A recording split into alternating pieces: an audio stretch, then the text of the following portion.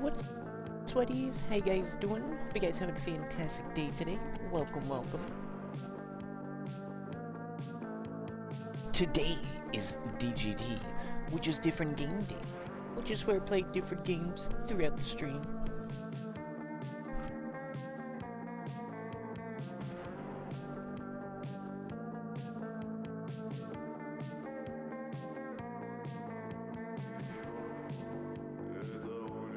And today we're going to be getting into some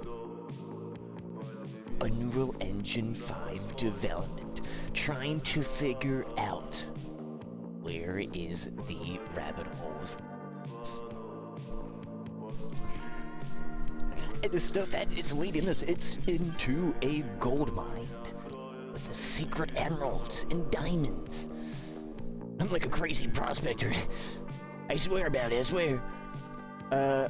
We just gotta go to the diamond level, and we'll be able to find it, just like in Minecraft. We gotta go to, like, down to block, like, 11 from bedrock, or at least at old school, go from, like, 11 above, then just continue to mine from there, and that's a high chance. Well, the most highest chance to get diamonds, because you get the sweep of the whole area where they can spawn in that, depth level. We're doing that, and I was doing stuff off stream that I was like, yeah, let me try to do this off stream just in case of memory problems, and they did occur with the tests. I did writing down for like I'm Oppenheimer, doing calculations, figuring out, is the atmosphere gonna light on fire? Maybe. We don't really know. It's an interesting thing because we have, well, I did put into the, right? Hold on, let me check. Let me check. But while I'm checking, We're also going to get into some S&Box development. Dark RP needs to be made, and we're the guys to do it. We're the guys to do it, and do it the best. Here at I Am Gaming. Wait a second. Oh, no, that is working. Never mind. Is it? Oh, no, that is, but I'm talking about... Where did I put it? Oh, yeah, it is in there. Okay, just make sure. It's in with the... Wait, are you sure? Yeah. It's in the challenges with the project. The map, texture, size. Oh, man. But we also got some... We gotta become 3-7 in Delta Force. Ooh, going in, fighting the Geonosians. Stab. And after that... some Hearts of Iron 4. I think I'm going to say, yeah, we're going to go for the second try. I was thinking about it more. I missed it by just a few days. Well, I could have more, but I really messed it up by getting that one advisor. So Switzerland, that is, like, very important for what I'm trying to get. I could still play and have a pretty good playthrough, but I really want to get that one thing, so it's, like, really important. So do a second try, so no worries about that. But when we get in... we got it. Well, we'll get into that later. And then also, I was doing some research with Hearts of Iron for music stations. I'll talk about that later as well. We gotta get it. We gotta figure out our problems. We got a few things. Before that, shout out to the Sweaties. Hope you guys have a fantastic day. Welcome, welcome. It's great to see Low John. It's great to see my Sweaty Lurkers and VOD watchers. We, where is it? Hold on. Well, I got Blender open to get that stuff open. Because I want to open... do I have it open? Okay, I do. So how do I want to do this? Well, I figured out a few things. I guess first, to preference everything, we got a problem. And the problem is, I didn't think about it. I'm like, oh yeah, we'll just keep making maps. Boom, boom, boom, boom. The way that we want to make maps, which is so funny, because we could still do it, but I don't know. And what is that? That is, well, the procedural texture in some way on the outer bound terrains. So that means there's going to be no type of farmlands, only tree type of things. I mean, there could be, but it would be like decal textures. It would be a little bit laggier. Because of the amount of textures we would have to place around. I mean, theoretically, we could do it. We could try that as well, because there is a number problem when we go and look at some of the things here, which is numbers. First, we have, if we were to max ourselves out around at 500 hero maps, that is, like capitals, that's like the stuff, that's the non-filler maps. Everything that's on a filler map that is like that is gonna probably be around 500 total if we include the whole globe. Around, not exact, but around. Then we have 272 extra maps. Those are the filler maps, because I want to have, there's like different types. There's like coastlines, that's not even like the right number, but it's around that. Where it's like coastlines, urban areas, bridge maps, just general areas. And those are just going to be, basically you're always in the middle unless you're on a coastline, and it's going to be like some coastline variants, some way of the country. So there's going to be in each one of the countries, or at least notable foliage terrain areas. So, like for Belgium, maybe not so much. It would change a little bit, yeah, but it would vary less. Because that would have at least like 3 variants per. Or, we max out. Let's just say, we're, like, that's the total. What would it be? We're not going to do it off the gate, so don't worry about that. But it'd be like 3 max. It'd be like, 8 times 3. But then we got to consider the decrease and increase of the country size and whatnot, and how that would play. But, that would equal 500, and then we have 772. And 500 max in that. So if we were to have a complete world map, the math would then equal up to this, which would be the file size that we talked about before, which was 0.114 times 4 times 772, which is 353 gigabytes for a single Age of War, and then you would do times 3 for World War 1, 2, and Modern. Plus all the skins, or that's not even including the models. But if, so not including models or anything else, that would equal to 1,056 gigabytes. So a terabyte. That's a problem. And that's not, that number would definitely be increased a little bit. Or, I don't know, it really depends on those little spots, like, basically the edge of where we are in Carrington. If we go to and have, like, a coastline map that's, like, an actual, like, Cherbourg, then you're going to see Britain. So in one map, you're going to have more. But I guess the total number wouldn't change. Like, we're not going to, like, not use that tile again. Like, I want to kind of reuse the tile, so, like, that Britain coastline. If we go over to Britain, we're going to reuse that coastline. So it's not, like, an extra number. It's just an extra number within the map. That's what I kind of, like, found. So it's, like, 4, basically. And that stuff. So that's without that. But then if we were to include, like, each faction for one, Age of 4, it would increase and decrease, but like good average numbers, this is like worst case scenario of like gigabytes, would be like 115 to 280 gigabytes, plus the skins, which would be probably like 60 gigabytes to 190. Then that would be a rough estimate of 1.4 terabytes. That would be for yeah, so it would be a rough estimate, so it could be as low as 990 gigabytes to 2.5 million, which is 2.5 terabytes, if they downloaded World War 1, 2, and Modern War.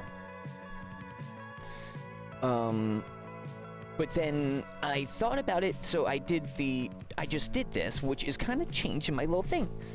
So we have, so I just baked right before stream. So, with some Swiss chocolate. It just means some more chocolate. Yeah, with Switzerland. But for this, since we're playing Switzerland, we've got some Swiss chocolate in our bakes right now. 16K grass texture. And I also did a little experimenting with GIMP and whatnot. It does also with GIMP, if you put a 16K texture, the memory does go up. So memory problems, it definitely really shows Unreal Engine has got the problem. Because in Blender, it goes up, goes right back down, and it's like super steady. Let me see right now. It was at, like, I was maxing out. Blender was at like 22 gigabytes and was like steady for like 15 minutes.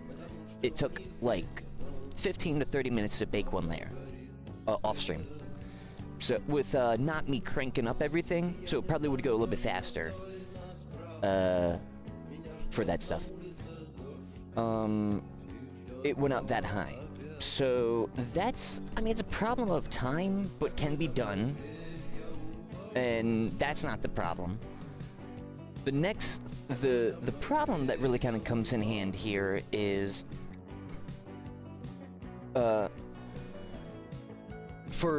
lower end developer systems, because I don't know if the PCs would adjust. Like, if it would do, like, 6 gigabytes of memory each time, and just, so the bake, instead of taking 15 to 20, it might take, like, an hour and 30 minutes for a single layer, or you might not even be able to bake a single layer of 16K. That's that problem. But, that aside, the file size of that pure bake, which was the 16K texture paint, was 518 megabytes. It's right here. And you don't even see anything. But it is a really good texture. So if I start to zoom in, or let's see.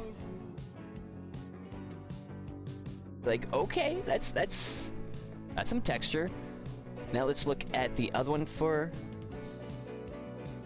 reference. No, that's 2K. This is the 8K.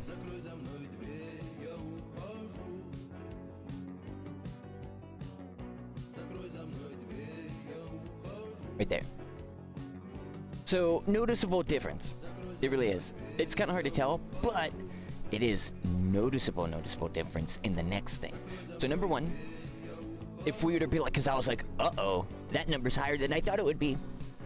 I thought it'd be like 0.2. No, what I thought about, I'm like, oh, that the actual resolution, how that works. Like, I got a 1920 by 1080. A 4K monitor is like, or a 2K monitor is like one section of my monitor here would be a 1920 by 1080. Then here would be 1920 by 1080, 1920 by 1080, 1920 by 1080. So it's not just double, it's actually like 4 times. So that's why it's with the amount of resolution. And that's where it's like, it's kind of insane when we think about, okay, a 16K texture, which makes sense. It wouldn't be just that, but it does double. It actually does double. Here in a second, funny enough, the numbers. But, the actual individual file doesn't. The individual file goes and... If we actually include the same calculations, it's 0.5. So 500 megabytes, not 114. The calculations, I did do a little bit less with this one, so give or take, it's got a little bit more, is 0.510 times 4 times 720, not 772, times 3, which is 4,406 gigabytes, which is 4.4 terabytes. If we were to divide that by 1/3, we would want, it would be like 1.1, or it would be like 1.1, 1.15. So roughly, it would be a little bit more though. It would be, the rough estimate of the total would still be like 1.8. Which is not that much. But then I'm like, but it still is not great. It really isn't. Especially just having those textures in, we can't just have them. We gotta really just only have the big textures. But our side, 2 of those textures is 1 gigabyte. That's where it's like on our side, that's going to get beefy when we're like development, because we're going to want all of the textures of the terrain map and stuff. I even also laid out the thing in the project design doc for Project Valor for the process of map making so far. It's going to change, of course, to get better as we figure out the pipeline, but we've really figured it out. Now, look at this. I then went into GIMP with the 18 or 16K texture. GIMP has like 8 gigabytes of memory usage, so that's why I don't have it open right now, and I can't. So that stuff is just, I can't do on stream. If we be like, alright, let's use that. So that's another problem of 16K textures versus 8K. I can actually work with 8K textures. I can actually, they're like 1/5, yeah, they're 1/5 of the file size, roughly. 1/5 of the file size of one of the actual things, so we save on all that. That aside, I'm like, I want to see resolution. How does it compare on the actual texture? We're going to see in game here. I haven't seen in game. I just wanted to see in the thing. And you know what? Let me show you here. This is the, because I did the same technique, but it did crash though. With the 16K texture. Don't try to use the, like, magic select on this type of texture, because it crashed. But this is the same thing I overlaid. This is the bake. So we have the same wheat texture, but not grass. Now, if you, like, look at that, it's like, okay, you can kind of see a resolution difference there. To really see the resolution difference is to see the other one as well. So that's that. And let's go see this resolution difference. It's a pretty big difference. More than I thought it would be. Like, the clarity is way more sharp. Of course, double the amount of sharpness. which shows double the amount of grass than this does. It looks like this is scaled up, but no, it's exact same numbers, the exact same texture. Only thing I did was make a new image texture that's a 16K with an alpha. Also, the one on the left has an alpha texture, one on the right doesn't. Funny enough, weirdly, well, it's because I use GIMP. This is where the magic comes in. You can kind of see the spoilers, spoiler alert, of what I'm going to come across here. The left side is proven to be a proper 16K by 16K texture. Has more resolution difference, and yet is a smaller file size because I did a level 2 PNG compress compared to this one. So I have reduced with only a level 2 of compression reduction, because when you export it tells you how much you want to do.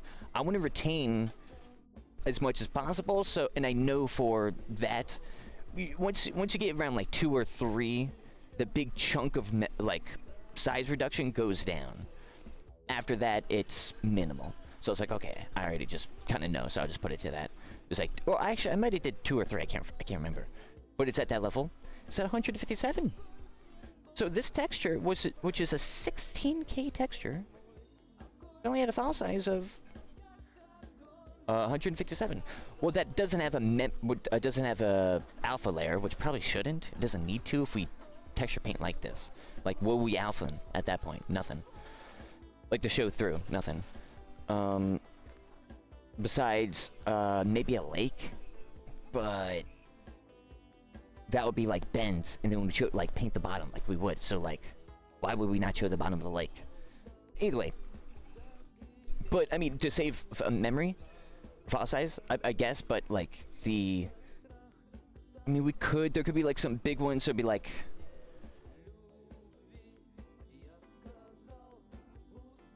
I could probably estimate if there's some, like, some big riverbeds or something like that that goes through, right? Because there would be some of those. Probably could save 10,000 to maybe max 40,000 tries. Nothing that big. And then all the texture paint there. Because I'm thinking, like, I can estimate, do the estimates now, knowing, like, the type of stuff that we would have. It would be that, so it wouldn't actually be a big reduction. Like, if we had, unless it's a huge one, like, whoa, goes right through and, like, is proper, then it's like, alright, then maybe that would be near 80,000. This chunk of this here is going to be 200,000. At 16K by 16K, we're going to be separating the maps roughly around 35,000 km by 35,000 km. We can't always do that, especially with coastlines, which is a perfect case use that we have here, so that's that. And then maybe the edge of, like, Britain coastline, then that will also vary as well. But that's really good. So the problem of, like, wait, would it actually double? No, it wouldn't. It would just go up a little bit more, and at least with the representation that we're seeing, should be better quality. Let's find out. And if this does, I also thought of another trick here, which I'm going to test out. So let's do that as well. Let me just check the memory. Memory's looking great. Perfect. Did Unreal Engine settle? It did. It's at 2 gigs. During that whole time, it was at 4. It goes down to 2 in this. And sometimes at 700, so something is still kind of loaded. So we should be fine here to boom, go in. But it's very interesting because because I know, oh, the raw export is probably would be like 300 megabytes. It still would be smaller than the actual bake. I don't know why. I guess because some of the, well, I know why. The alpha got cut off a lot because I just overlaid a non-alpha texture on top of the PNG, which then turned the PNG to a non-alpha because there's, like, no alpha area. Or, well, didn't turn it into that. There's nothing there, so it doesn't, like, have that information. So there's no extra file size. I'm gonna take a screenshot of this, too.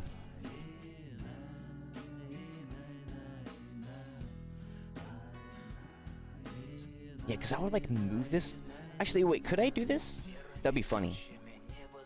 I want to see something while we wait.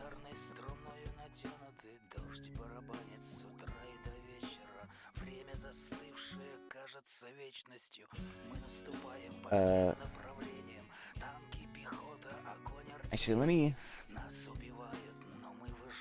Go and hold up. Oh. I want to try. Would this work?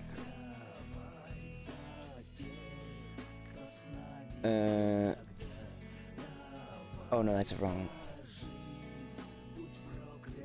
Where is it? Oh, there it is.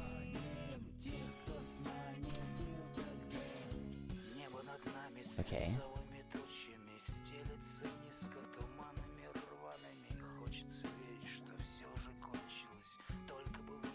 Or does it specifically not... Oh, that's cool. Right? Yeah, never mind, I guess. That's nice of them.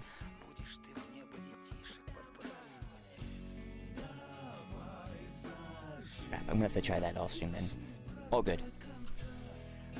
We'll go back. And we'll go over here. With the trees. Alright.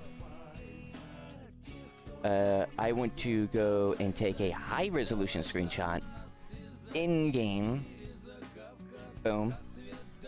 But I thought about something. So, you know what could help this problem? So, if we still have to use 8K textures, which I don't know if we need to anymore, but I think we have another thing.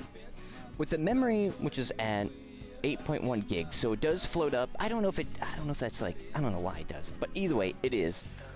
Which means it will be annoying, but what if we had a cutoff distance?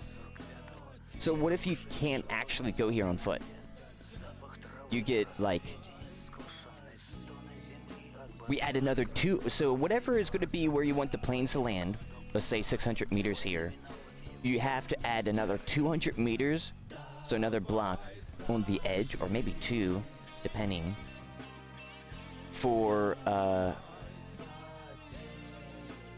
the player to be like, warning, you're about to die in like 5 seconds. So they can't actually see the scene firsthand like this. And if they somehow do get there, they're only going to get like a bit. So they're going to have to see it from this angle. Or, well, if they can't, let's just say if like this was a thing, they will never see the edge. Well, like theoretically. Which I think for the hit of memory might be worth it. Or, I don't know. But that is like a big thing because, yeah, we do that. What if we do have like a edge thing? Where you can't actually go here and fly your plane here. Or if you do, 5, 4, 3, 2, 1, boom. Or we no collide it, because that's probably why H&G, that's probably why they did that, because, well, barbaric technology. And then also, it's probably just easier to no collide it. Anywhere you don't want them to be, no collide it. But where it is no collided, like here, or collided, where it is part of the terrain still, and we can't like uncollide this. Which we could do that with a player, but it'd be dumb. Like, no collide them, activate death timer. It's like, no. Just, if they're like, alright, landing into the bad area, warning. Which, it would be a pretty big box. We would have to be careful about that. That's a good idea. Yeah, I thought about it because I'm like, how can we do that? And that would save us here with this. Because I'm like, it's pretty low, and I would just love if the player just couldn't see that. Not as that close. It's like, this is fine. 200 meters, like an extra block is fine. Like, I'm getting more than here, and that's fine.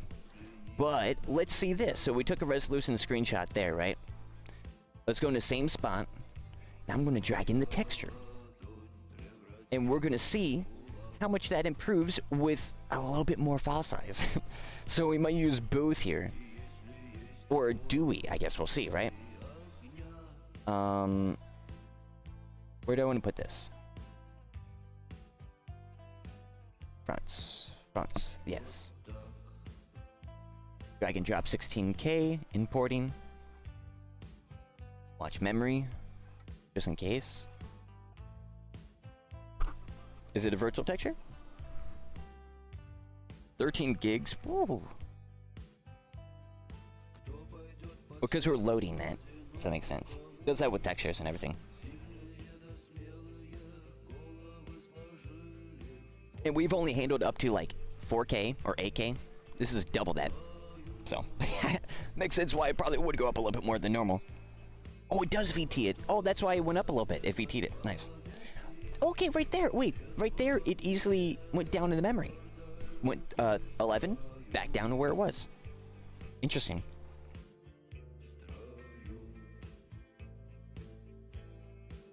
That's very interesting. Now we view it with only, like, barely anything. Nice. Alright. Here we go. Oh no, we go to Final Bake, because we use the Final Bake. Drag and drop this bad boy in.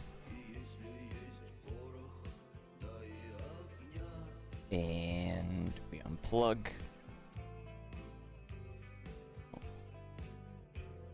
And plug. Save. Also want to see just, you know, how long this stuff will take. Applying the textures.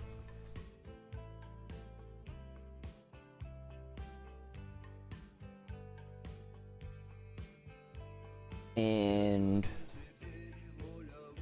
Ooh. Little offset because I didn't do it exact, so... Makes sense for the trees. I could try to move it up a little bit. And then also, the, like, this edge is not equal amount of stuff. Yeah, that's okay. Great high resolution. That is noticeably different. Still, it's not that much. Not that much. Still a problem when you look up to it. So... if theoretically we were to think about the texture size that we would have to do this, we know a 16K is like this, so another...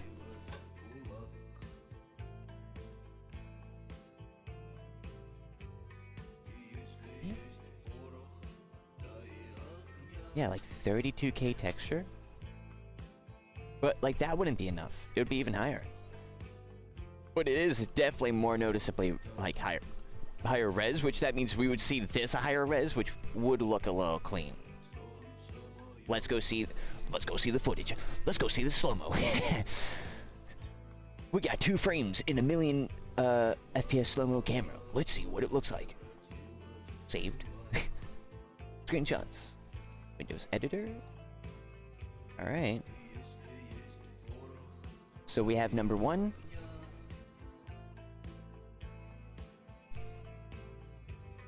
Oh, they updated this. Nice, I like this button. Number 1. Number 2.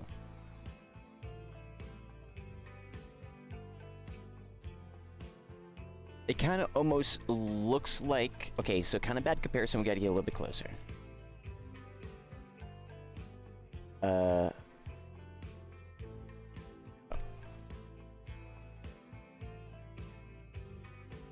Well, that's the thing. So, okay, I guess it didn't update that thing. Refresh. So we got 1, 2. Alright, let me delete the middle one so we could just easily just collect between both.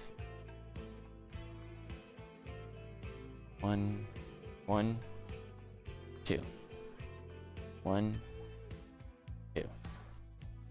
1, 2. 1, 2.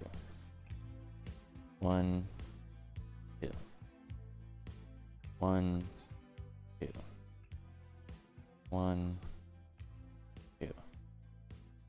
1, 2.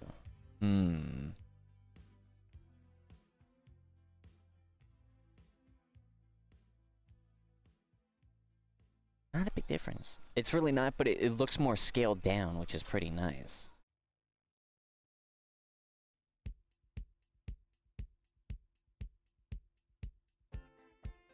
If I would just move this up, so... Oh, that's right, keep moves. Oh. That's right.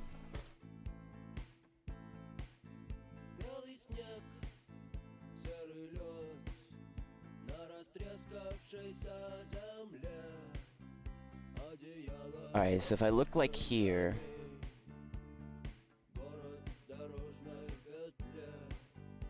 we might just do AK. It is noticeable. It is. I mean, I don't know. We could... I mean,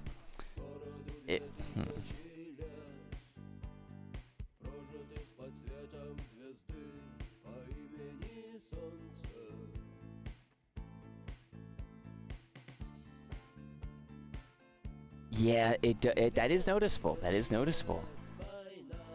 The scale is better. Yeah, that is better. Interesting. How's the memory? Chilling.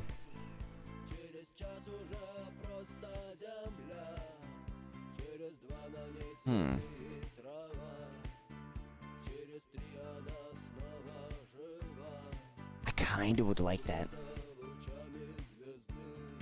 I wonder how much more precise you can get. Yeah, it's noticeable. It makes it seem like we're closer here than we are because of the scale issue. But then we go to 16K. Then I feel pretty far.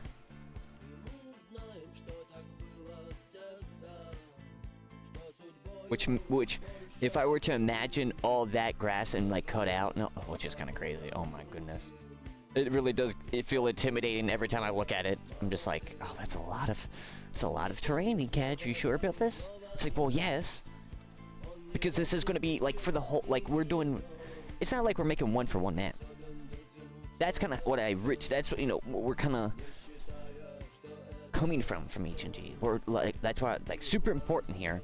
With the maps and how they're going to work. We see and we want to moderate. Or a better...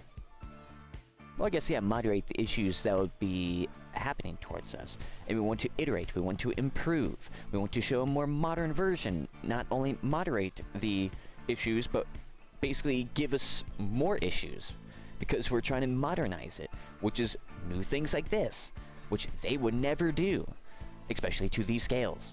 So that's an important thing to keep in mind here, and that we're discovering this pipeline and how this would work. So when we make one of these, we're making every map that could be here. So we're like, when we do one paint section, in that one section when we do paint, we're painting every map possibility there, basically. To allow us to kind of just go there, place a terrain on top, in whatever section, let's say right over here, just place a move, or not move. It would be in this, I was thinking about keeping it on one level, but that would be too much. We got way too many things. It would be like super huge thing here. It'd be better in files. Like prefabs, you know, where it's an own thing and manage that, and it edits all own thing. We can do that. We can bring in level in and for the level streaming, so we'll figure that out. But either way, how we're gonna bring the actual things in, it's kind of easy because it's just static meshes.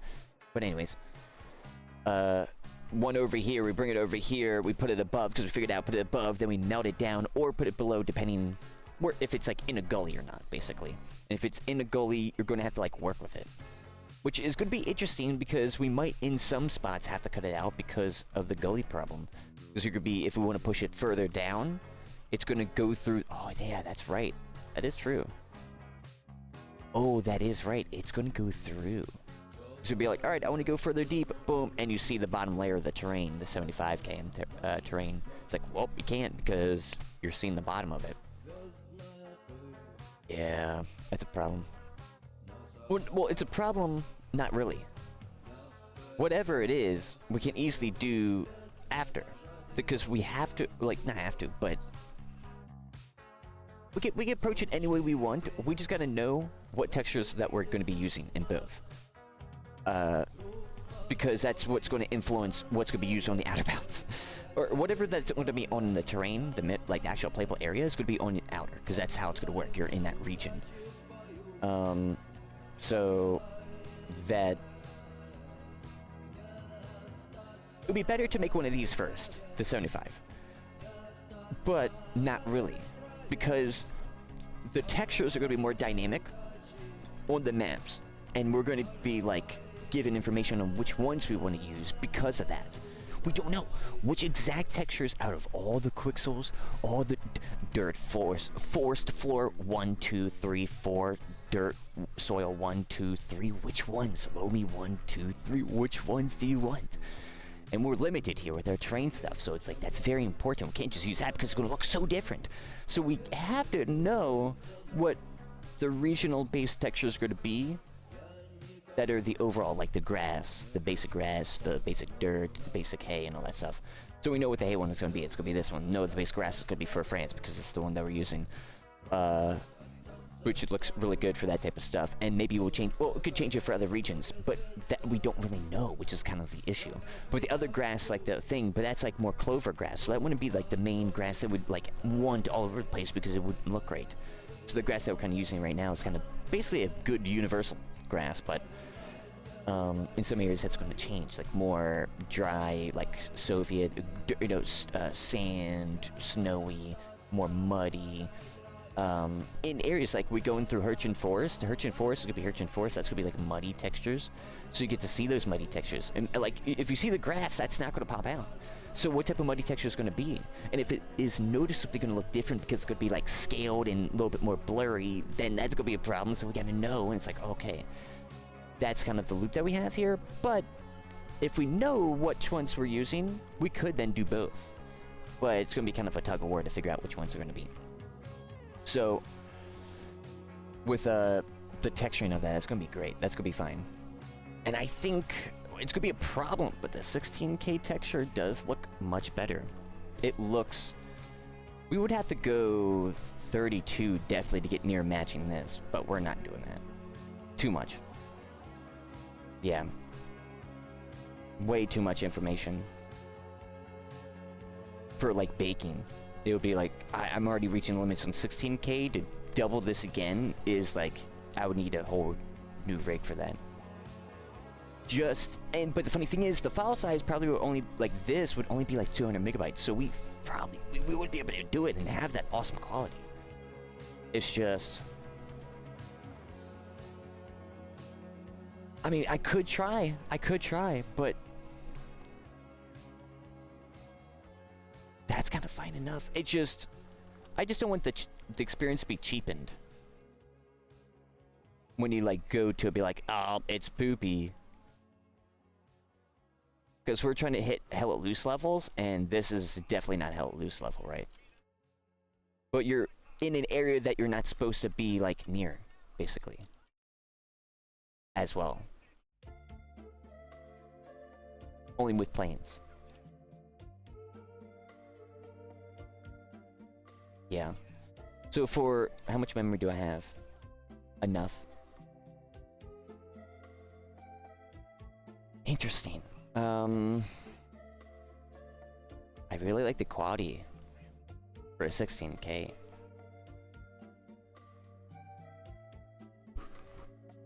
It would be annoying. Like, I'm fine with baking the textures. I'm fine with that. It's like, if I gotta be the one who bakes all the textures, I'm fine. I'll bake it beforehand, get all the textures, so we could use them when we need to. Oh, but that does mean I have to bake times 4 for each texture. That's right. Or I could just make one texture. I could do that. Yeah, we could do that. That could help us with, that, because that's actually kind of crazy. That's a lot of 4 times 772. That's a lot. So, we don't really need to.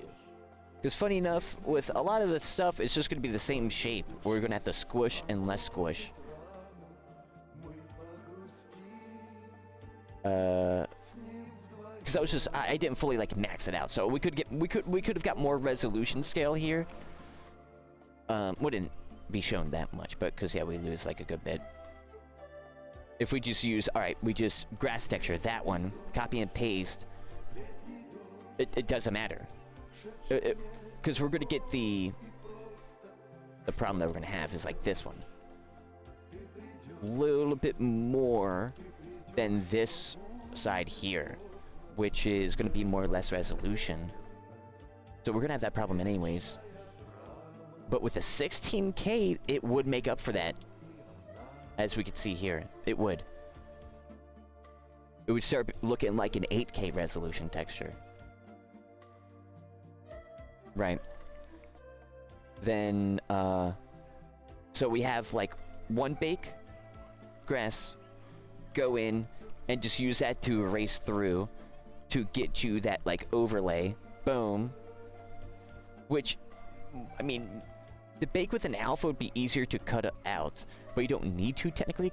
Funny enough how I figured it out, because you just bring it over into GIMP, layer them all on top, select the black area, Control I, which inverts and selects all the colored area, which is everything that you want, Control C, Control V, which pastes it as a new layer, which has an alpha, then you place that on top. That's how I did the hay. The hay was I didn't have it baked as an alpha, but then I did that, and it does. Even with this, so funny enough, what we're seeing here is an 8K resolution texture on top of a 16K resolution texture. I had to scale this up to a 16K, the 8K one.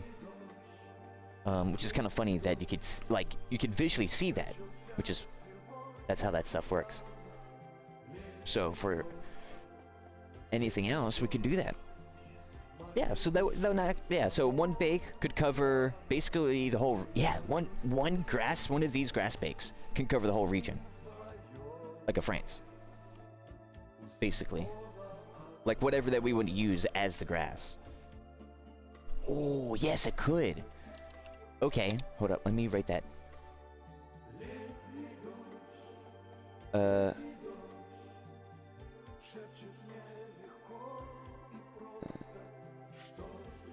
Well, are we baking 16K? I think so. I think I'm going to try to use it. Well, I haven't tried to use it in UCU Paint and tried with multiple 16K textures. That's going to be fun. I could try right now. Let me try. I could just copy and paste the same texture. Technically, it would be multiple of those. The color data doesn't really matter.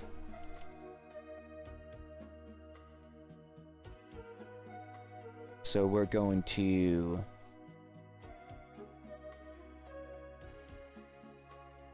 Where is it? I might close Unreal Engine for this.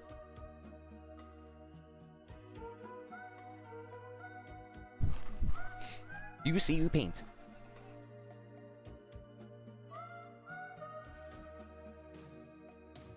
Alright, open.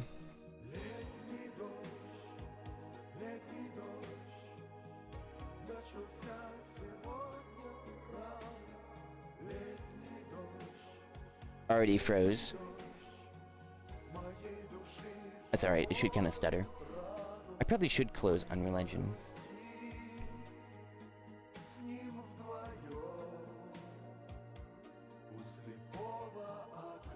Yeah, memory's going up. Memory's not gonna be fun here.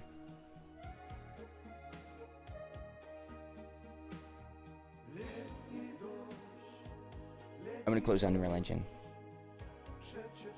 Blender just spiked to 6 gigs. Oh, it did it. That's one. Alright, tell it to import another.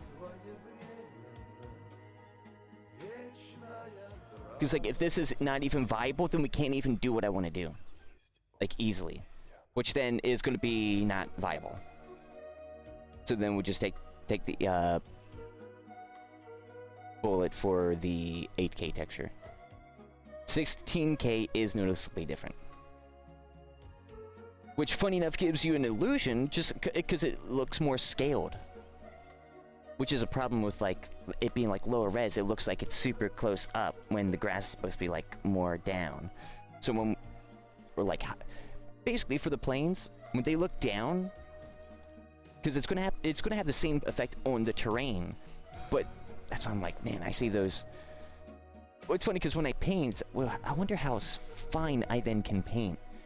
But we still don't want to paint super fine. I mean, I guess we could. which I guess theoretically would add more color data. Looking good. Memory's all looking fine. I thought the memory would like balloon. But it is loading individually because it keeps lagging, so it's not like referencing the same file. It's like, alright, new layer just with this texture. That's kind of what we need. It's like, we're gonna have a lot. Like, if we're really thinking about, alright, we're gonna paint with all the textures, it's gonna be just like our middle ones. It's gonna be, with our terrains, they're probably gonna be a range from, I mean, at least 5 up to 10, if we can. But having around 10 is kind of not great. But funny enough, the memory stuff that I thought we were having doesn't come from the textures, it comes from the foliage. So I guess having 10 is okay, because we have them all virtual textures. Which does take up some optimization, but I want these terrains to look gorgeous. Which we don't theoretically need all those to do that. Hell Loose doesn't. Hell Loose has like 8 textures. Not even 8, they use like 6 per map. But that one muddy texture is so good of a procedural one, like it's a proper procedural texture, that the puddles are looking like they're all different textures, and the mud as well. Well, I've added all these textures, it's good. Yeah, so we can do that. Hey, Round, good to see you. It'll be a fantastic one. We're just doing some tests here.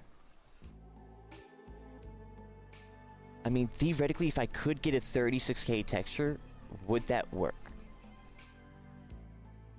Or, 32. Or 42.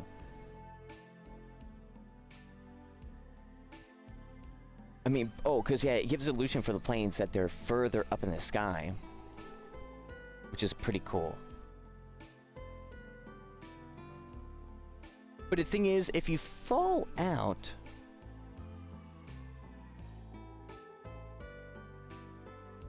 I'm really thinking about the out-of-bounds area. It's like, how does it detect when you get out of your plane if you are paratrooping?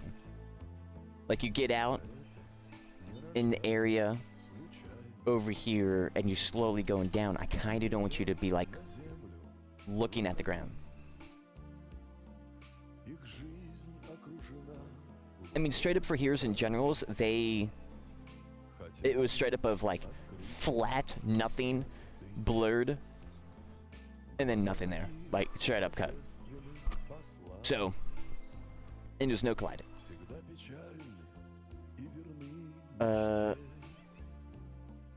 We're not trying to do that.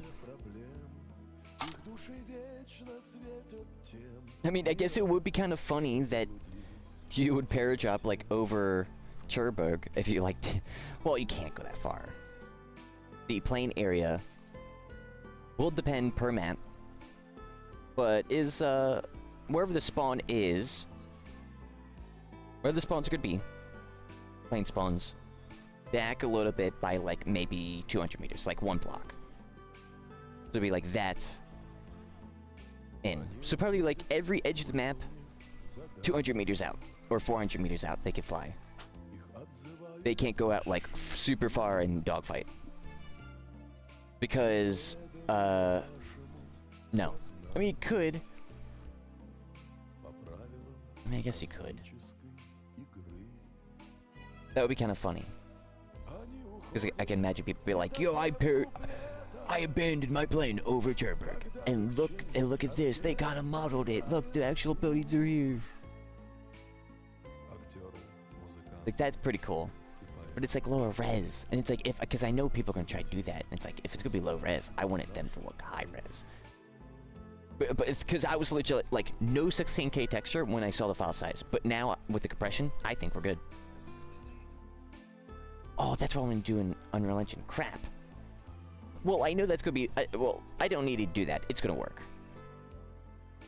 Especially considering with the tests. Because the tests I wasn't considering... I wasn't thinking it's going to be, like, that good. So, what we're going to do...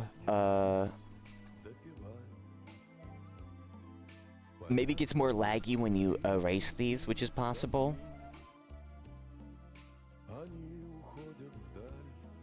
One thing we could do, if it is a problem that like the hero areas are 16K textures, and then like the non-hero areas are like 8K textures.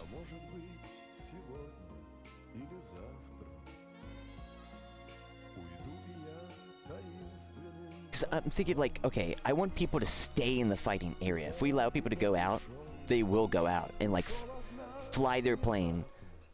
And then this one guy who spawns in is getting annihilated by the enemy, while this one guy is like, dude, look at all this area.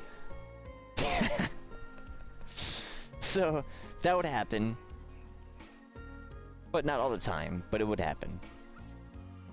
And I can make sure it never happens, and everybody is always in the area, like in a sandbox, instead of they can go outside the sandbox. Like the sandbox is here, stay in the sandbox. So that's like a pretty big game decision and game design choice. It would be cool if you'd just be able to just fly out as far as you possibly can. And if you get out in any of those areas, you get like a few seconds.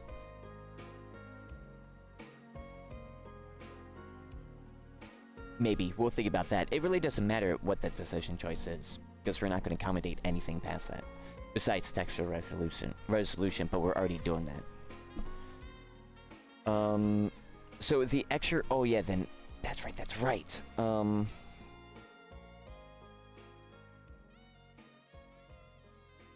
Maybe 16K? Then...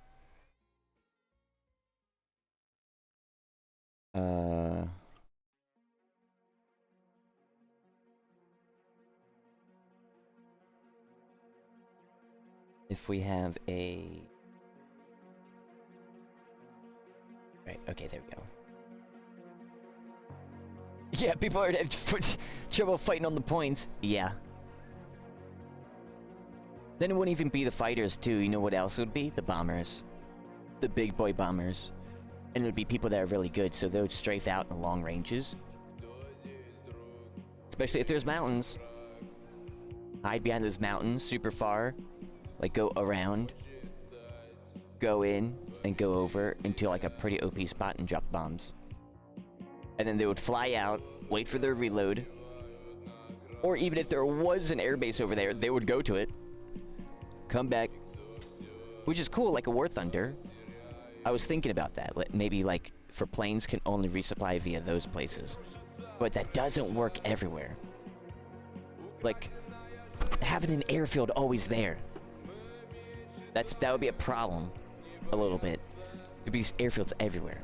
Which there kind of was, but still, it would be way like man, there's airfields back here and we're fighting on the airfield, and there's airfields over here and there's an airfield there. Wait, wrong. Pacific, there is airfields there. That's what I'm thinking. It's like no airfields. I like to just resupply. But we could still. That's subject to change as well. But because if there was a point of resupply in that long spot, then everybody would do that too. Which would make people not get bombed during that time, or being seen because they had to go and resupply, which helps. But seeing like with War Thunder, people can just easily adapt to that and just still kind of go in and go ham. So you have the same problem.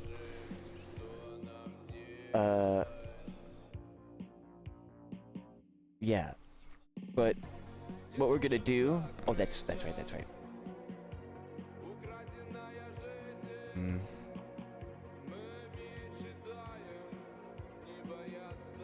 Have at least...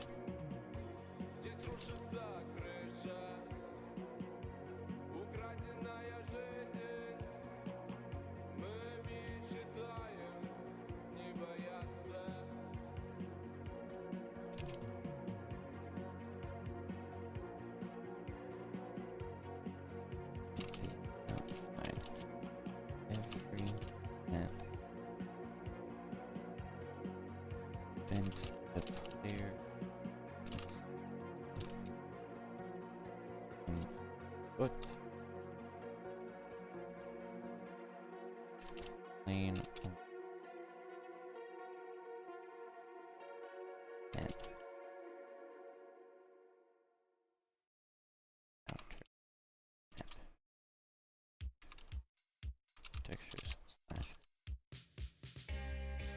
Yes. There is an enlisted method where there is resupply points on the outskirts of the map where you have to fly through. Is there? I do that. Wait, I have not played that. I remember.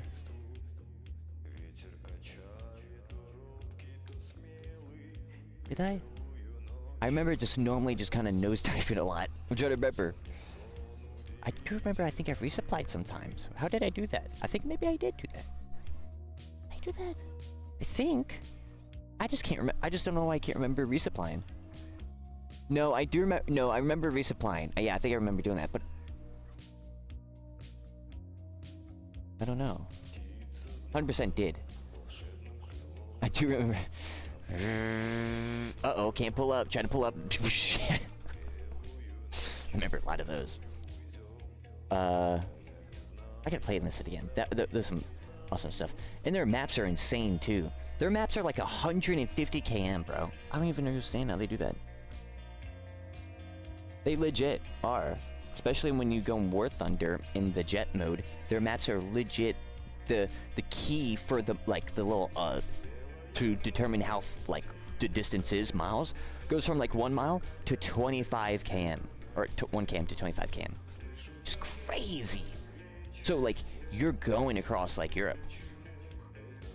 Which is an interesting thing. Because if we were to... Because we gotta really think about this. World War I, World War II, Modern War. Modern War would be like Today War, not Korean War.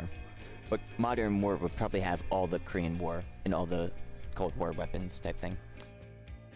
Then there's, of course, Future War, and there's Korea War if we do that, but if we were to be like, hey, this is that, and it's a separate game, even if it's a separate mode and exact same thing, the war map, it'd be a little too repetitive, I feel. With, people, I think it would draw criticisms. Like, why are you doing that? And it would split up the player base.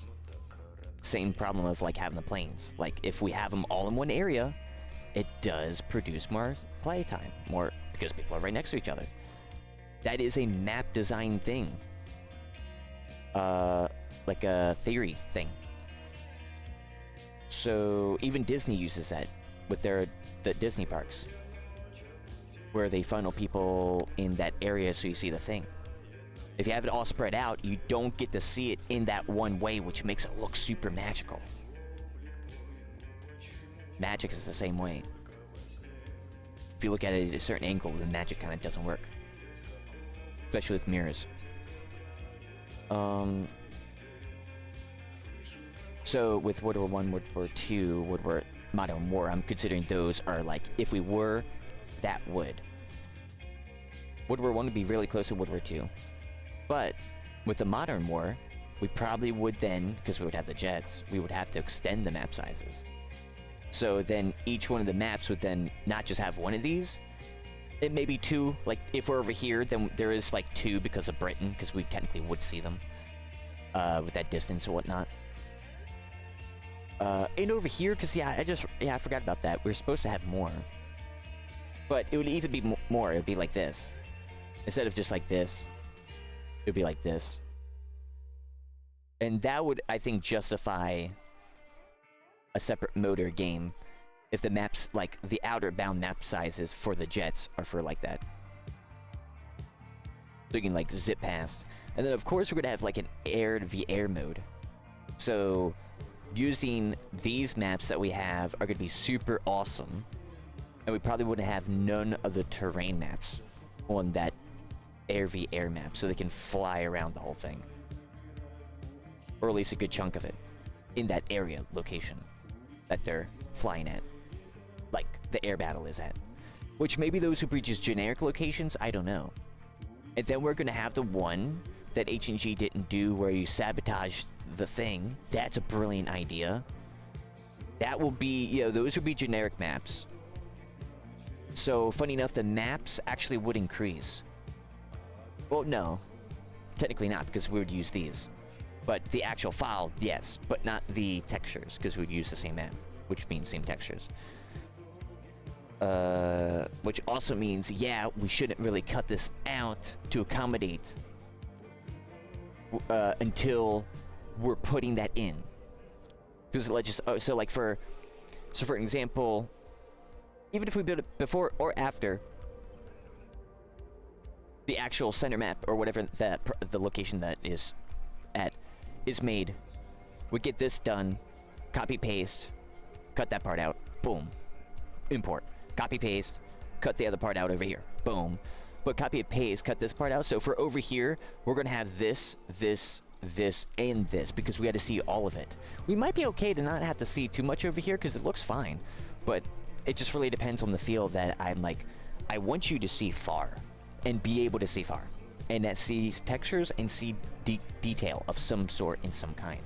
This just kind of just green texture, which we try with procedural, is not enough because you don't see the detail. And of course, when we look at Unreal Engine with that one texture, you do see the detail, and it's like, it's such a different type of, like, especially such a brilliant test with even an 8K resolution. A 2K could work too, but a 16K works even better, and same file size. So it's like basically same file size. So it's like, okay, that's a big fat yoink if I ever see one myself, and this stuff is working. So that's going to look even better, and the full detail of this area is going to look so cool. And then this area too, and this one, and this one. Then you're going to be up there, and you're going to look around, and it's going to be just like, unless you're in a plane, it's going to be jaw-dropping. Like, that's what I'm trying to elicit from the player, is like the awe moments, like, whoa. That's crazy. Whether you're on the ground, or you're up in the air, low, medium, or high.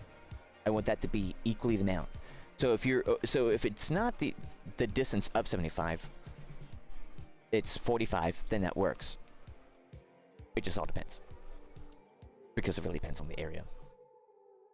But I think that we can do it. And with the outer bounds trick, we don't even need to do it, because with the 8K or 8K and 16K, I know that's gonna work. Especially now, because when I went in there and actually visualized that, that's gonna work. We're gonna do that for every map. We're not going to allow the player to go past. It's going to be like a forest or open area, depending. I mean, they could legit see that, but we probably will always put some barrier or some visual blockers, always, even if it's not supposed to kind of not show the exact moment or the exact area. But 200 meters is a good distance that we've seen. So if that is a problem, then like 200 to 400 plus the inner area, whatever that inner area is. So if that inner area is larger than... Right now, it's 3,500 by 3,500, around those numbers right now for the training battlegrounds. It's 2,500, right? Yeah, it's like 2.5 by 2.5, the middle area, but with the planes, I added another 600, right? Yeah. Okay, so my initial number was not right, but either way, plus another 600. Actually, no, it is right? Yeah, because the equal distance on each side. I don't know. Either way, it's extra. Still, you got to add another, because for the people who are going to land on there in that area, whether, even if that's, so if, like, let's just say you just want 200 meters of that landing plane, you got to add another 200, or maybe 400 after that. So we don't allow them there. We put a thing, warning, you're, return to combat. It's like, warning, 10 seconds, return to combat. And because for vehicles, certain vehicles could be fast, so that might have like be 200 meters, 400 meters. If it's like a flat ground, they can just speed past, which I mean, they could if they really wanted to, but I kind of don't want them to see that as much as possible, even though people are going to. But when they do, I want them to be like, dude, that looks pretty high detail considering how big this map is. Because I really wonder, just like, if we were to go, I really wonder. I used to map at Boundary Break so many games. I loved doing it. Halo is my favorite series of doing it. Call of Duty was great as well. The multiplayer maps, campaign maps, and all that stuff.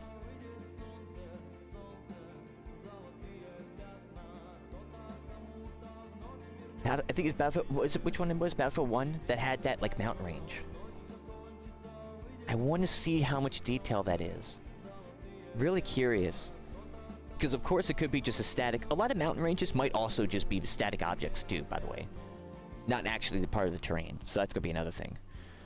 but like the Swiss mountains and whatnot.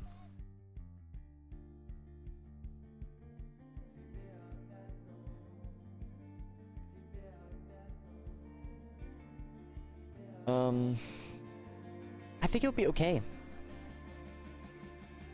I don't know. I think with the... Well, I know that I can't bake on stream, so any of that, that's a problem. Even with 8K textures, really. Well, no, 8K texture I can do, but it's more laggy. 16K, 100% I can't. If go higher,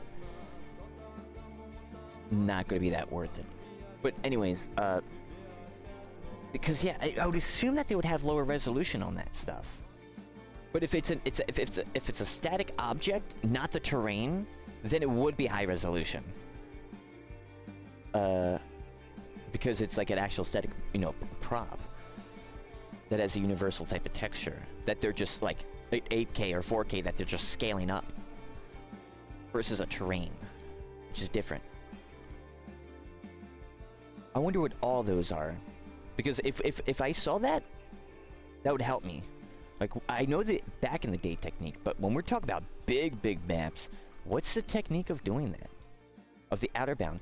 It still is like 2D cards and all that stuff and lower poly. We can't do none of that here because if we want the actual terrain. Like, we can get away with that, but when we make a mountain map, that's a problem. It's like, well, we do static mesh, but we still gotta do the terrain. Unless we, which this is like a mesh, unless we make the mesh like the actual, not Unreal Engine 5. When I say terrain, I mean Unreal Engine 5 terrain.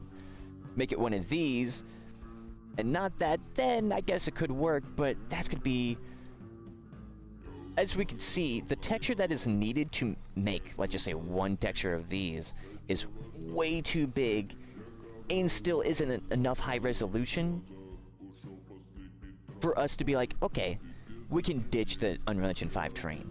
That's another thing. We still got to use that, because we can't even go with the lower res stuff, because the textures still be too low res. We would have to do each quadrant even more, and that would be even more time consuming than I think, because then we'll do like higher res and then lower res on the outer, and that's more time consuming. We're trying to find the best pipeline, the fastest, good, and most efficient. So I think this is what that's what we're gonna do, and we got this written down because this is stuff that we can't immediately apply. Like, all right, we just figured this out with the past few days. All right, let's go. But it's not gonna be like that, because we're still figuring out other stuff. So really, the writing down of this pipeline is super important, since we're not like, we don't have a vehicle system. We're not creating a vehicle system. We're creating a mechanic right now. We're figuring out how in the world do we approach anything like this.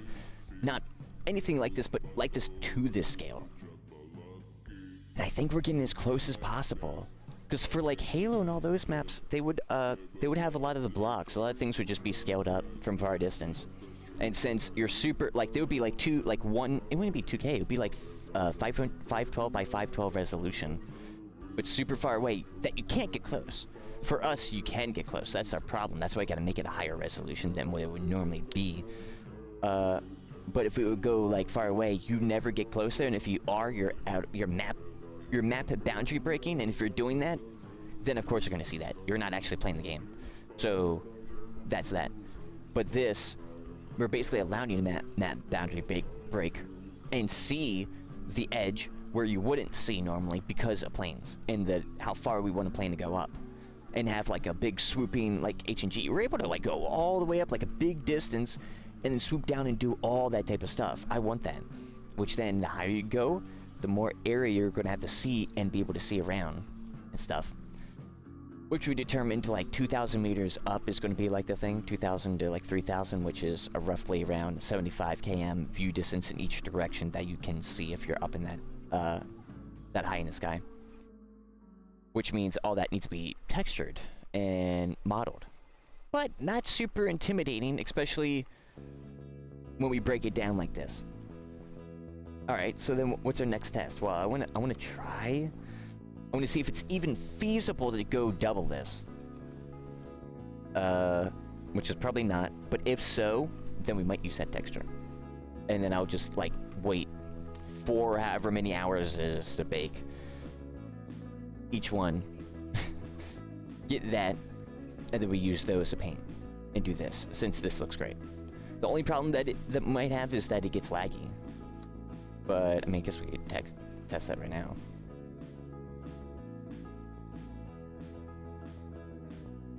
Let's see. So for each one of these, I'm gonna, like, erase. And see if it increases.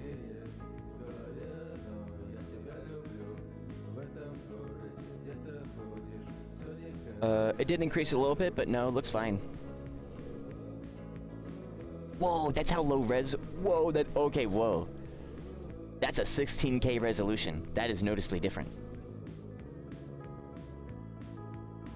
That's crazy. If we move this up... Oh. I should do that slowly.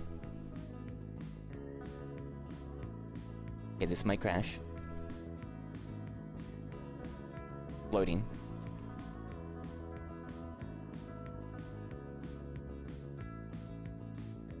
Is that going to show me it? Okay, I thought I was going to see the... whatchamacallit. But yeah, okay, that's... Look how fine detail we can have on that. That's pretty insane.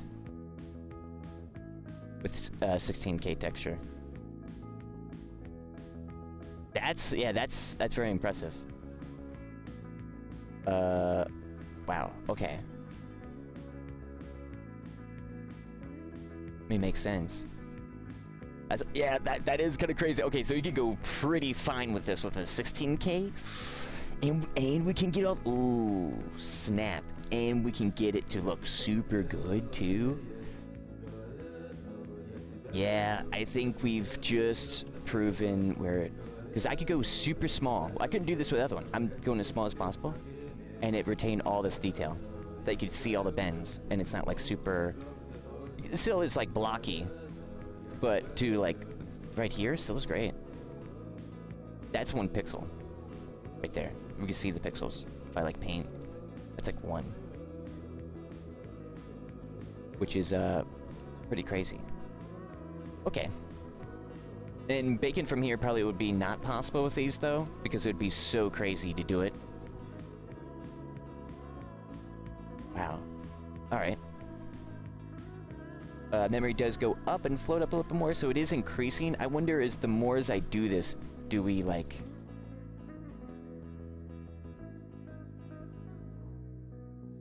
Let me just make sure before I even do anything, because I didn't save it.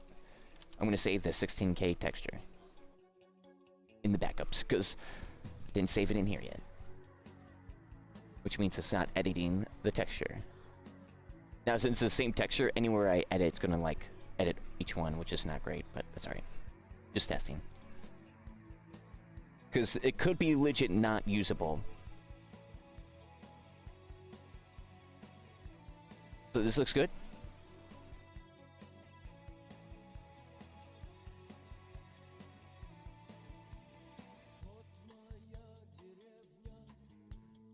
And then one is up at 8.4.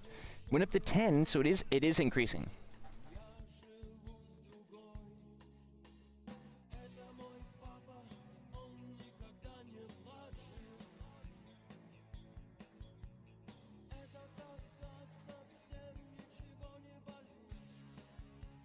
Okay, then with those we stop. Let it settle. Now we're at 10.1 gigabytes of memory in Blender. Started at 7 when we're doing, like, over here. Of course this is going to happen. I wonder... Crap. If you save... Well, I could save now, because yeah, I did that, so I'm going to save. Going to take a bit. Going to do these freezes. Going to have to wait.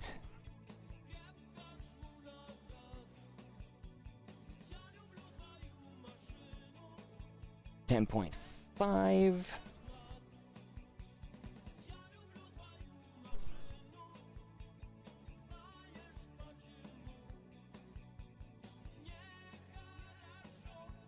Let's see. Come on. Well, it's still saving. Not crashing. It's just that is all those that have been edited at once and I didn't save it all, so it's saving all the process.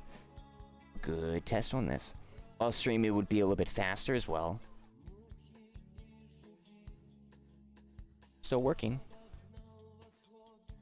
Guess we could... This is another problem with 16K textures. It's just the process of working with them is just gonna be slower. But the end result will be like crazy. I can imagine it. There we go. Alright, now I'm gonna close. Let Blender dump all the memory. Wait a second, let it chill. And then we open. Wow, dude, this actually looks pretty cool. When it's like lower down, it's like, wait, that actually almost looks real. Okay, then we go over here. Then we open up Blender. Blender. And a Blender. Blender.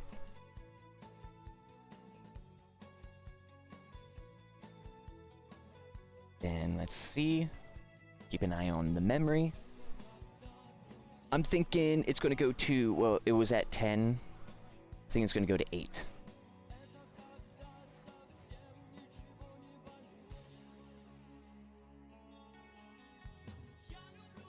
Let's see. 1, 2, 3. Not loading texture yet. There we go. We good? Dang, so it really is just that nice? Let me see if this bloats back up.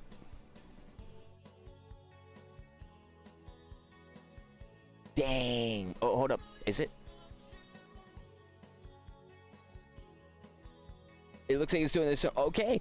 So, oh crap, my bad. So it is good. It went back down to 2 gigabytes, the normal. So I was just at 10, clean the memory. But I did edit the terrain and it went back up by a chunk, so it's at 4 to 5 gigs. But that would make sense, but you're able to save, though. That. So that would have to be the technique to work with the 16K textures. Which would be a little problematic. 8K textures... Well, that was at 10 gigs. I could still go for a few more. And those... I really... It's interesting, because I know with the lesser memory, because I made sure to watch it, before I upgraded my memory to 32 gigabytes of memory, I noticed everything, like, doubled in memory size. Like, all my usage... Like, it wasn't like I got more space. It's like more stuff got used, because that's how the PC works, apparently. That's just how Windows is. It's like the more you have, the more it will lend to programs. So, I don't know how much that is influencing the increases here, and how that would be for a low end that is max at like 16 or 8 gigabytes of memory. Not video memory, just total memory. Would it just be longer of doing this stuff, or would it be legit impossible? I wonder. But with this, with like the baking and everything, this though, not really. If you did have the constraints, I'm right now at 4 gigs of like 4.8 in Blender. So if that, like, you have a total of 8, other programs are probably gonna get near a gigabyte if you got like a lot of programs open, like I do, at once. If not, then you got another gig. You'd be able to paint a little bit, do some stuff. You would have to close it, but it would still be workable. I just wonder, I just hope that it doesn't bloat too much. Let me see.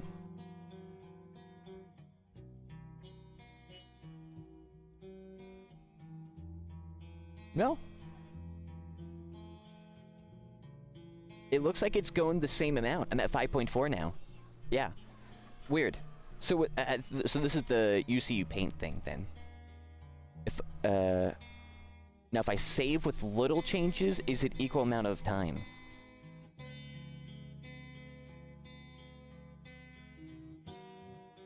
I feel like I'm gonna find like something like game breaking or like dev breaking, but I mean, this is fine. Blender is really great with memory. And of course, you'll be working at a tile at a time because of this, the sizes of the tiles. Until you go to the edge, then you have to seam this, of course, but then technically you'll be working with more than one tile at a time, but the only reason you're doing that is to seam the edges. So then, how are we going to approach the edges of each one of these? We probably wait then. Or we do place that stuff and do the seams of each one, but that would be a little annoying. Actually, that just really depends. I say a little annoying. If you would like to approach that, like, yeah, create the seams with each section, texture paint it, or no, well, basically each seam. So far, I think we're just going to keep it basic. And seams are going to be the sections, which is each map's going to be cut into 4. Every 75 meter km scan will be cut into 4.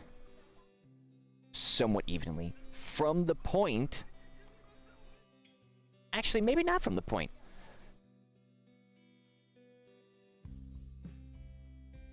Actually, yeah. Never mind, the seam's not going to matter. Unless you have this already.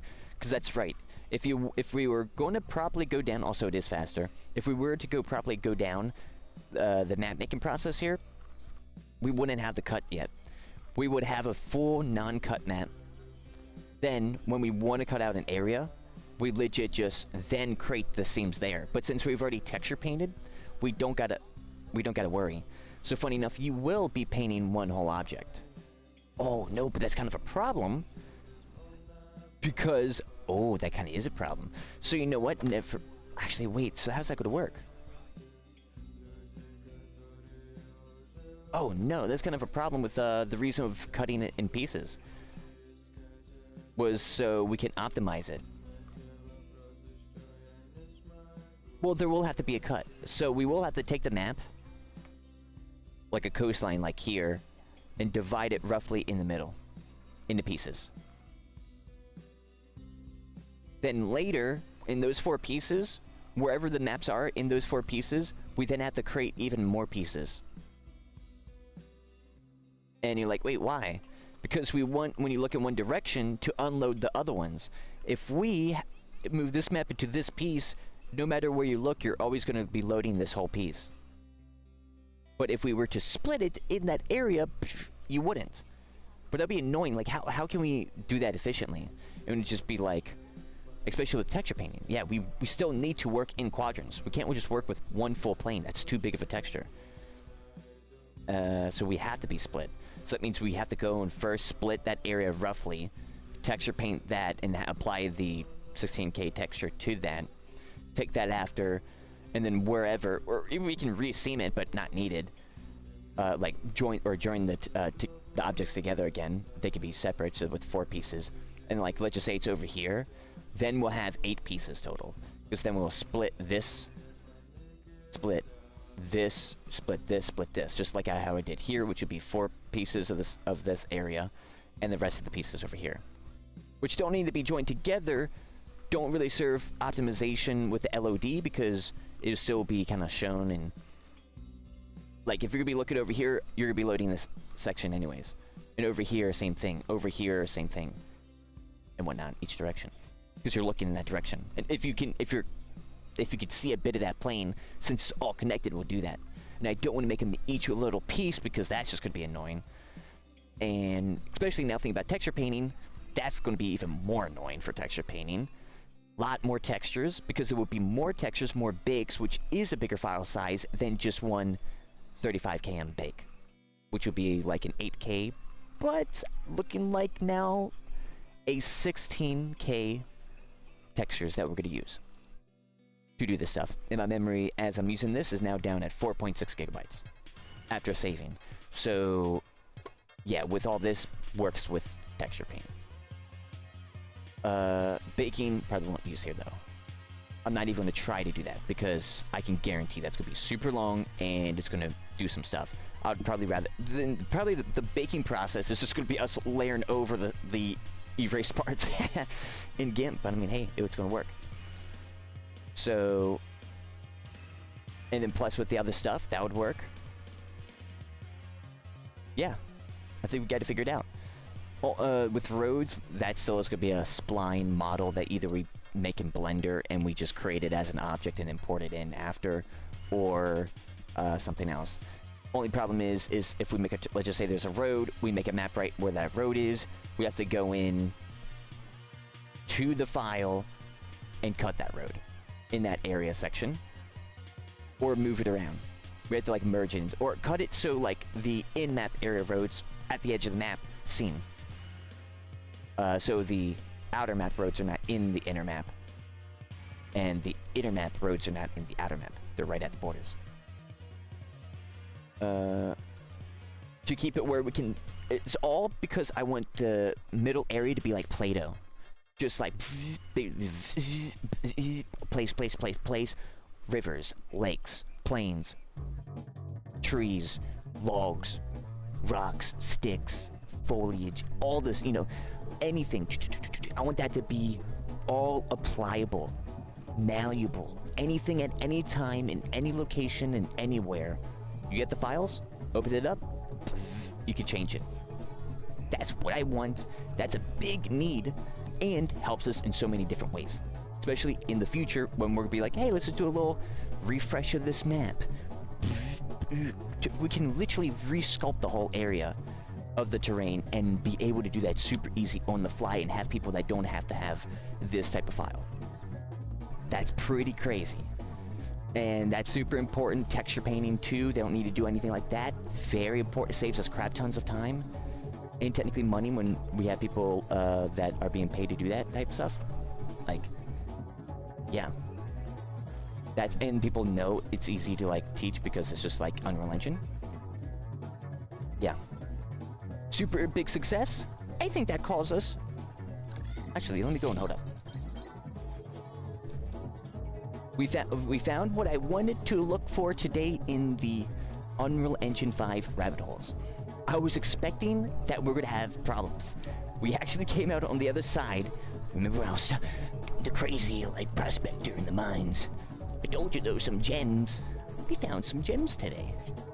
And that is with, we can have a 16K texture and be the exact same file size as an 8K and look, because it's double the 8K, twice better.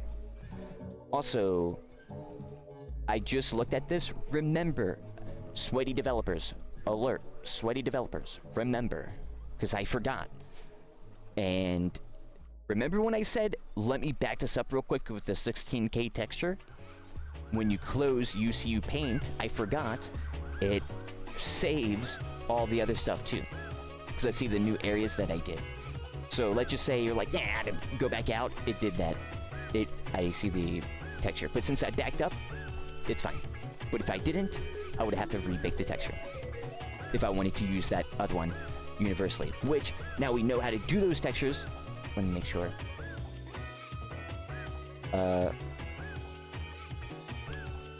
Bake out the textures.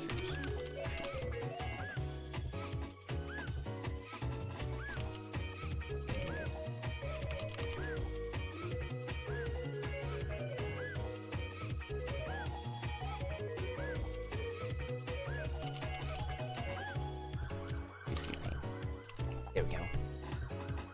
All writing that down. But yeah, so be careful that with the UCU Paint and, because it's, well, with the eraser thing. Do this, boom, boom. Let's go, though. Let's go. That's actually crazy because it's gonna look great. With a 42K or whatever it is, that's gonna be overkill, 100%. We could do it though. We could. Or what we could do is splice the regions even more. So 35 km. So every 15 km, we put a 16K texture on. That'll give us a lot more res. Because it would be a smaller area of surface that is applying the texture. It would give us a double, because we're like divided by, it'd be like half. Then we take that, and we give us that extra bit. At least I think. I could be wrong, but theoretically it should because there's less surface area. So like it's legit like the texture's scaled down more.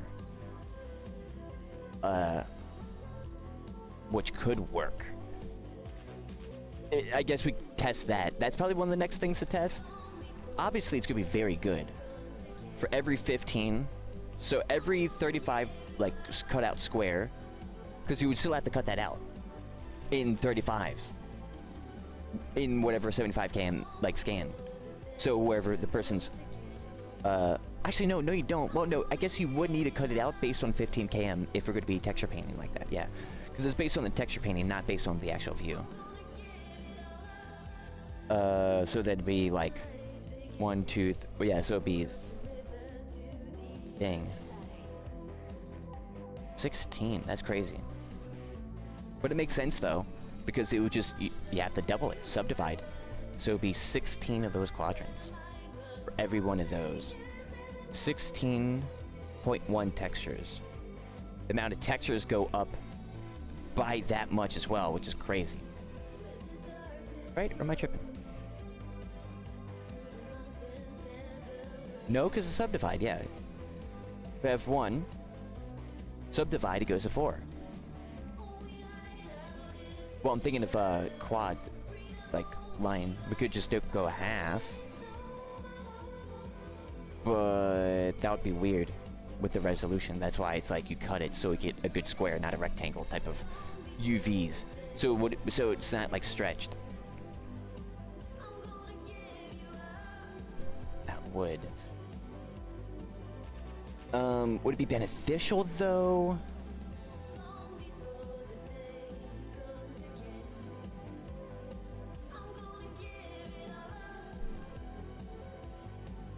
I'm just trying to match the outer area as much as possible to the inner area via quality, and that definitely would. But the time, because we want to make it efficient. Efficient in file size and everything. Which... still thinking on how, with the total maps, that's still going to be a problem. Even with the same... like the total rough estimate, if we have World War I, World War II, and Modern... war, it's going to be 1.4. It's going to be 1.4 terabytes. Each age would be 352 though. So we wouldn't really need this, wouldn't have this problem, but like how would that work? I guess it would be like a DLC, a free DLC. You download the DLC, and you can download any DLC and that type of stuff in different Steam folders. So basically you're downloading another game. Like the full another game. That's full everything's in, because not everything's going to be in immediately on those launches. So, but that's like everything's added in. That'll be the total amount. So stuff would get stacked up over time. So people would have to move it into separate folders or separate hard drives because of what the heck does that mean? That's.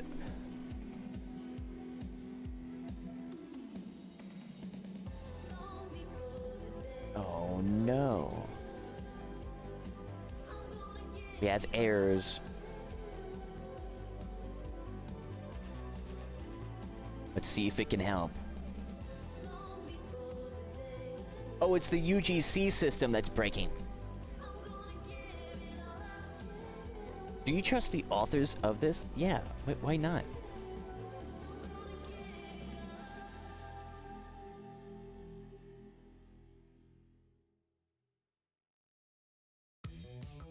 Do you want to install the slang extension from the slang development team for this repository? What in the world? What is the slang? We're not doing slang shading. Weird. Post a link. Let me give you... Let me see. Because I remember that was having problems before.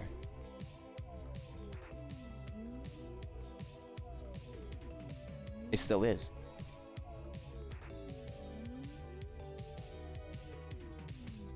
Why does it do that? I think I can just do this though. Why did that just happen?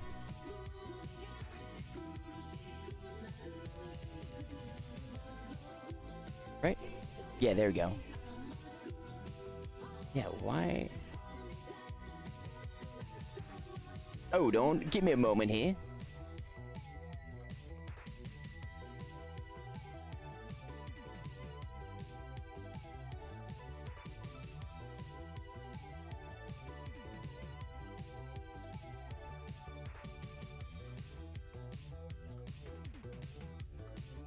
Oh, there we go. I see. I'm like, why is that doing that? UGC, select all.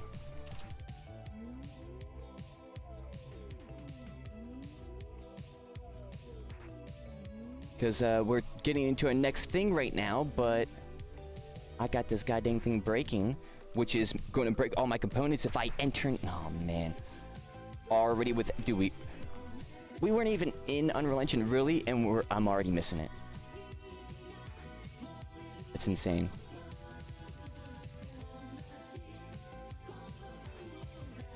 Did it work?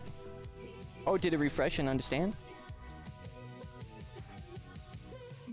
I did take out the errors. Hey, I'll check that out. Slugware Games. Yeah, I'll check that here. I'm getting this going for us. There has been a new update too within S&Box, and I'm seeing that I'm getting stuff installed from Face Punch, Beach, Bush, Large, Bins. Yeah, we're downloading 34 items here. Interesting. Oh, that's right, because I did see that they added... It's a big boy update. Let me see. Is my components disappeared? Or not?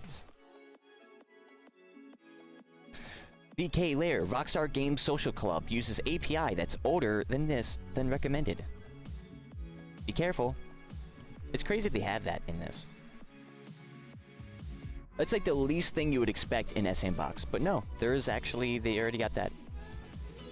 Which means they are really wanting this to have like a 5M at a certain point, which is super cool.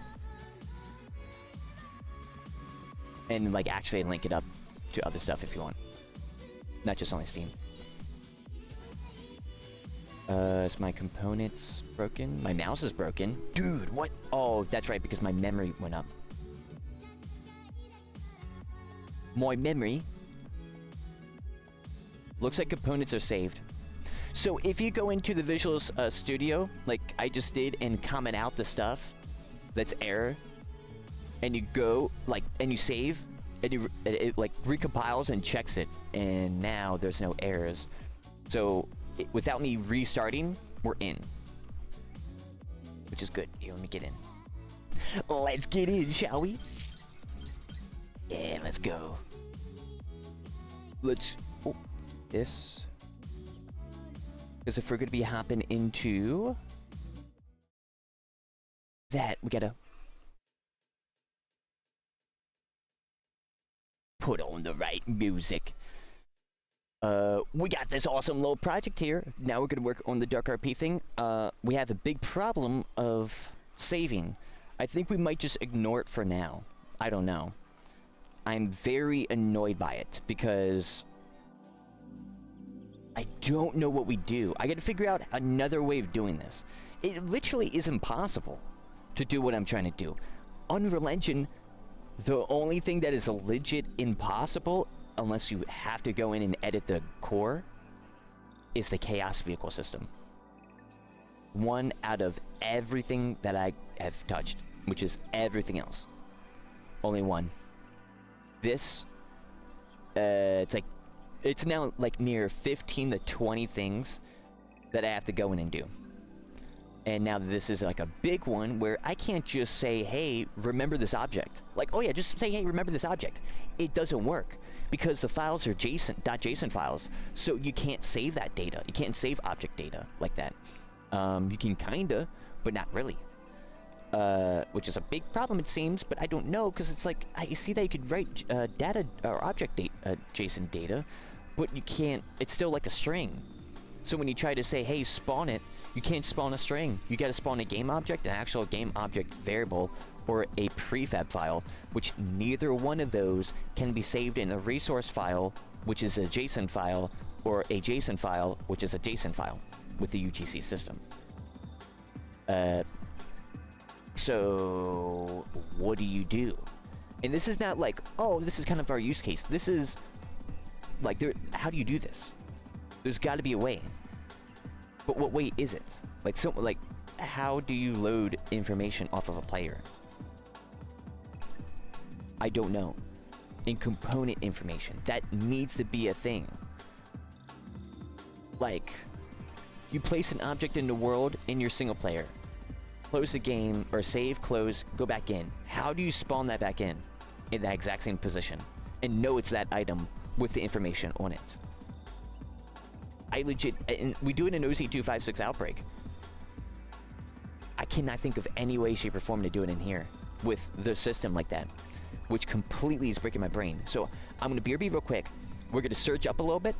If I get nothing, I think we're just going to kind of skip and go to the other parts, because well, unfortunately with the PD system, well, thankfully we can still use the jail positioning stuff, but anything with the set jail, set post, set anything like that, we can't do without that save system. We can with the chat, like we can make the command, but we kind of can't.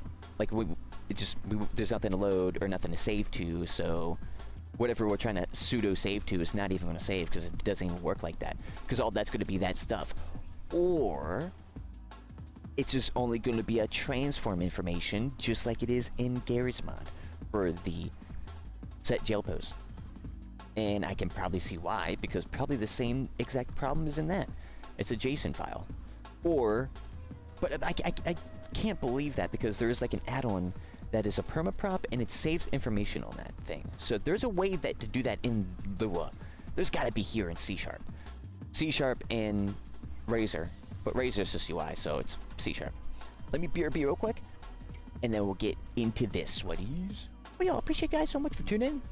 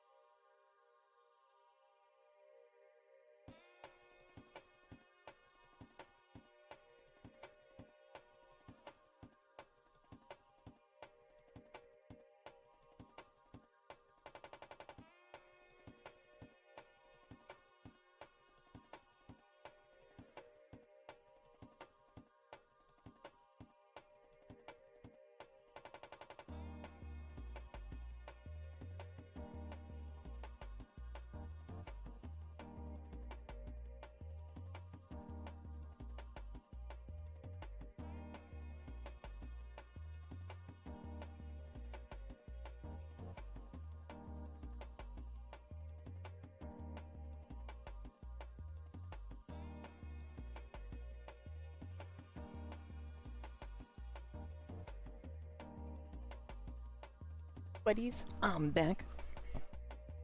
I got my sofa up. Some food, and now we're back. I was also trying to do some research during that time.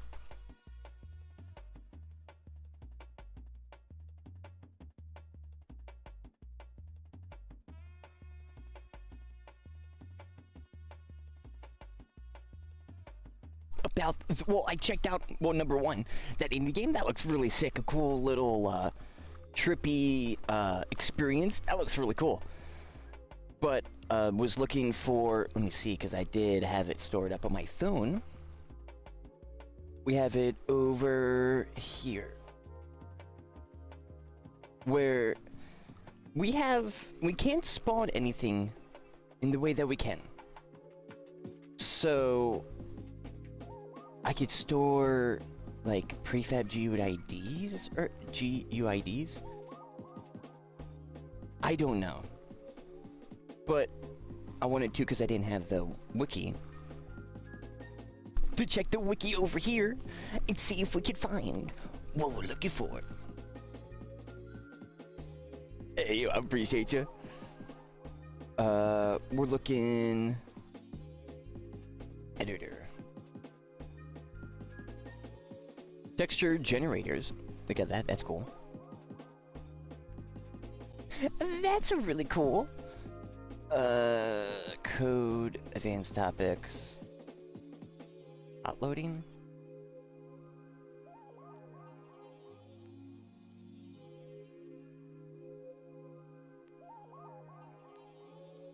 Right.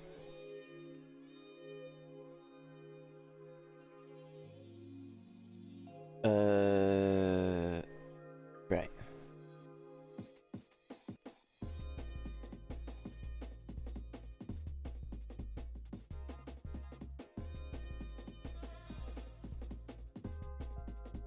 No, I can't find anything in their stuff.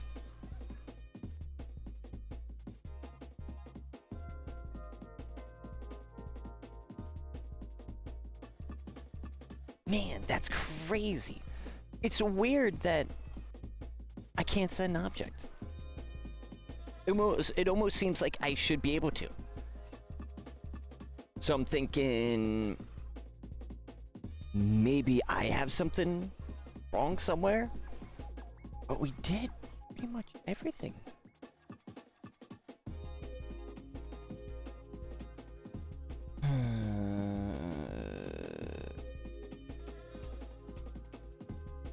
Is it because it exists? It's because it's not a custom.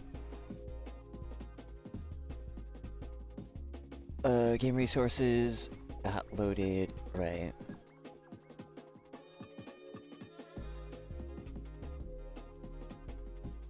It's like we could set them initially, but we can't save it.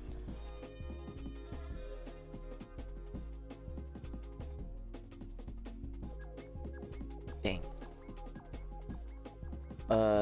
Maybe type in the word save? Or to register types members, documents by document section.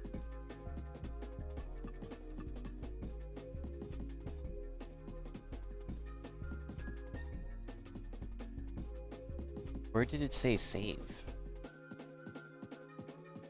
You should ensure that your file type is all lowercase. Otherwise, it would fail to register / save. These are just JSON files with pretty faces. Right. So that makes no sense.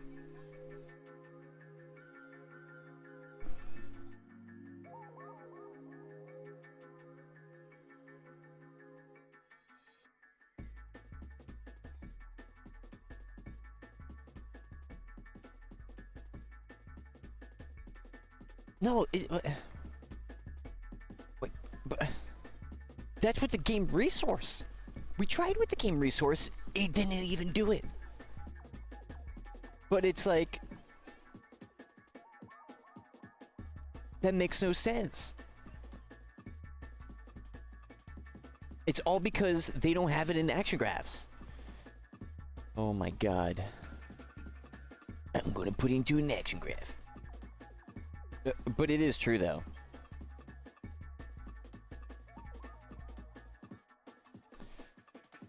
What was that? I guess what we could do...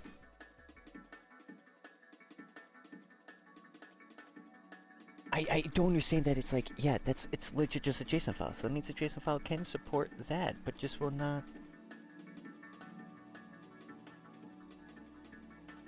All assets are loaded when Okay, cool.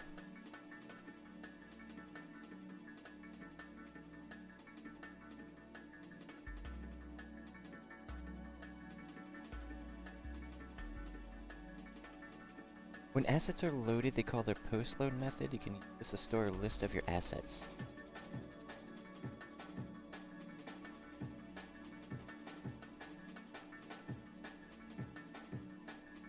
All to...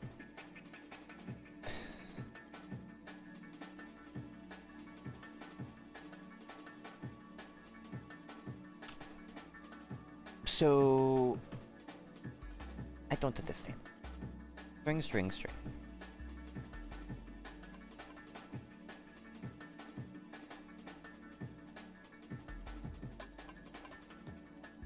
That's the read and the write. Okay. And then with the UGC...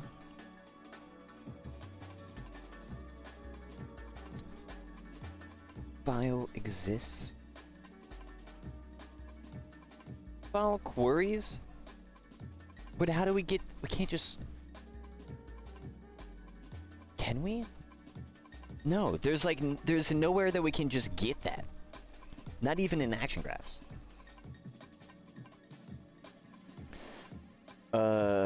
Which is what? Yeah, there's no there's no, like, source. There isn't.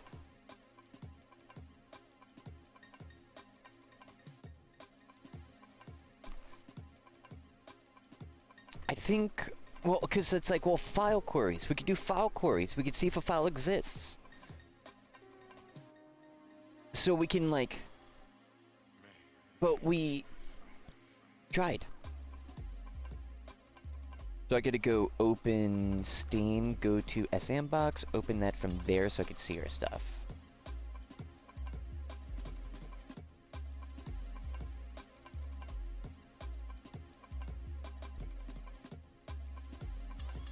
Go to the data. Go to I am gaming.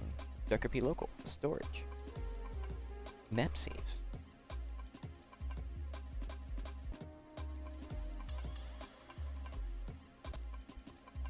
Yeah, like we get like it never got that. Yeah, it just gets it like that. So it's like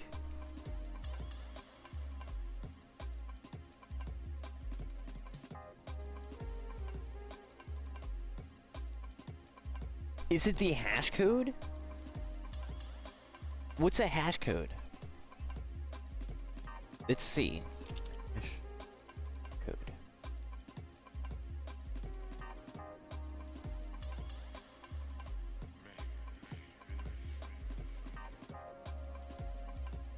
No information on the website. Sick. Brother. That's crazy. So, nothing about... Did I spell it wrong? No. Cool. Nice. So, resource generator, use memory cache. If true, then the generation... Okay, I don't understand.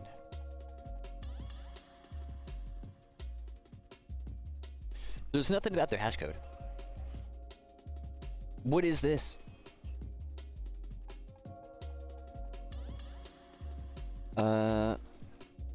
Maybe what about the game object hash code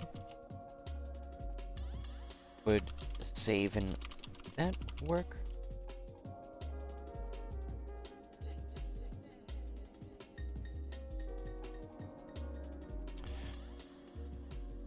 No.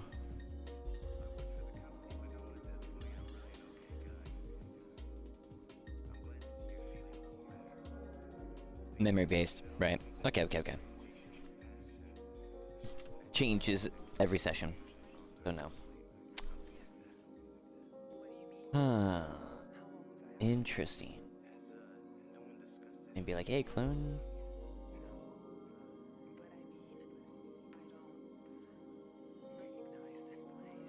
Okay. Now, what was the other thing I wanted to try?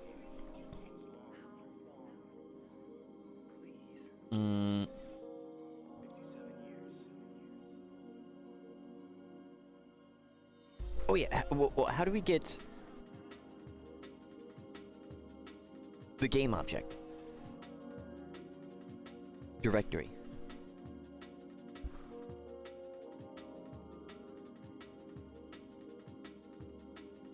There's nothing for that, which is insane. Insane. So...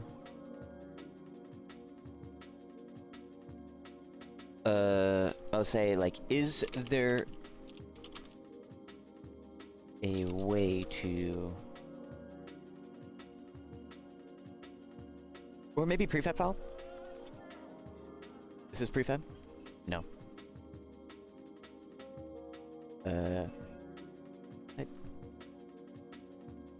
Prefab file. Resource version? Don't break as template? What? If true, then the prefab will not be broken when created as a template. Weird. Weird. Get metadata? Okay. We might have something here, but that's well, it's a prefab file, so...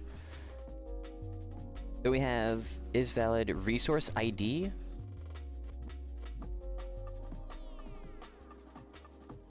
Load from JSON? What's that about? Hold up. What we got here? We got a load from JSON. Continue publishing. So that's in resource? Why is that not in the places I see that? Where? Okay, so type it. So resource. And you get thousands of things. Oh my god. Well, we got game resource. There's this. Game resource extensions. Creating a resource extension.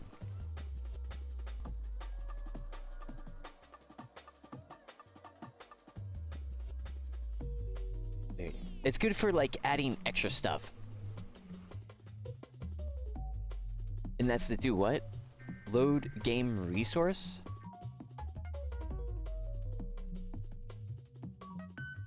But we don't want to do that, we just want to go into the UGC. But we're just trying to find something that we can save. Embedded data?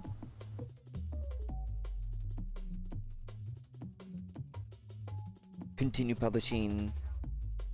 Get asset type icon render thumb. Okay. Object.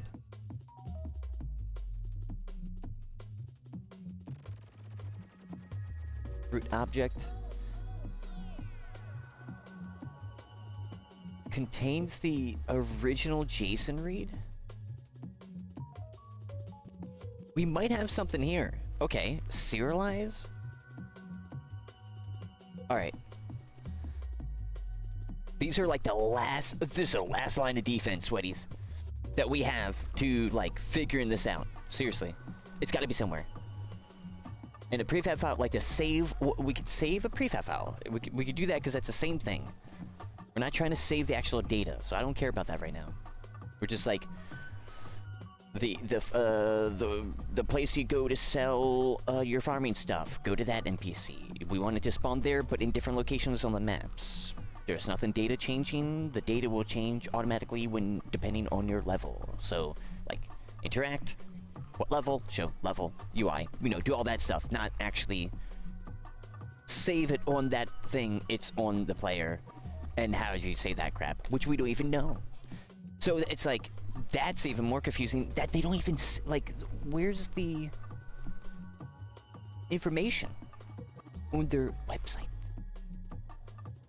Because if you go to their website right now, the only thing that they have as storage is called the storage UGC. And I've been arm wrestling it for the past few days, trying to get it to work, but it won't. But maybe, is it like... Okay, is it... Because the AI is like also hallucinating. So...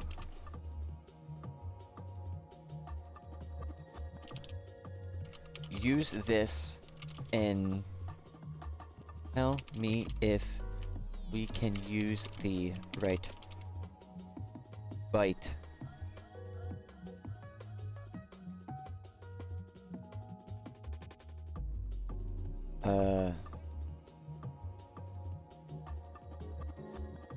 thing to write a prefab file. There.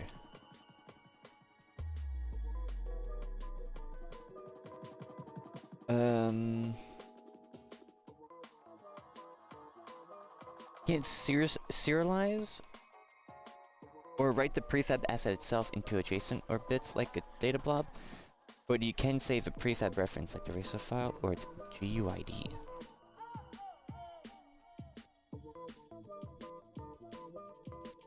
Like unique ID, so like how about, okay. Right. Because prefab isn't a serialized class, it's a live resource, not a structured data. Game resource, we could serialize a game resource. Apparently. But like, why is it a game resource? Why? What? No. We're not trying to do that. Because, like... Well, I guess... So we just turn it into a thing? I don't know, bro. Well, I'm going to feed it that information. So then we go to the assets, game resource. So copy all that. Paste. What about the game resource? Because, like, anything that works with the JSON-related save files, how do you save the other related data? What's the workaround? There's got to be a universal workaround, and I think we're discovering that. What that, or at least one of the few techniques as the workarounds, when you don't have, like, an Unreal Engine save system type thing. Where you can save no matter what variable you create. You can save that directly. We can't like this. We can't just go object to object, prefab to prefab. We can't. Because that doesn't exist in the JSON files. So how do you save stuff like that when we're talking about some extra stuff? Which is funny, because they... Wait, do they? Wait, do they? Do they? I don't think so. There's only two, like, clone. Yeah. So, it would be sick if there was a setting here where you could just search for a name. And then it goes through all the stuff in your files. And checks every game object and does that. I couldn't make that.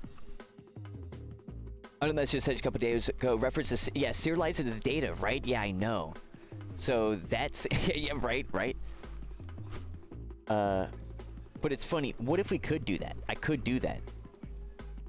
I could make a new spawn object node, but it's not gonna be super optimized. However many...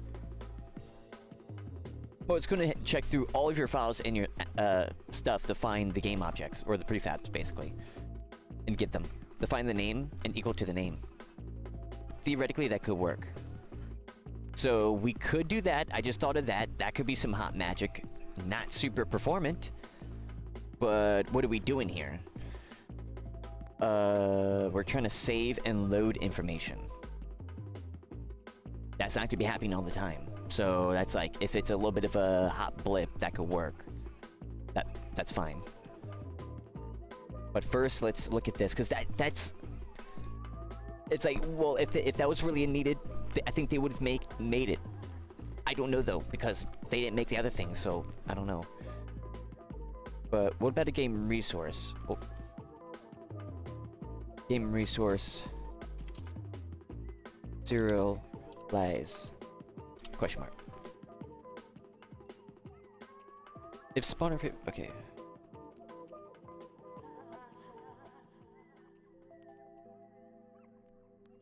That's how farmland and stuff, they're loading resource references, not prefab files or raw objects.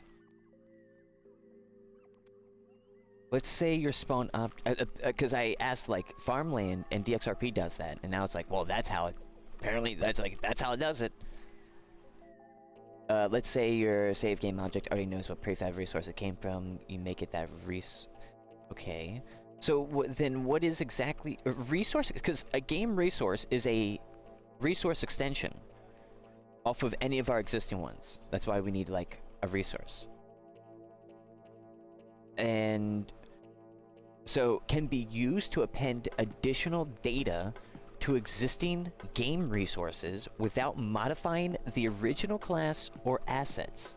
This is useful for adding additional properties to resources such as clothing, surfaces, models, etc. That's from their S&Box documentation. And it looks like the exact same thing as creating a resource file. And it looks the same. There's a clothing definition and a clothing extension. You can now create your asset extension the same way you would create a new asset. Once you've set up all your desired values, you can go to the Extends tab to specify which assets this resource should be extending. Which is weird.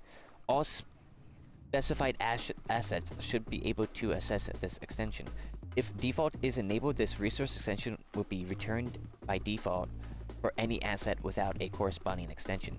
Accessing a resource extension, find for resource or default. This will return the resource extension marked as default if the resource doesn't have it. Find for resource. This will return null if the resource doesn't have the resource. Find all for resource. This will return all resource extensions for all types in a specific resource. This will not return the default unless the default also targets the resource. Then find default. This will return the resource extension marked as default if it exists. Right.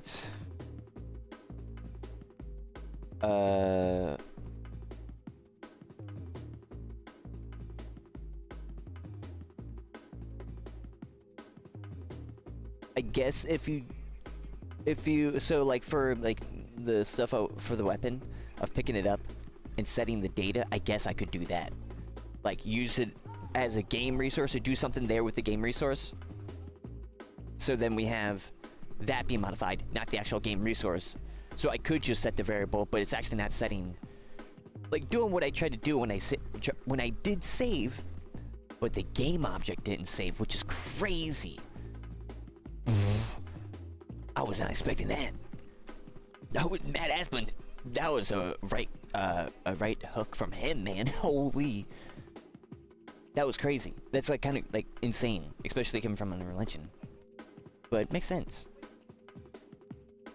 Now what's made to so save game object is actually a save game spawn resource. This is your actual runtime component that's on the game object that we want to spawn, right? So when saving, you serialize the resource name for better residual ID if available. There's no such thing as UID. Transform extra component update. Okay, so game object, save game component. So write it to the disk, loading it back.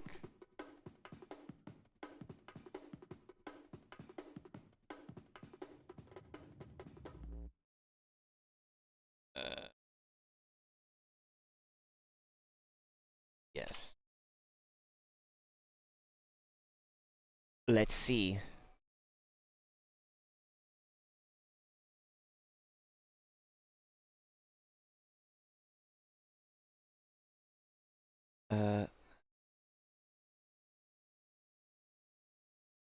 So attaches to any component.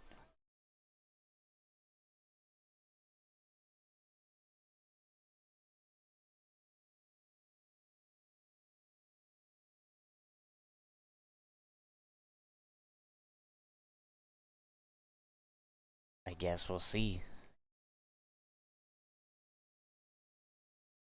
I'll just open that up.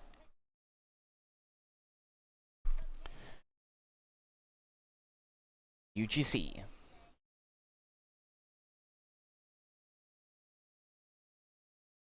Oh, it's right here.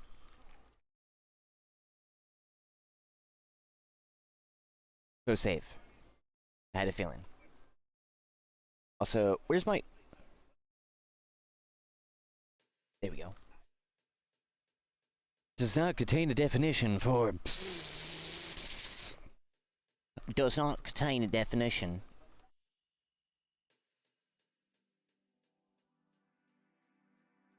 It is. You're crazy, man.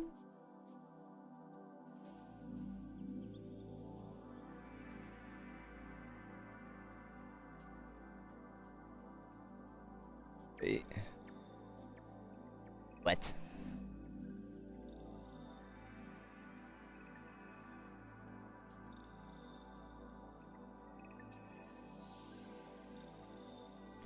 That equals new?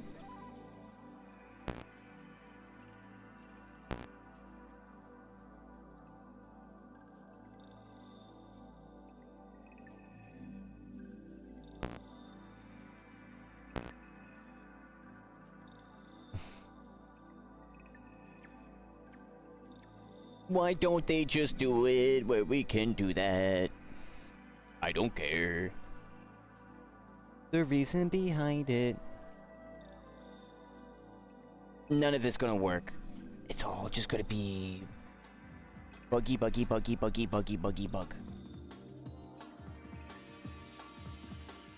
It's gonna be bugs, bugs, bugs, bugs, bugs, bugs, bugs, bugs, bugs, bugs, bugs, bugs, bugs, bugs, bugs, bugs. Also now, I don't know how I did it, but I just clicked Visual Studio and now the GitHub is linked. You can see the GitHub. For the try to figure out how to get stuff done with the UGC. Yeah. Don't know if it's working. But like, what is this?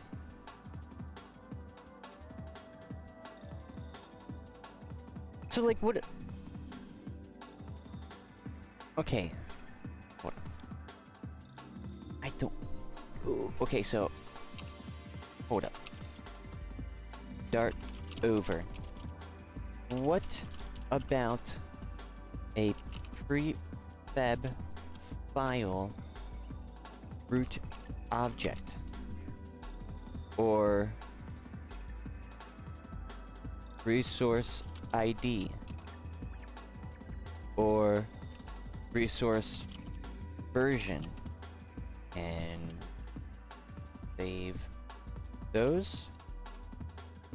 And get those? What about prefab file get metadata?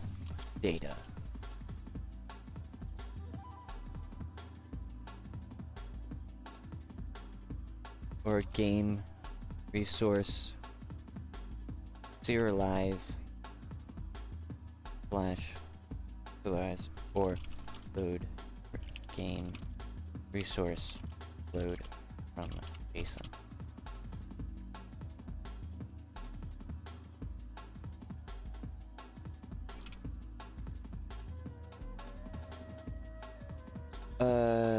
Okay.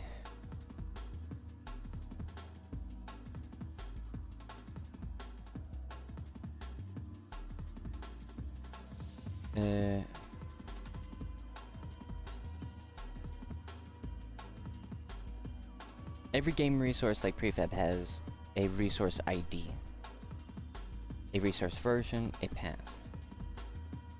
You can save and restore any prefab object based on game resource ID. How?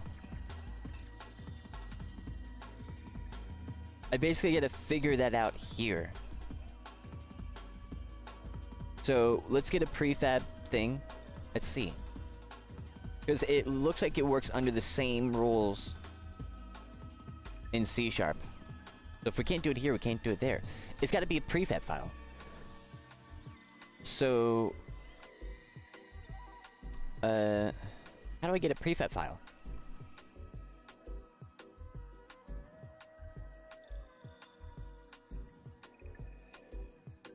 Like...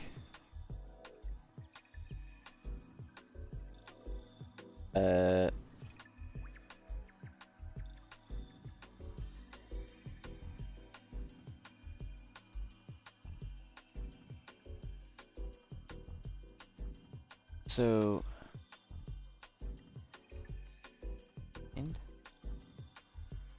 Resource extension?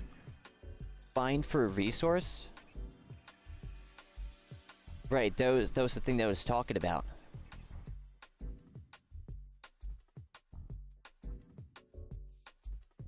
So what does that mean?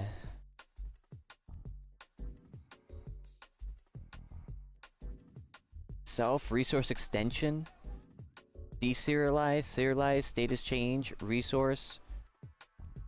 That is a game resource? Well, as something.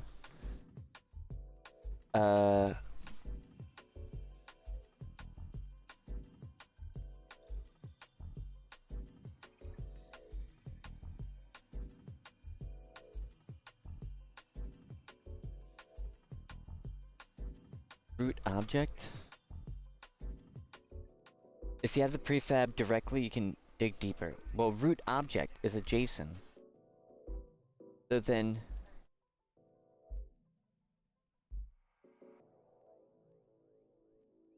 I get a JSON node. That's it. Right. So... we get... But is there anything prefab? Like, can we turn it into it? If we can't, then it's, like, all pointless. We can get the metadata of that, but we have to... How do we turn... to prefab? Prefab scene to prefab file to root object. Root object.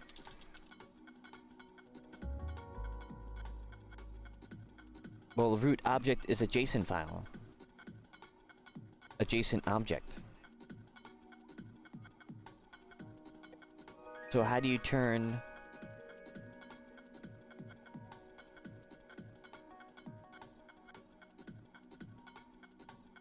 How do you get a JSON? Can't spawn it. Okay, so it is.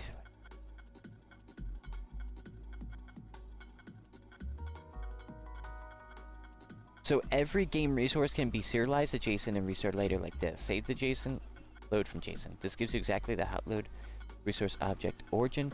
Keep in mind this is heavy duty. You're basically reloading the entire resource from serialized data.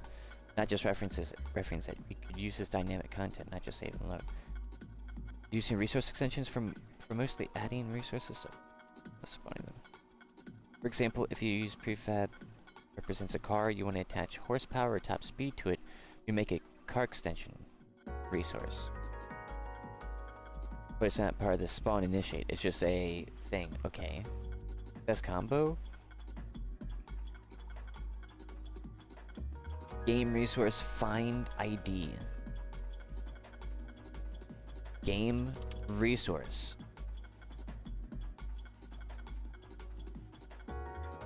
Resource version, deserialize. Load from JSON. Serialize.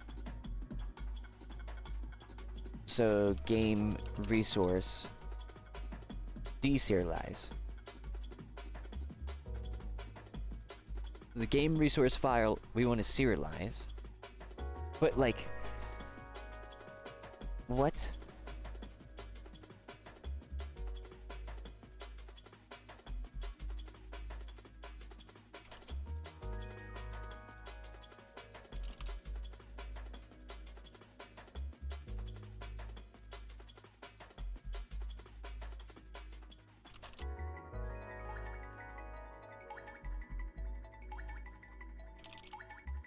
Prefab file.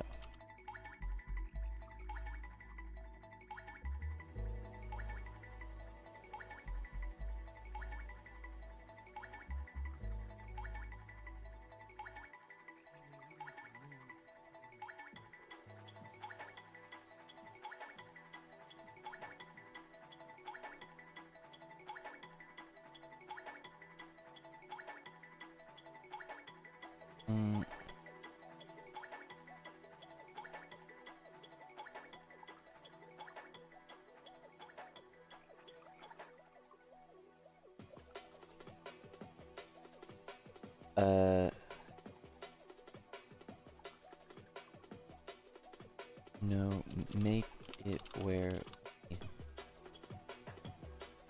serialize and de-serialize.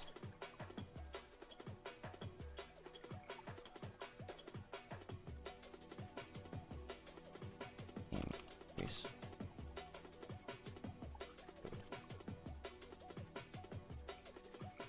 Okay.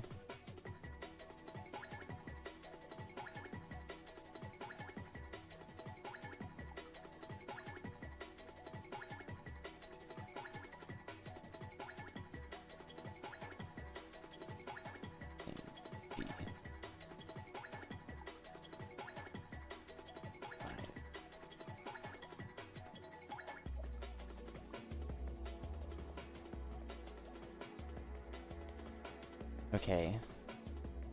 And then the resource. Resource. Reload and save. Okay, so serialize prefab data.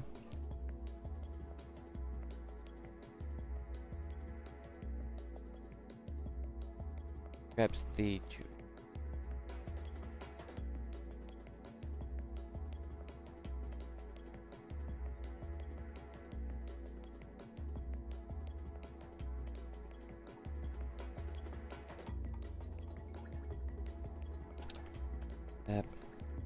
then load. And what is it going to do for loading?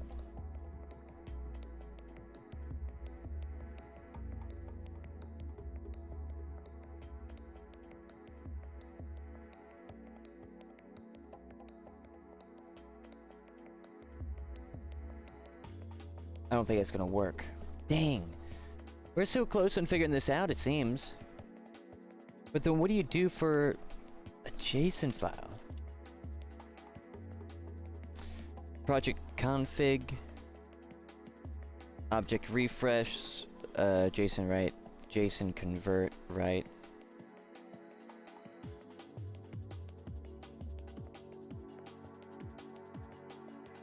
Is that how you write a JSON file in Action Graph?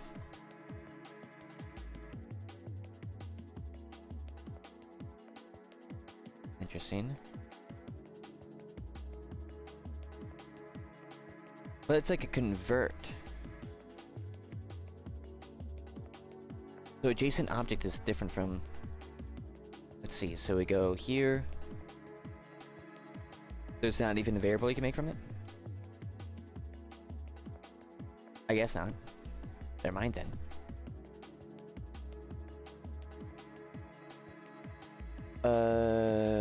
Object create message. JSON data. To JSON. Project config? Is that what is like? What's a project config? Well, if it's to JSON, then how do we... Yeah, so like there's no...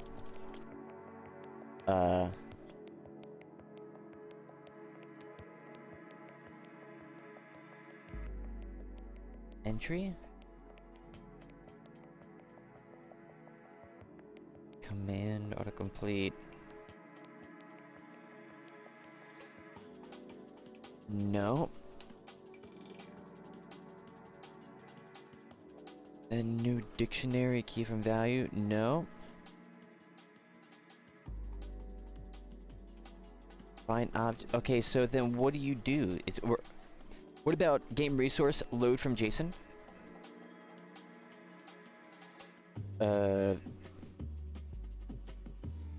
Where's our game resource?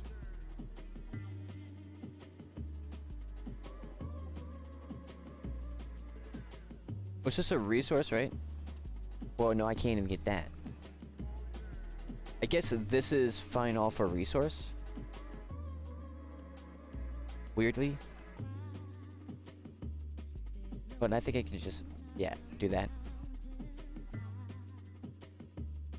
So, okay, so a game resource is just a prefab file. Okay, so a prefab file, variable, load from JSON.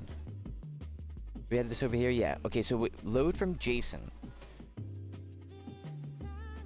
Then we have that. Okay. So that's project 2 JSON. Serialize is a JSON object. Does that work? No. Then what do we do for an object? Serialize? As a game resource serialize. Hash set on deserialization. Dictionary on deserialization. Game resource serialize, it would be that. But we need a JSON, we need a string. I guess just to string it? But then, like, how do we test this? And how would this, like, even if this works, this is not gonna, like, work. But, like, ugh. Dude, why don't they have it more in there? And the AI is more annoying.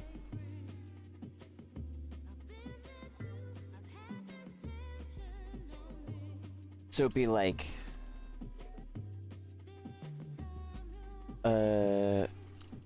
get that code, take this and convert the code fully to work with prefab files being serialized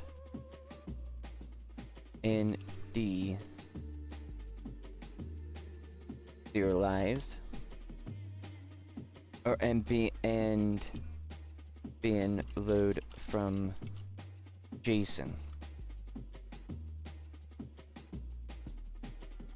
Okay, let's see if that helps.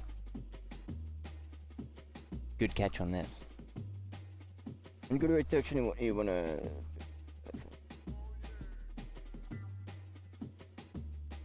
Here's the version of code that can be adapted using. This version saves the prefab file as a JSON and rehydrates it back into a live prefab when loading. Full working version.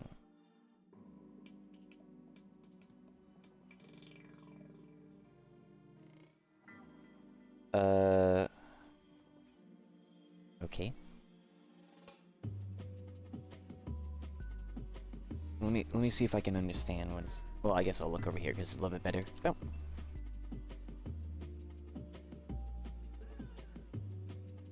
Or let me do this. Select all, Control C. Now, dude, I somehow set up GitHub by accident. I just loaded it, but now it is. I can see the lines. It's like saying which stuff is being added and removed. That's cool. I like that. So all that is now under there. This is all here. Save. Save game object does not contain.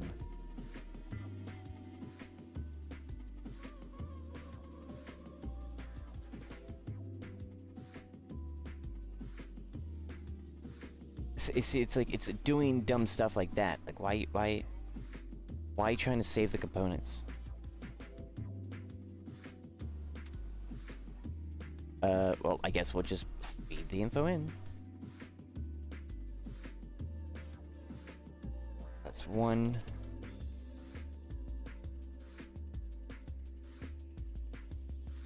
Two. Same error. Boom. Prefab does not exist in the current context. Oh.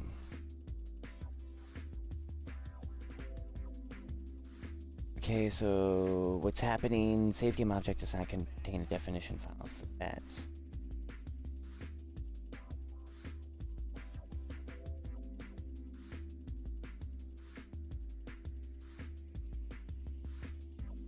What?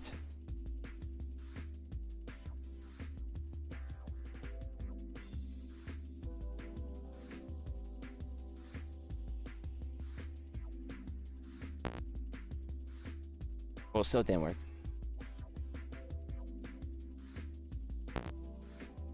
Save game object.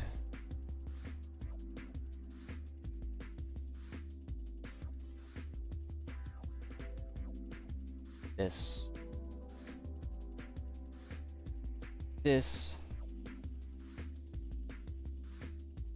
And this.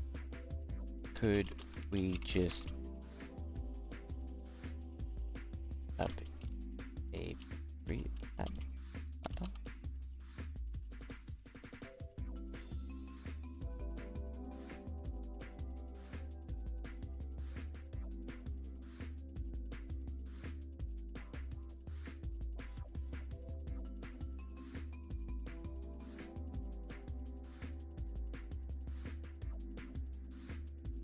Yes.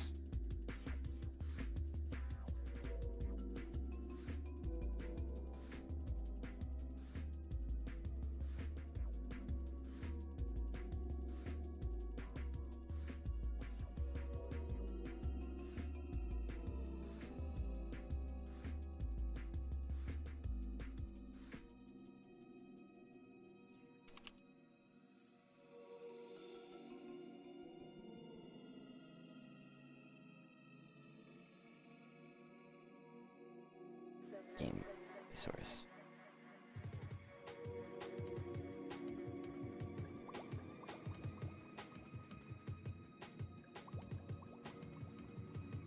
Try this one. Well, dude, breadcrumbs all the time. Breadcrumbs, got some breadcrumbs.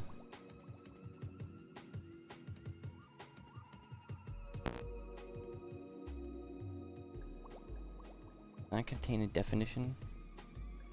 ID.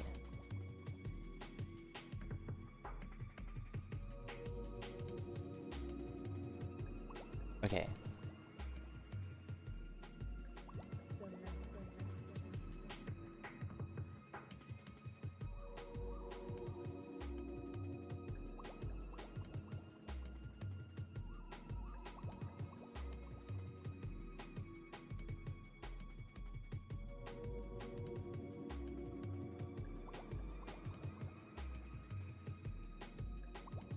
Why is that moving like that now?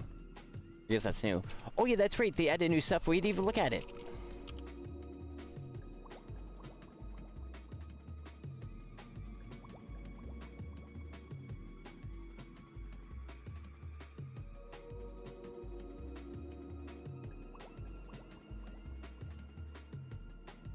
Okay, so we'll try with this one.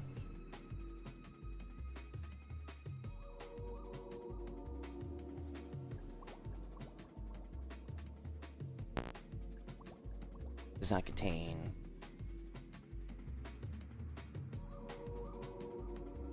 What is the save component? Variable save component equals game object. Why do we keep trying to use a goddamn game object?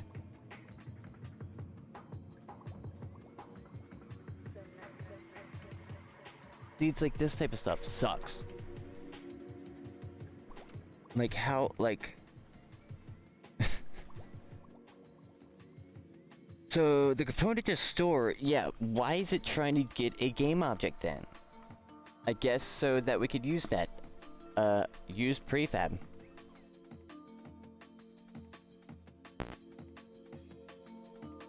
So then the prefab file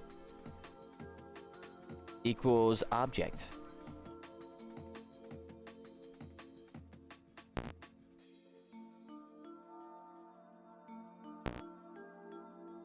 Prefab file does not contain definition for... Yeah, it's like all this is just like doo-doo.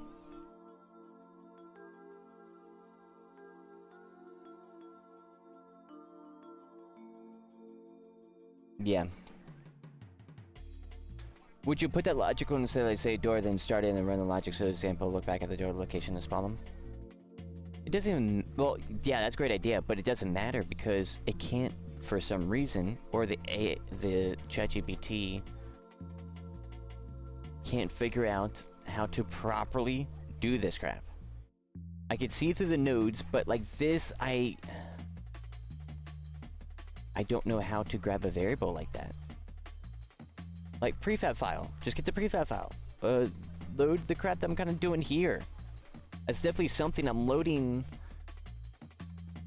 I can serialize and load from it if I get this. So like do that, but then it just kind of just doesn't.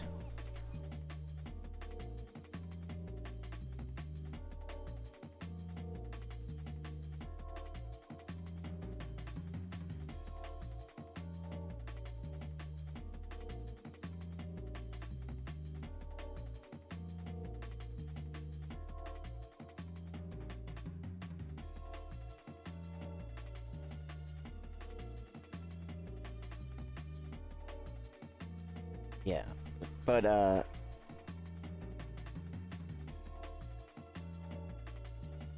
I see what you're kind of talking about too, like a different way of doing that. That could work. I see what you mean. That actually could work. Like, we would look up the list to see what map we're on and just spawn on that one. That is funny. Yes, that would work. That is like, I'm trying to find the official method, but that's actually a brilliant idea. Which, theoretically, we could. Yeah. So then, like, the save game objects, the stuff that you want on the map, you would have to place like that. Like, there would, like, each component would have the list. Like, a list, the save game object. And the list is going to, like, map name, the actual thing that we got to put in, like the little name, and then after is like a transform value, and then through that list, because we'll add to that list. Problem is that yeah, we can do that, but we can't save anything right now at all like that. Like, we could save strings, we can save bools, we can save ints and floats and vectors. Vector 3s, vector 2. We're probably all vectors. So that wouldn't actually work unless we go into the file like this and do that. Like, we can't then, even in game, be able to place... Like in Gary's mod, we could place the entities and save them like that. Like, place them. Left click with gun or the permaprop tool, it would save it right there. Because because it would be your prop. So if you leave, your prop's gone. And that's important if it's like the bangs or stuff like that. So the only way to actually place them, because we cannot figure out for the life of us, I feel like we're skirting all around it too, which is even more bothersome. But if you look at the file system, the data file system, read and write data subcategory that we're writing in, like, yes. But, like, we can't get the thing that we are spawning. Weirdly. There was a position and rotation information at the JSON file that we're looking at? Yeah. But there's nothing for game objects. Like, how do we know what to spawn?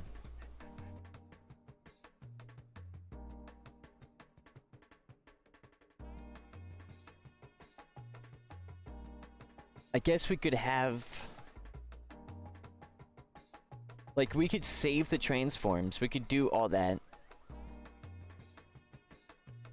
But we have... And we could save the name. We've done that. We've, like, we are, like, saving... the name of like the game object and stuff like that, but then that's a string. So afterwards, when it's a string, the only things that are accepted in the spawnings is either if you're doing a game object, or a clone by game object, it's only a game object variable. You can't put a string, you can't convert to another thing here. So it's always this. So that's why we can't just use a string to just do these, because you need a prefab file. You can't use a string. It won't work, even in C#. So what we could do is then on the game object, like with the prefab, you gotta like tell what the prefab is. So like, let's just say for a bank ATM, on the ATM's got the save game object. On the save game object is the ATM.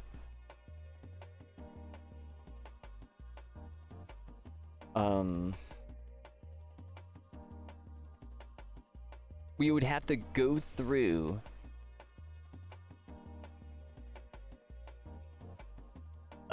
so we, oh man, it's weird that we gotta do this half and half. Yes, it doesn't, oh, that's so...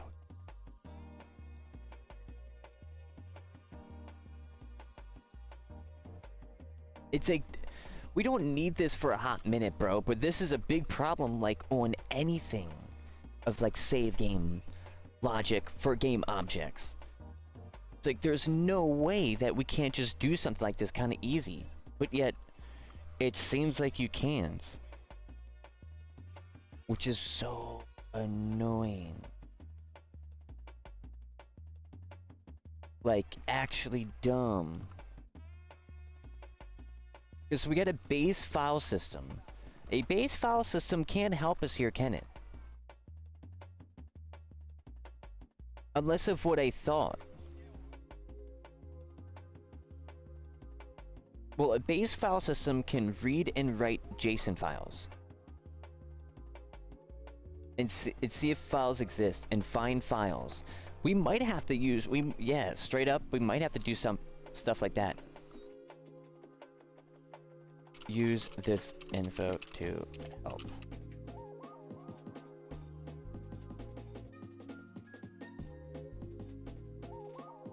So, suggested workflow.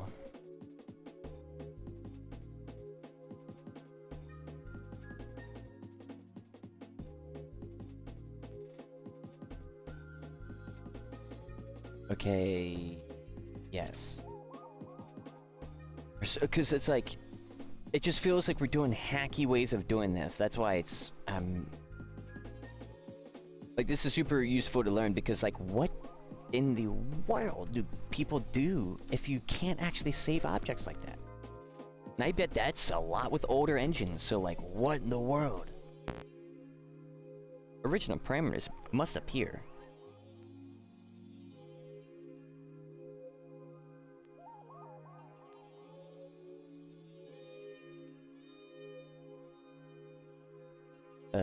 So then paste.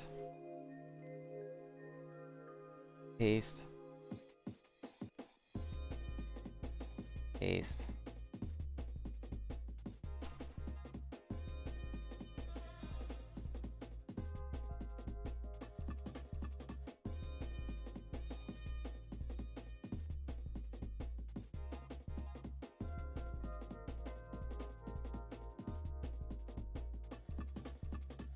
Right.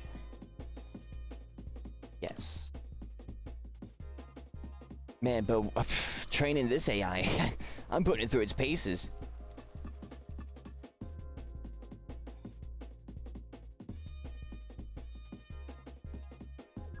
Right, so we got save and load prefabs.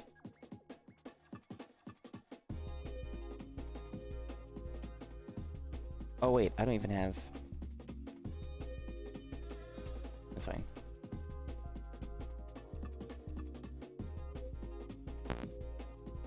Don't want that. The name, file system.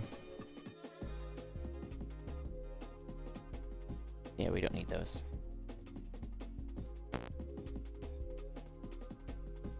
Namespace output.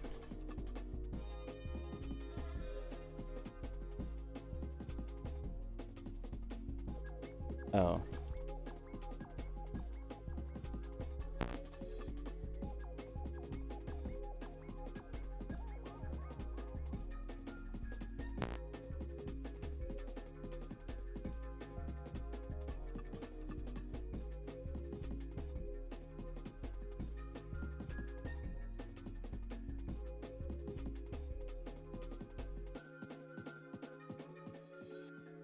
It just, man, the AI really does suck.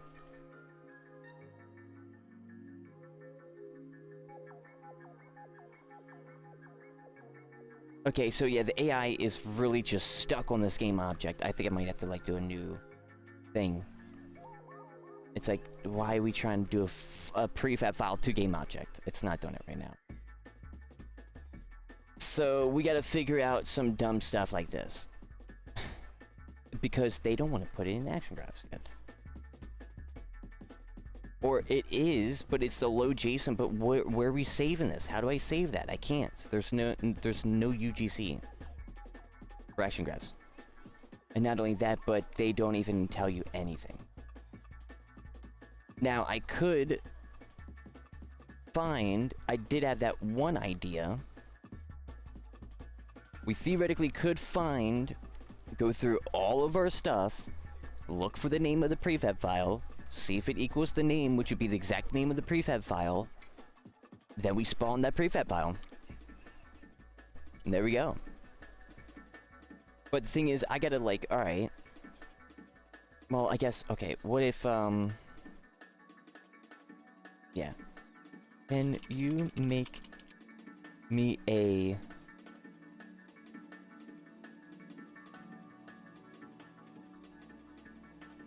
action graph node in S&Box that goes through all files in add-ons / add-ons folder / where do we keep the prefabs?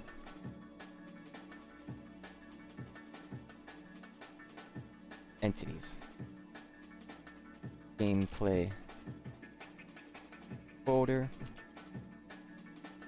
and gameplay / entities to search for a string that will match, that will check and see if it matches to the prefab file name.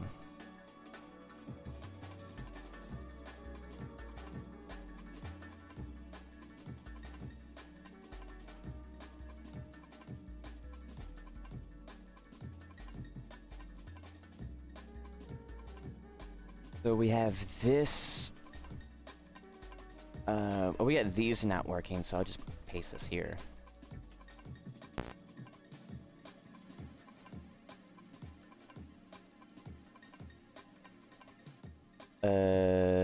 Where do we do the thing? Job resource. No, job. Where is it? Where is it? Where is it? Where is it? Action graph.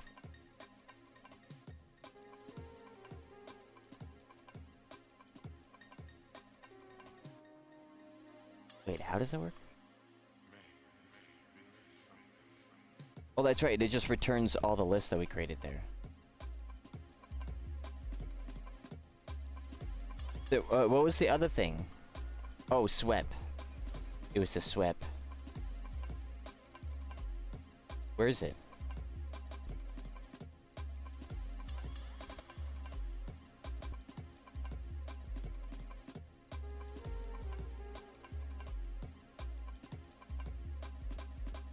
Wait, now we have so much. Okay, now, oh, there it is, right?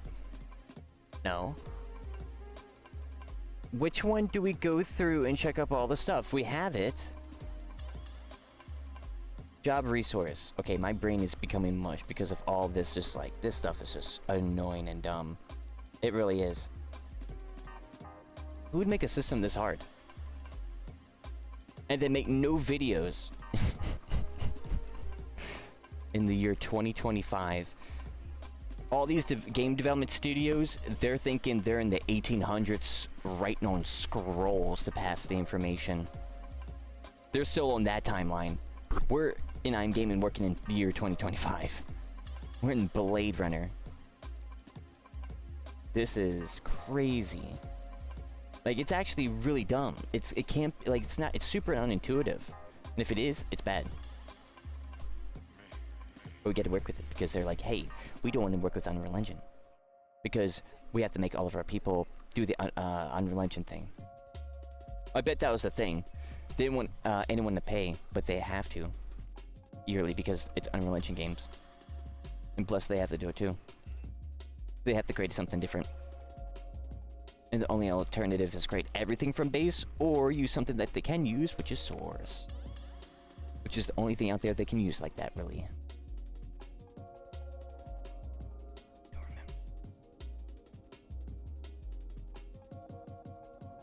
Where do we find the SWEP files? SWEP.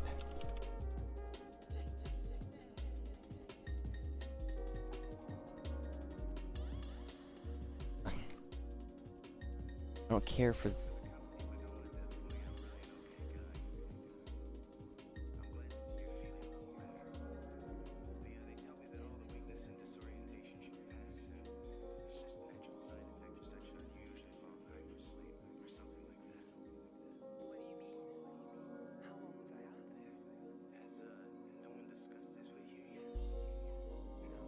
Wait, do I not? I don't know. Wait, do I not even have that? Wait, am I tripping so hard right now? What is going on?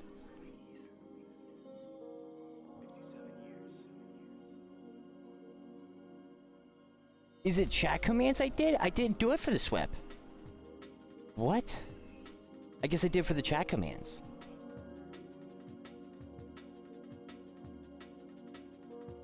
Right?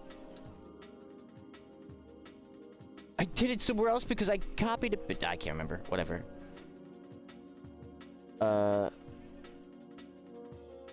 Man, I hate when it gets, like, it gets all messy and foggy. I hate that. Okay. We could check there. We could do that, check that, and look, for the stuff in there.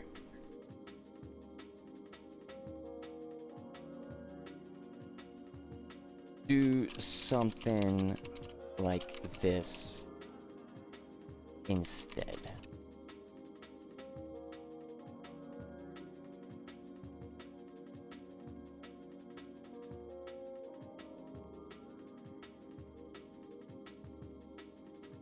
Okay.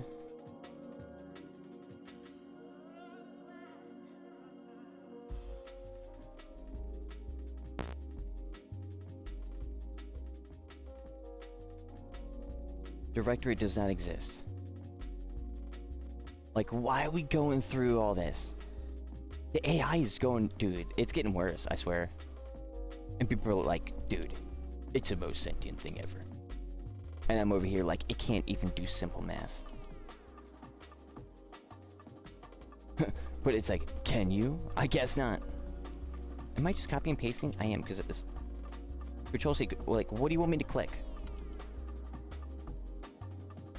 Like, left click, right click, left click, right click. I have to do that because it does not want to work. Is it like... Hello? Is it a different one? Okay, whatever. I guess 2 line 13s.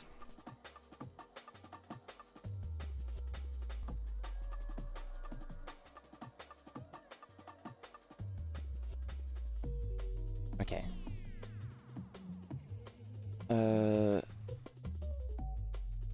Let's see if it uses it now.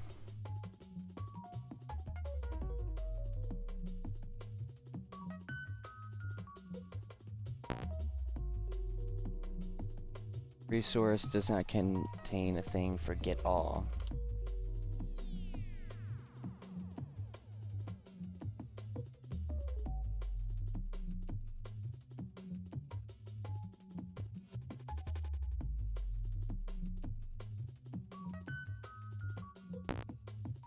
The name file does not exist. In the current context.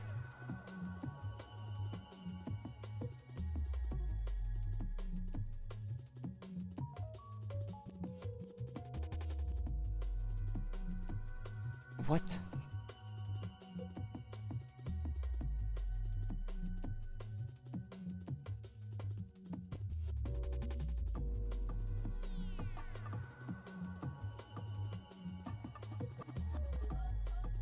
Alright, we'll see if this works.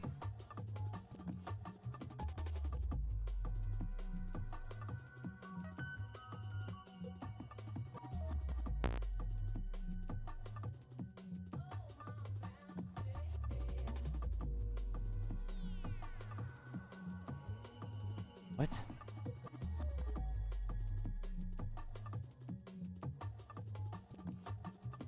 Check for validation?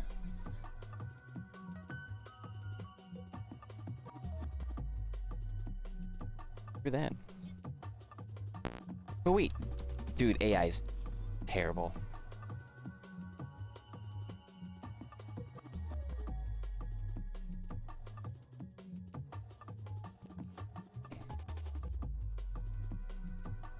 Now with this one, we only got a few more tries. I knew it would work for this. It's not gonna work though. I don't even know if this is even gonna work, but I knew that it's gonna give us a green light. God, dude, the breadcrumbs. It knows it, dude. It just knows how to just do that. Break down a little bit more. I'll check that.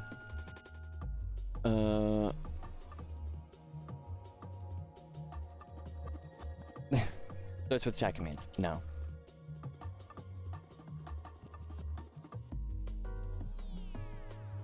Does it work?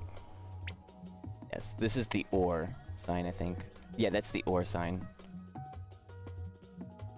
I know that because working in action grass. Now, we could search resource by name. How unoptimized is that? But whatever, I guess. So we want to search resource by name. Will it even work?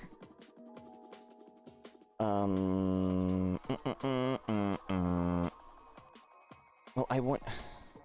It sucks that you can't just keep this here, like an Unreal Engine. It's gotta be like, oh, dude, it's breaking. You don't have nothing there. It's like, it breaks the whole thing. So I gotta delete it and forget about it, because I forget about that. Alright. Close. I'm gonna go on map load and try the logic. So map loaded. We want to find resources by name. We will know it by door.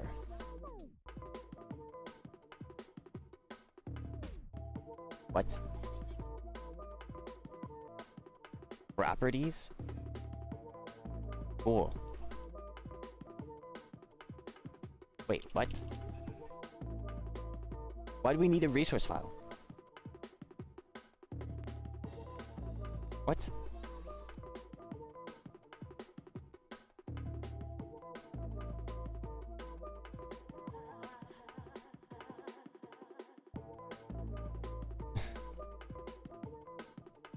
Want me to make the prefab version too?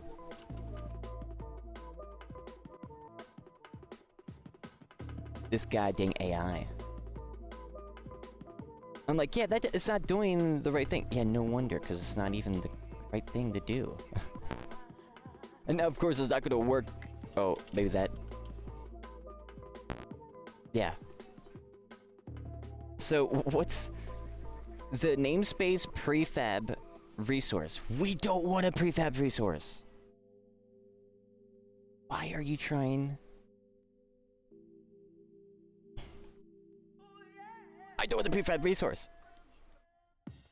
We just want to know a prefab file. Just look through the thing and just find a prefab file. I don't know the goddamn dumb code for it. And there's nothing good for that out there. Jesus Christ. That's so annoying. Get all prefab resources. Not a resource. AI's hallucinating. So, prefab... No prefab resources. Just...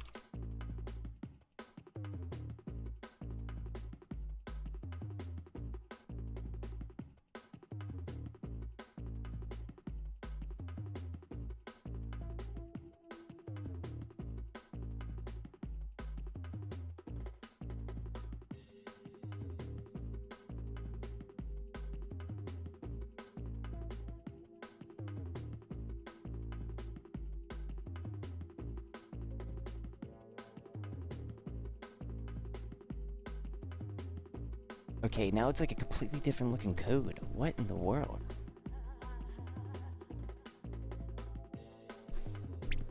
It works.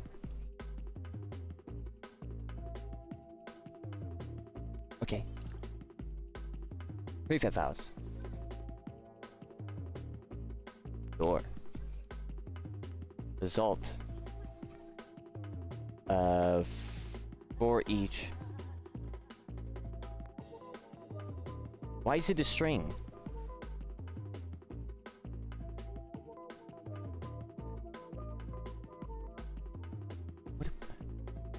What's the result?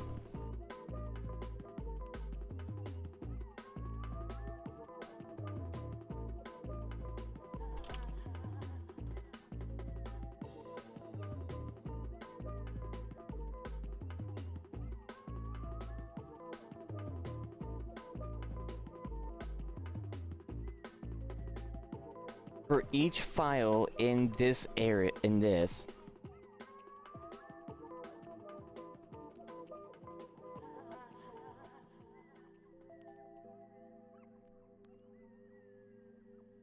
Okay.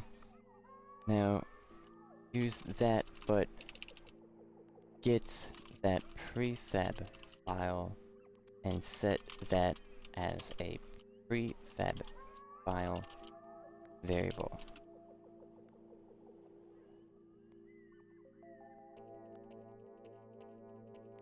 Okay.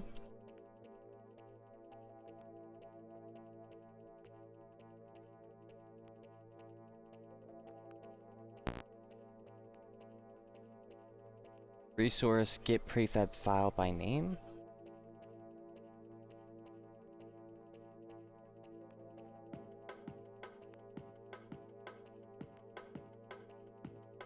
What?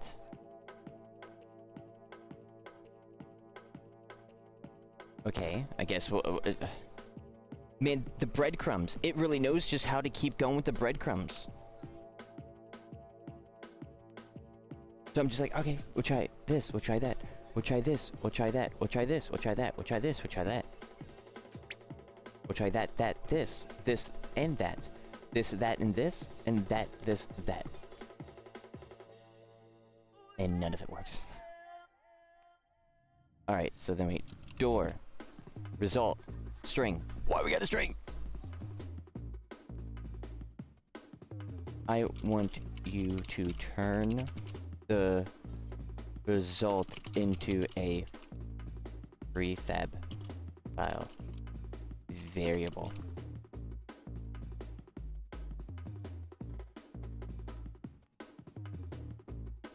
If it does it,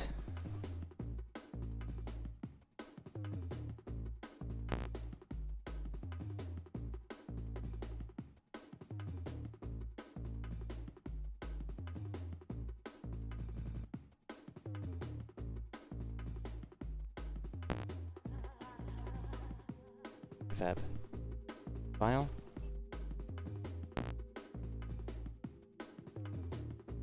Where's the name prefab file?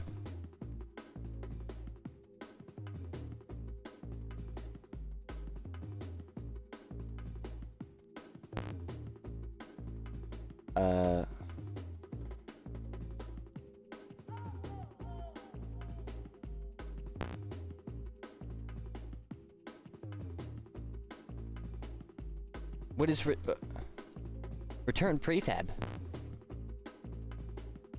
What are we returning?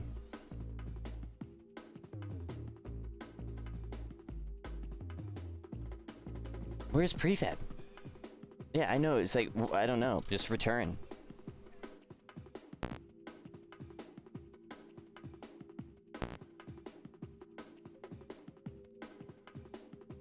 Does that exist?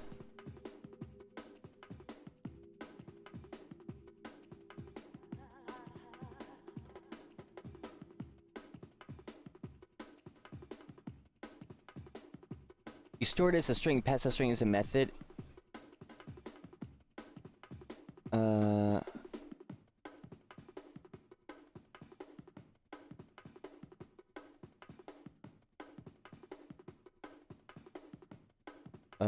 Wait, so what? There's no prefab file variable type you can hold on to in C#. What?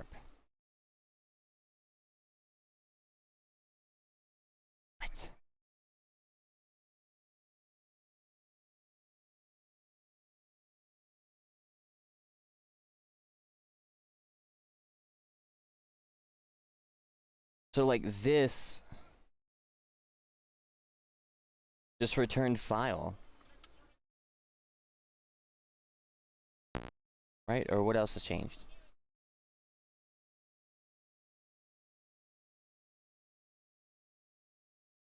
You can't convert string to sandbox prefab file. Yeah, oh, wait.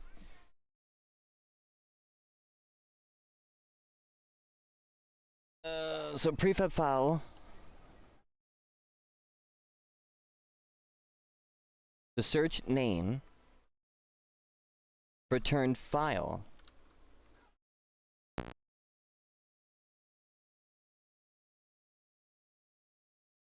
Where does it set it as a like string? File equals file name equals file split last replace prefab. So get rid of that, just the name. So then we get that as a string.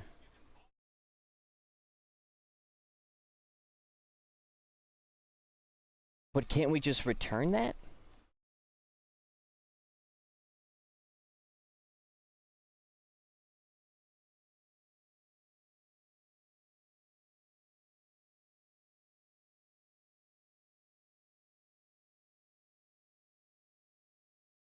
Resource files.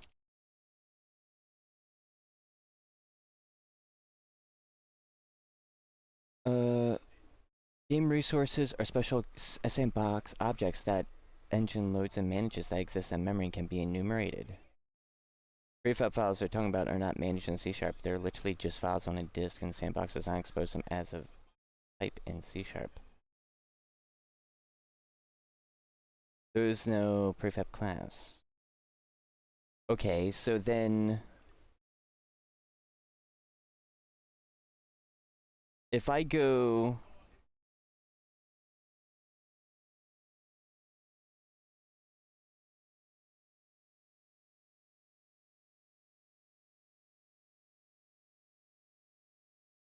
is it really like that? So if I do this, then what is the prefab file var type then? Why can't this work?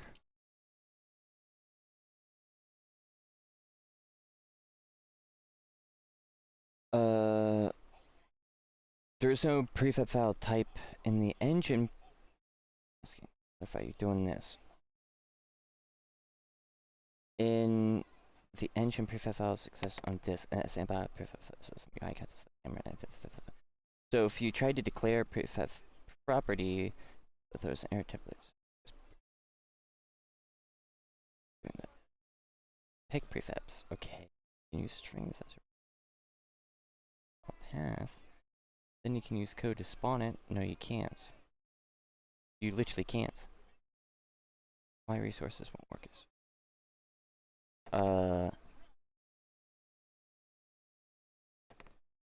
But what is the prefab file? How can we set anything on that if it should not work when it works? I guess I'm learning C#. Yeah, we're just learning. Get serialized internally. Probably just actually know what type of exists. That's why when you try to use it in code, you get errors like this.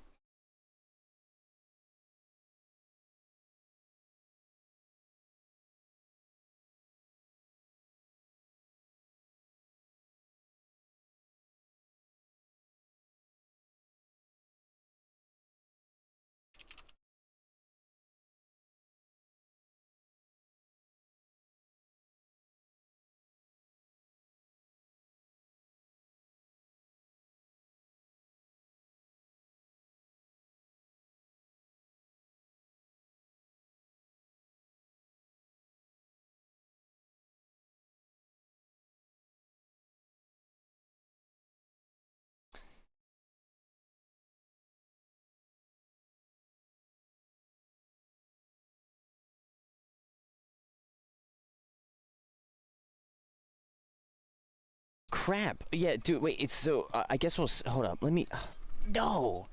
So, wait, man, it makes me not want to work in these systems. Bro, you can't tell me, wait. What? So it just doesn't work. It just doesn't work. We literally can't convert none of that. And it makes complete sense. There's no way to do it. You can't serialize nothing because it's always going to be a string, and they have no way of actually checking if it's a string equal this and actually spawn this prefab. There's no way.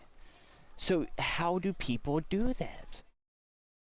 There's got to be a way. So what are they doing? They're doing something. But I don't know. Well, we got super close again. Come to find out, even more so, we can't do that.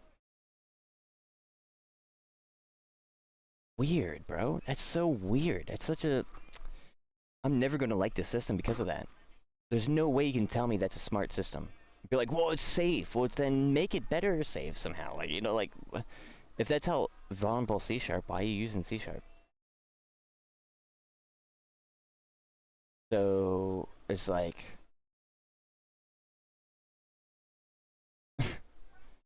That makes no sense. There's no way to load any information like that. It literally makes no sense. There's no way to just say, get this thing and spawn it via name. It's literally impossible to do that. In S&Box. Because there's no way. There's nothing that spawns that. So then what? What? That I can't believe. I legit am like refusing to believe that. So you can't.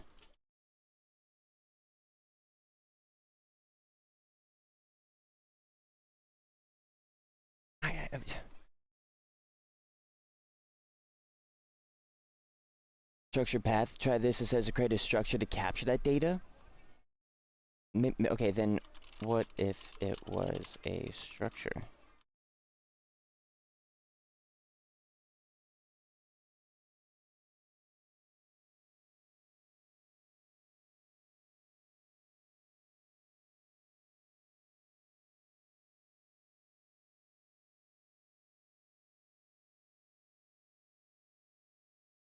Is it really just... Okay, hold up, so... That command resource? No, what? Oh, because I fed it the other information. Jesus Christ.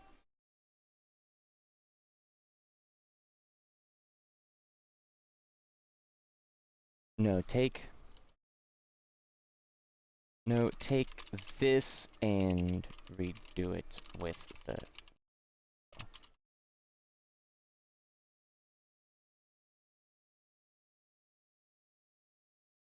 Important, this already exists and edit this or prefab file can reference. Okay.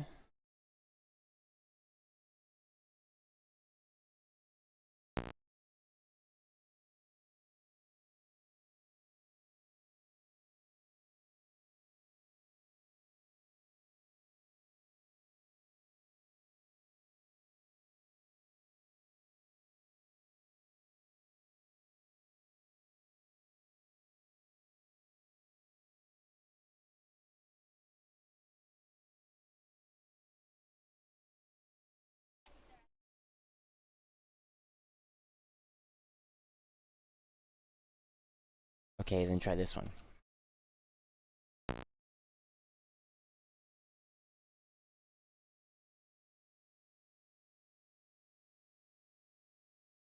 Where's the structure? What?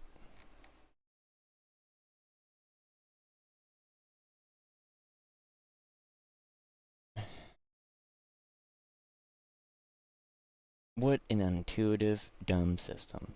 I understand, like, and also, like, ChatGPT sucks. Like, I can kind of piece this together more so on my own than that. Like, what? Because it's like feeding me. Okay, so it's like, okay, then we can't do that. But no, you can with a structure? So how can you with the structure? I guess you can with the structure. But now it's like not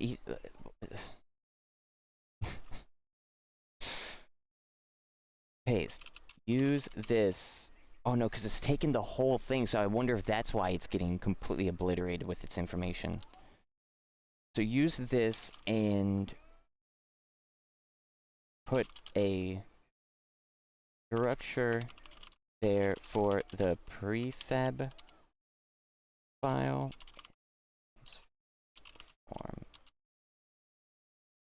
Form. Pose in rotation so we can save that and load it.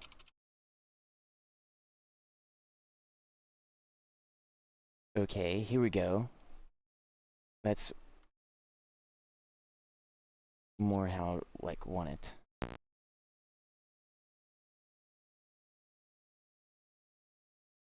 Path equals path.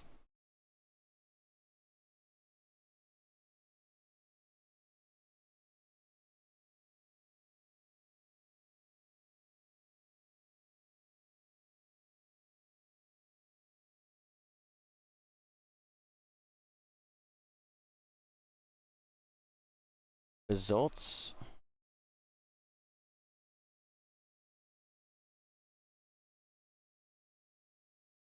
Yes. Okay, let's see if this works.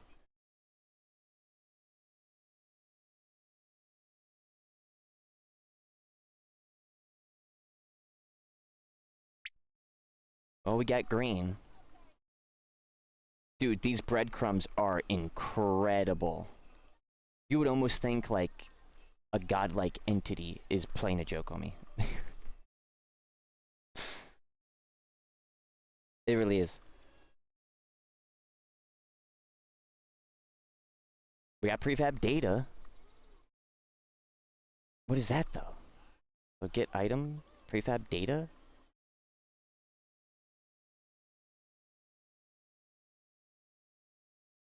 I don't want the path.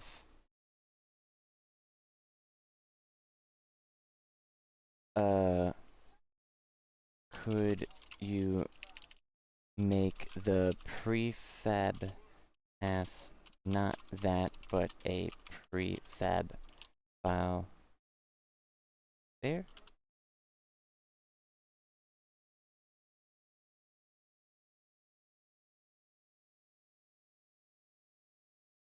Oh, I can see it here, right? Yeah, so...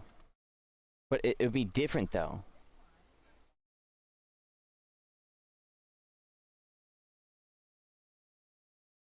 It's like really different. Makes no sense type of different. Somehow it worked.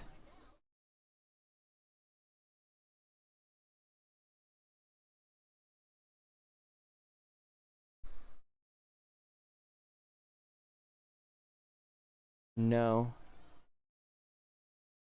Well, do we know... prefab with transform? Prefab... Get prefabs with transform. No, I want... AI already... AI.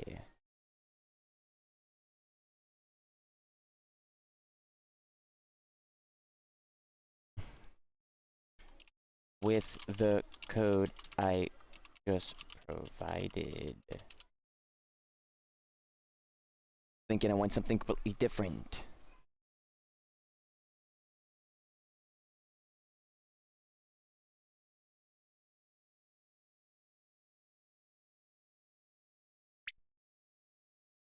Green. Did he even do...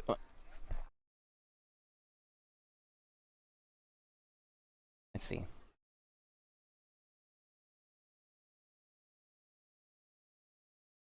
There is the prefab file. We have something. My goodness. Okay, so... Let me be real quick.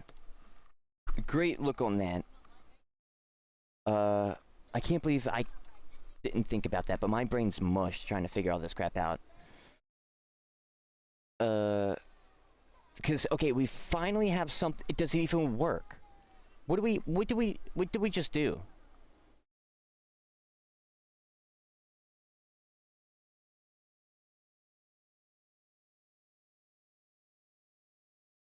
Not exactly what we want. Now that I think. Because we're just getting prefab. We're getting a prefab file, getting all of them, and then inside the structure, it's a prefab file. That makes no sense.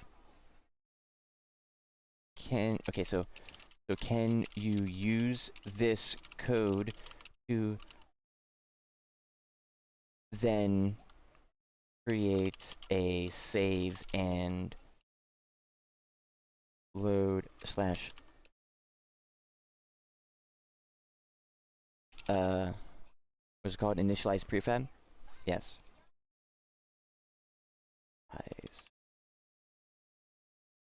Prefab via the prefab file.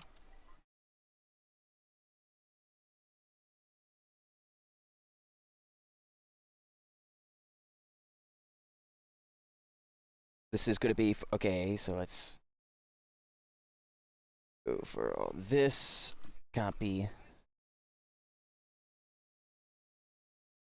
paste.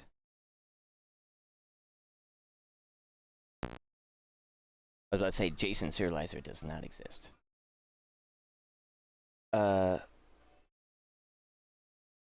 It sets up so it could be saved as JSON files, so variables equals save, then equals save.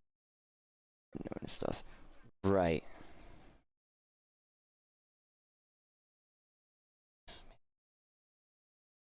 Dude, it is so dumb how breadcrumby this is. So, right, I see.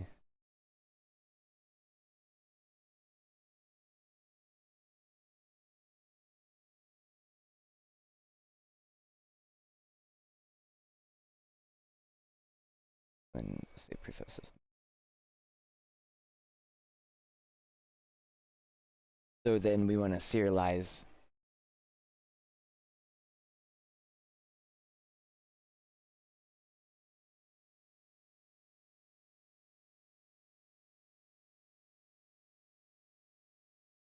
Wait.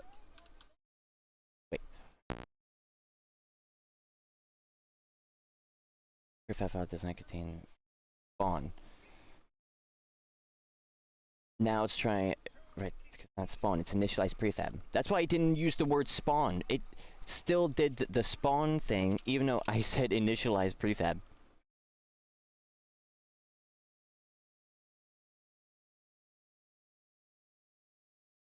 This. And, okay, so redo.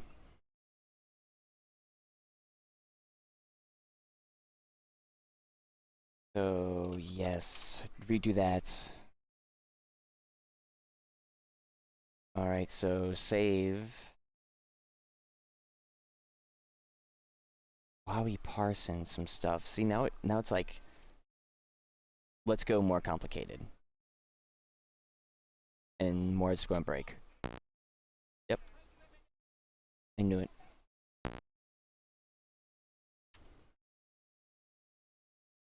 Why is it so dumb? So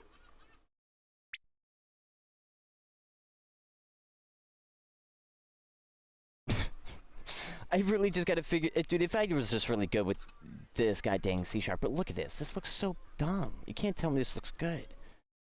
Like, bro, it's okay. Nah, dude. Visual scripting 10 times, 20 times better than this by far. Like, kind of crazy.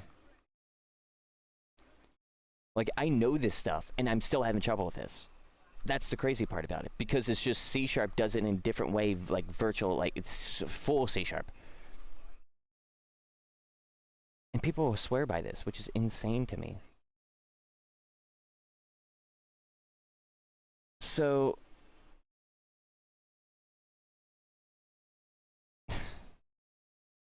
I can't believe this. It's just, we're so close again. But let me BRB. God dang. Because we gotta save the information, then we gotta load the information. We can save a structured thing and get it like that, but now it just, we gotta have it where we serialize it, I guess. I don't know. Or something like that, and then unserialize it, but then we gotta serialize it with the new system, and the new system is not in Because we're still not even using the new system. Yeah, dude, that's crazy. Now that I think about it, we legit aren't even using the new system. Which I think I deleted. Or is it right here? No, it's right here. This stuff. The set metadata. That's like the new stuff, the entries. Let me BRB real quick. I'll come back. See if we do something real quick. Or if we're getting to our next thing.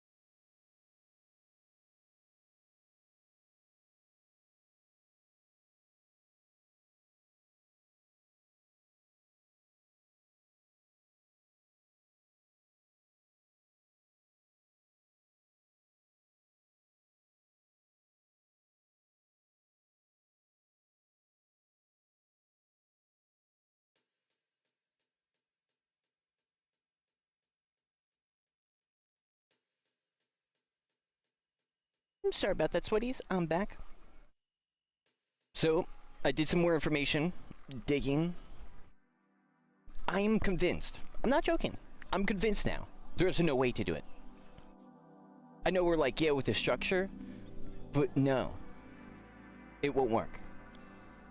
And it's the only reason why, like, all of it would work. The only reason why it won't, because there's no way to spawn it in any other way other than a clone or by initiate a prefab file. You cannot directly get those in that information.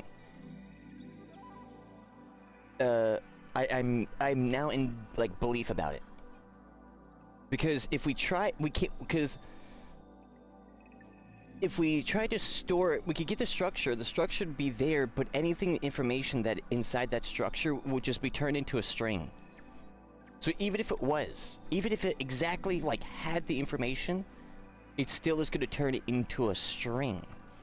And even if that was the exact code, but it's the 2-string version. It's, you know, we get game object 2-string, it's that.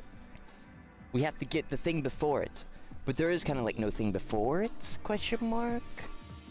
I don't know, but the 2-string, there's no way to spawn it to that. Like, there's none. There's none. Which is confusing. Very confusing. So I'm guessing the actual save game stuff that we've seen so far has technically not been in relation to any of that stuff. Like, it can't. Like, it's only positions and stuff like that. You can't, like, there's no one actually, I don't think, right now, I don't think Farmland does that. There must be prefab files there that just change the skin mesh. And it's actually not spawning. And there is no spawning yet. Because it can't. There's no way to save it, even with the resource files. They're JSON files, but they're, like, set JSON files. They're not onload, at least that, no. And even if so, we're not going to use that, because that's not the right way to really kind of do that, right? Because why would you? But I guess so, but we tried, it didn't work, so it's like, what do we do? Big problem. I did try with the game object, I technically didn't try with the prefab file. But, like, that shouldn't matter with the resource file, considering that we have it where we can do that if we set it, but there is no way. There's no information anywhere, like, we could get it from different spots, technically, but if we get it, it turns into a string, no matter what. Like, I cannot figure out or find a way for it to not turn into a string, even if we do get it. Which means there's no way to do it.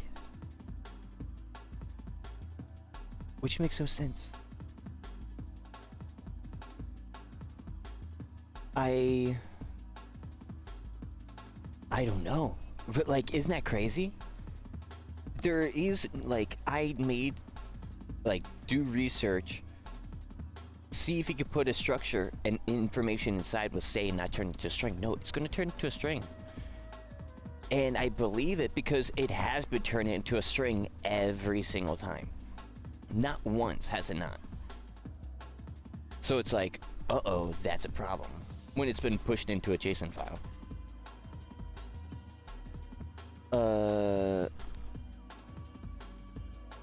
I mean, we could easily use the JSON file for the player data, because that's what? Strings, ints, bools, easy. Transform values, easy. Because of course we know what blueprint to spawn, but we're not even needing to spawn that, really. Unless we want to save the location of that. But we could do that because of, guess what? We could have it in the thing that says to spawn, the network helper. So we could get that variable there to get that to actually say, hey, spawn that. Versus, it's got to check, get, store, then spawn. And that storing turns the stuff, if it's not a thing, into a string, because that's no other way for it to store. Because it doesn't know anything else. Like, it's not the core types. So it's like, the only way to do that is to convert it. That's what I discovered. So, I mean, it's a great try. It's just like, crap, man. That sucks. But I don't know what to do about that. This is chaos physics level of, whoa. Like, legit. This is, we found our first chaos physics level of what in the world in a different engine. And it's The save system. Maybe, like, maybe it's gonna be the thing where I'm like, oh, wait, that's how you save it? But, like, we went through every single thing within the past few days. We've went and scoped out this whole part of the jungle. We have not found the artifact. We've even dug in the spots where it should be. We even looked where it should be. It's nowhere near there. It could be far down below, technically. And if it is, then it's there, down below. But we were told it's going to be on top of the surface. Like, because it's just going to be a string. That's so crazy. And it makes so much sense. So it's like, okay. Weird. So we're going to stop with the save system. No more. For right now. We're not going to try that. I think what we're going to do with the... I mean, hey, we pat ourselves on back. Pat ourselves on back for that one. But, like, legit, though, because we've exhausted all of our options. It's like, yeah, we've scoped out the area. We did what we were supposed to do. If it's down below, we weren't told of that, and we don't have the equipment to really do that. But, like, the equipment is the knowledge to do that one very, very, very, very, very, very, very specific thing. Because, again, JSON files turns the non-unknown stuff to strings. And I saw it with the saves, too. And it's just like, well, maybe we could do the other things, but we tried today. We tried the last options today. There's no way, which makes me I'm in disbelief, which makes me think, like, I'm wrong. But, like, if we were to... We looked over here, it's not there. We see with our eyes. Not there. Not there. It's like, that's weird. But I'm like, information is conflicting in my brain. Visually, I'm seeing one thing, but my brain is saying I should be seeing a different thing. But, like, seriously, that's kind of the part here. But that's okay. We just will work with that. I mean, we can't do scenes like that. Like, there is certain information you can't do. So I think it's just like mechanic that we get away for. But it can't be, because it's got to be here already, because it's such a needed thing. But maybe it is. But you got a base file system to, like, read, write, create JSON files, serialize them, read the contents of a path of a string, and return as a string. I could get a list of files, but return as a string. I can open a file for write, and then if it exists, we'll overwrite it, type thing. Because I'm reading from, like, the documents. Yeah. Weird. Weird. And then, yeah. I mean, good try. Crap, but I wouldn't, like... Okay, so hold up. Man. We might delay something for tomorrow. I'm so, like, adamant about this, because it's like the chaos vehicle system. It legit is. Oh, that's the wrong board. We go Dark RP. Oh. Different vibe. Let's go.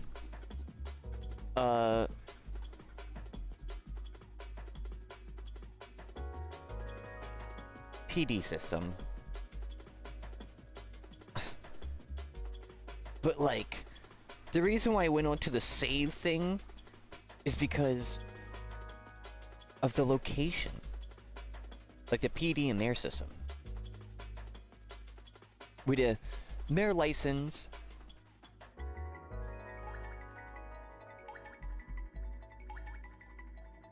Which would, because I'm thinking, like, how would you save the player data and all that stuff? How would you save... Well, you could save the player job name. It's like, weirdly, you could do this with resources, but it makes sense. Because, like, yeah, we can just read the name and get that, because we're not, like... The problem is not... Like, we can do that, we're doing the same thing, but, like, we're not restricted to clone game object. Only game object. Initialize prefab. Prefab. Because we could just get his name and be like, yeah, search for name is name, look for the thing, name is so, get the information, there you go. You got the stuff. But we And then we can even spawn that if we want, like, anything in it or whatnot. But we can't with the other way. So weird. Even though it's so close, like, so similar. Because with the license, it's like, wait, how do you do that? Well, a Boolean. Easy. Job system. Job system. Check what your job name is. Alright. That's... If we were to save it, but you don't save that. That's like, if you leave the server, your job gets reset. So someone else can have a turn. That's important. Unless some certain jobs. Maybe you have a system like that. But either way, it's like, get the thing, get the name, set the job, like, get the resource, set it on the player information. Like, Dark RP player, job, set variable, boom. Isn't that weird? Why, you can't save the positions on the jails? Because, well, we can save the positions. We can't save what it is.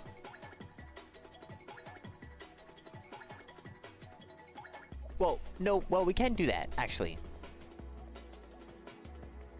Can we? Well, we can. We can. My problem... Because we could... say... We could have a variable somewhere that plugs that in.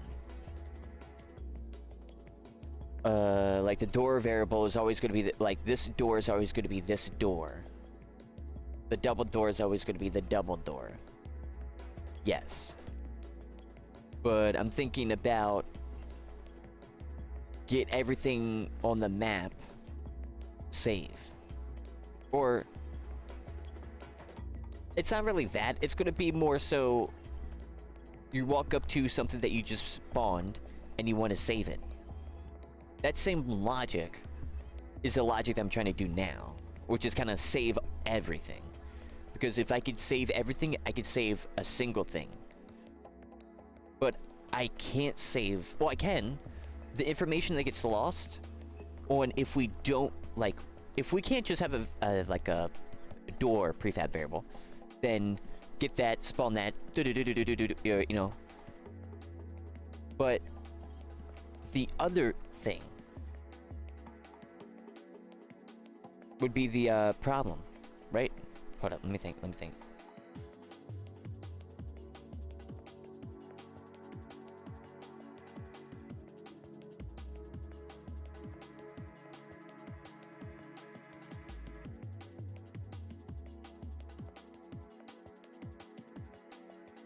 Maybe having a Eureka. Hold up. So if we have... well, let's think about that. What stuff that we could have? Glass, doors, spawn points, jail points. We know which ones are those. So actually, 4 parts of the system works. I just know that the last one won't. Because... That's right. Why can't you just do that? It would be because we don't know them. But then I thought right after, well, why don't we know them? Because we can know them. We can say, like in the Dark RP game mode, if you want to replace the doors, the single doors, or want to replace those, you theoretically could. It would get the variable from there and spawn that one. So we don't need it, like, when we go and save, do the new save system, that can only be JSON files, we can just only get what can be saved. Which is what? Transform values. That's it. That's what we need. Transform, rotation. Well, transform, position, rotation. We actually need both because the rotation variable is different. Actually, I wonder if that would work. Actually, I don't think there's rotation values in JSON files. I think it's just, whatchamacallit. So we might just... a string. So we might have a problem with the rotation. Now that I think about it. But either way... Because there's got to be a way to do that, too. And if not, holy God. There's got to be. For that. But, because for those 4 things, you would set the prefabs. Like, well, doors includes the other things. Because it'd be like, double doors. Every type of door that we could think of. Jail doors. Well, jail doors could just be a modeled, difference. But, like, how do you know? That's the problem. Is that, like, we can't, like, we can't just get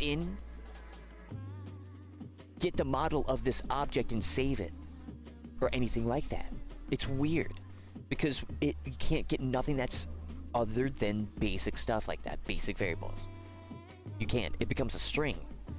and you can't initialize that back into the original variable. So even if you do have it, which you can and probably will, you can't even use it. So it doesn't even matter because there's nothing in here to turn in back into the other thing. So that's a problem. That's a like huge problem for like anything like that. I'm talking like anything like that. So that's a big problem, which is weird. So it's like, then what do you do? Well, you definitely wouldn't know the basic ones, but then the last one you wouldn't. Like, okay, I want to go in. I'm the owner. I want to spawn this car dealer. Let's spawn him. Let's spawn the police car dealer right here, so they can spawn the car here and go to the police thing here. That's how, like, some stuff I've seen. All right, how does he stay there in real time? This is like every Gary's Mod server had this. Like, people would be able to just go in, click. So that's like non-negotiable. Not like we can't just say, nah, let's kind of ditch that. It's such a good feature, so well, because you can't, like, it's super important. Like, oh man, what if someone forgot an entity or a certain thing? You have to restart the server for the thing to spawn. Or, well, that's how that stuff worked. But especially in the old school. Now we could probably just spawn it. But the thing is, we kind of can't because we can't even save the game object or prefab file. So, like, could we? I don't think so. So then you have to go into the editor, which I don't think the server owners are going to have now. I don't think so. They're going to go in there and then edit that thing. Unless they add, unless with S&Box they add a server owner S&Box editor version, where on the dedicated server you get into the S&Box editor there, and you're able to edit the map of your server there. If that's not a thing, not possible, not possible. So that means it is needed, like, for anything to be saved like that to be able to be clicked. That's kind of the crazy thing about Dark RP. There was no feature like that. Load prefab file clone object, or in the loading code? Where is it? Let me check that out. Let me see.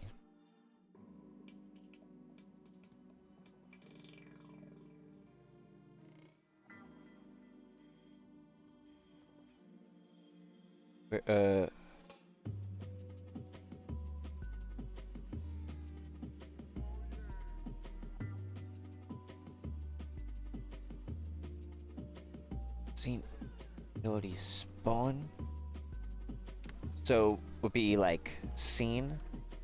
So I'm trying to look on the wiki, but it's like should I even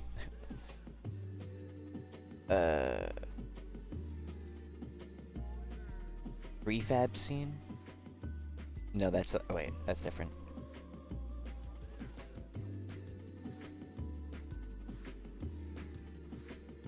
Oh.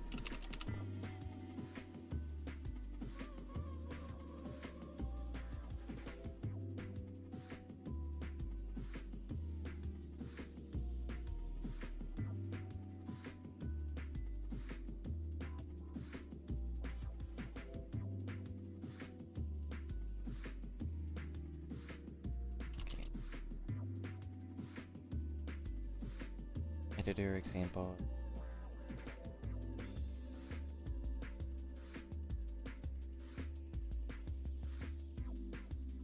I don't think there is. Like, I'm searching the keywords, and I'm not finding none of that on their wiki. Well, stuff that's similar, but like,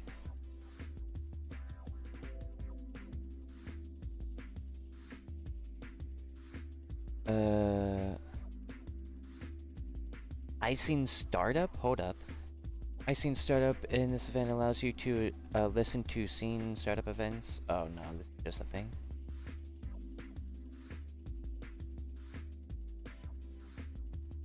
On the engine scene, the scene is set to the clients when they join.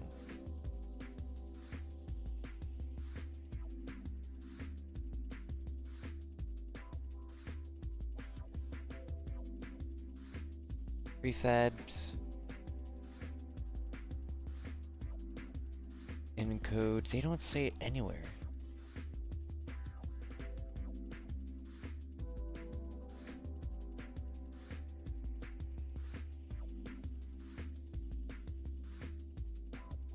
On balloon game. That's not even there. Yeah, their documentation sucks. Maybe I gotta go into their API.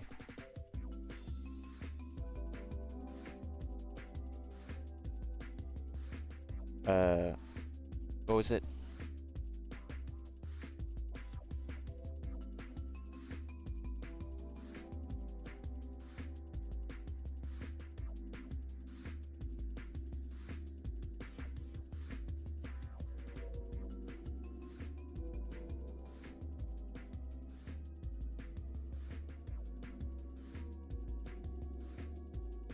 Nope, I can't find nothing.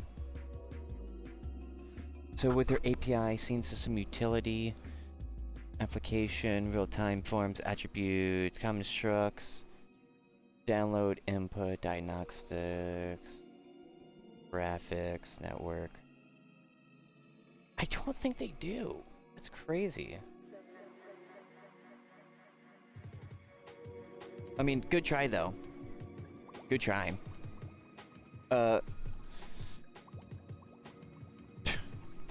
I'm blown away. I'm really am. But I'm gonna be more blown away when it's gonna be like a simple thing. But yeah, we need a mayor license system.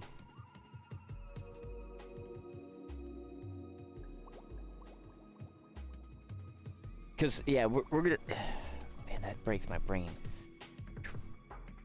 It's a really good challenge. It's a sweaty challenge. It's a sweaty challenge, and that's why it's even more fun and aggravating.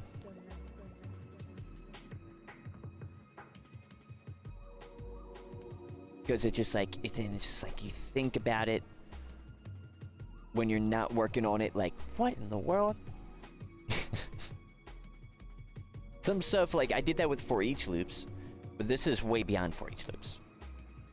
Like there's like some level of understanding where like we're understanding that we can't do it more and more.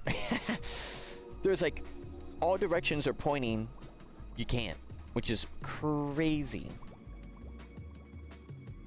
So much that my brain is thinking that is so crazy that it's pushing it. We have not seen one factual evidence that like works in some way to what we want without it turning into a string in that way. It's only that it's so weird that we're like, yeah, it's gotta be, right? Which is so true. It's gotta be. Because like, why not? And if there isn't, then Unreal Engine is like supreme god tier. You know what I mean? You know what I mean? If that's the case, it is god tier plus. Like, legitimately, bro. Crazy. Because that's crazy. But we're learning. But yeah, mayor's license system. You need to have to be the mayor. And we need the tab. Oh no, license system is, well, yeah, that, well, there's two ways. Do it through the tab menu. And it'll be, when you click on person, it would be like a few buttons that's stacked there. We will mimic that too from the F admin menu. That is there. Give license, wanted and warrant. And it'll pop up the stuff there. Or you slash, type in the command, and then it gives it to the person. So how would we do a license system? Very easily, actually. Very easily. Job system. I think we already got that put in. It's a variable, I think. I remember thinking about that, so if that's the case, that's kind of already working, because the thing that we just need is an F4 menu to prevent the player from clicking when someone else is there. Because when we click, we say you're the mayor. And then allow you. What's the license for? It is, you could set, actually, I think we set the variable, I don't know if, I can't remember. But you could say which set of weapons are legal. Everything else, SWEP-wise, is illegal. And a PD, Silver Protection. The default, they were called Silver Protection because it was super Half-Life. But then a lot of servers just called them Police, Police Chief, Police Officer. But you would be able to have a pocket checker. And you would go up, left click on someone, and on the chat, left click, it would just show it, right click, it will check and remove. Which was weird. Because, yeah, it's like, if you're just gonna check and remove, why? But it makes sense. Because normally people just right click. So, but it makes sense because you would want that. Where left click, it will show what weapons they have that are not on the legal list. And so those are all the illegal stuff. Right click to remove, it will go in and remove all those weapons from their hotbar. That's what the license system is for, because the licensed weapons, well, oh yeah, that's for the licensed weapons. Anything that's a licensed weapon, you're good. So let's say you have a licensed weapon, pistol. That won't get removed. And let's just say there's a law on the board. People like to see, like, okay, shotgun's illegal. Shotguns are illegal unless you get a license.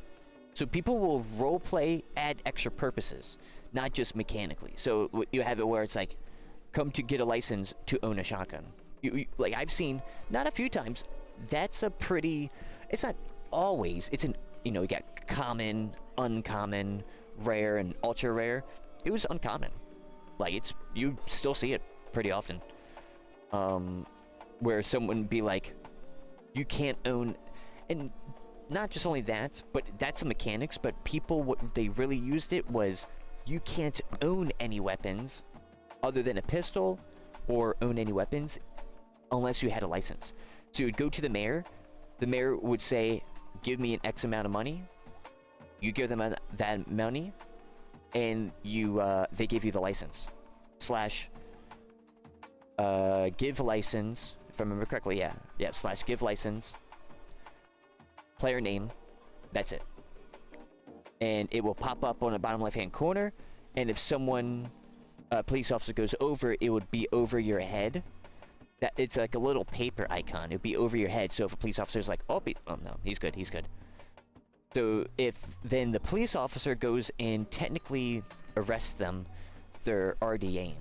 Random, well, RDA, random arrest. Even though that's not the full thing, but people use that terminology. It's RDA, so random arrest. So that's the use for that. There is also, so the job, then adding law boards, the saving of it, there was a thing that would, I think, save. I don't know. There was chat commands for that too. Slash place law board, slash add law, slash remove law. So that would just go to all, so that would get, yeah, it's all fine. I'm just thinking, like, is this gonna be a problem with some save game system stuff? Now that I'm, like, tripping over that, but no, we're tripping. I'm just now, like, I'm like, and like, you see, like, the little birds go over. It, like, just, man, I'm dazed. I got stun locked. Lottery system would be like, it gets everybody in the server, chooses one person. Or no, lottery system, it'll pop up, well, you type in amount, lottery / lottery, or it's UI, and you type in an amount, and they click lottery. It pops up on everybody's screen, a UI, mayor's done a lottery, enter in, because the mayor would say, enter in at, like, 10, they'll enter an amount. Whatever that amount was the amount you would have to get in to enter into the lottery. And whoever won gets all the money in the lottery. And you could do it up to a max depending on the game mode variable. That's easy. Get all the players, prefabs, get their names, check their names. Actually, just get the player prefab. You don't even need to check their name. Just get the player prefab. Because Dark RP player, get their money, set their money. Don't even need to know their name. Mayor special advert. that thing would be wanting. Hold up. Can I hear that? Let's see. Cauterize Half-Life 2 OST. Because it was the OST that had... I think so? Because I was playing Prison Architect and I heard that. Cauterize, or Half-Life 2. Stabilize. I wonder if I... Cauterize. Stabilize.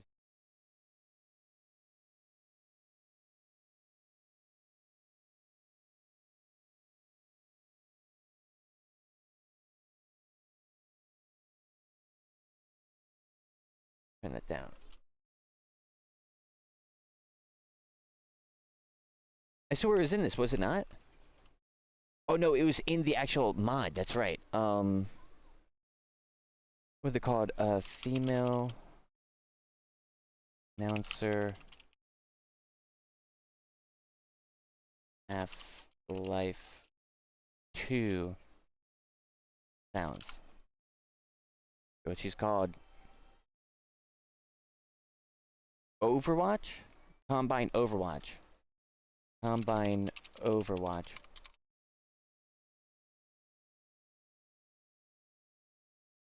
Sitting there it is.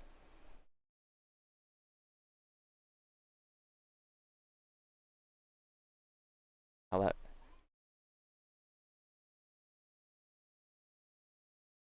Actually, funny enough, they didn't use this one, but this one is way better.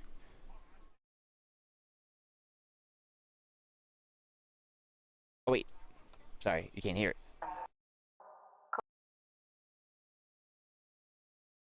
Attention, residents. Miscount detected in your block. That's not what you heard, but this is a better one. With your civil Is this it over here?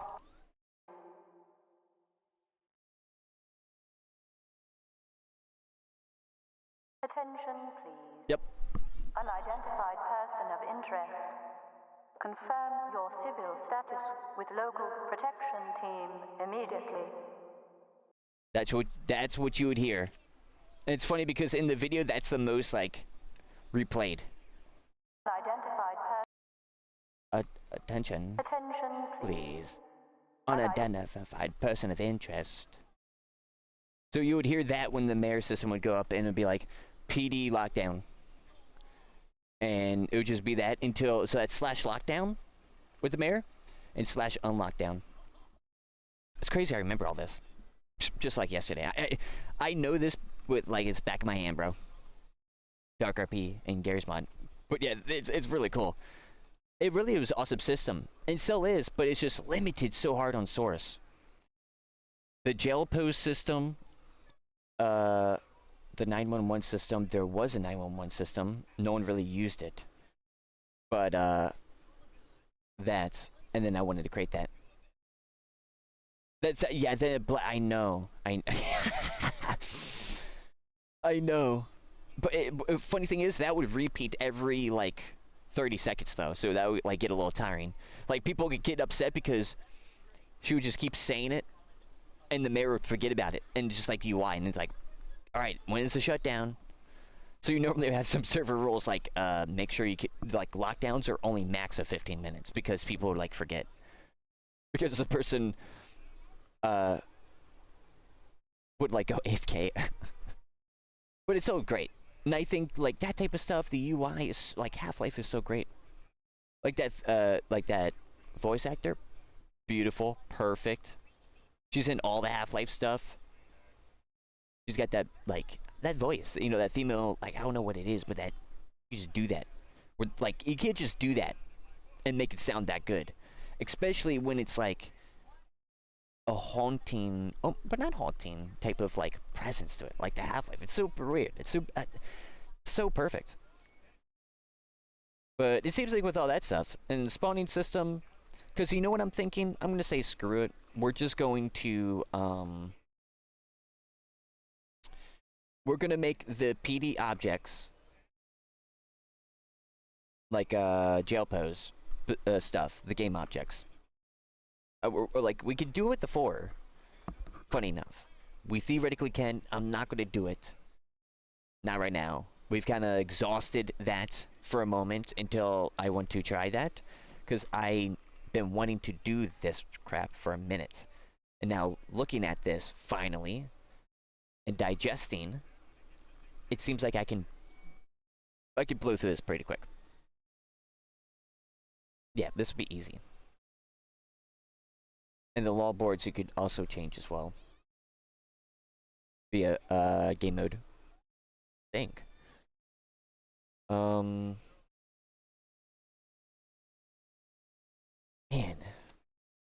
And I'm ready to keep, dude.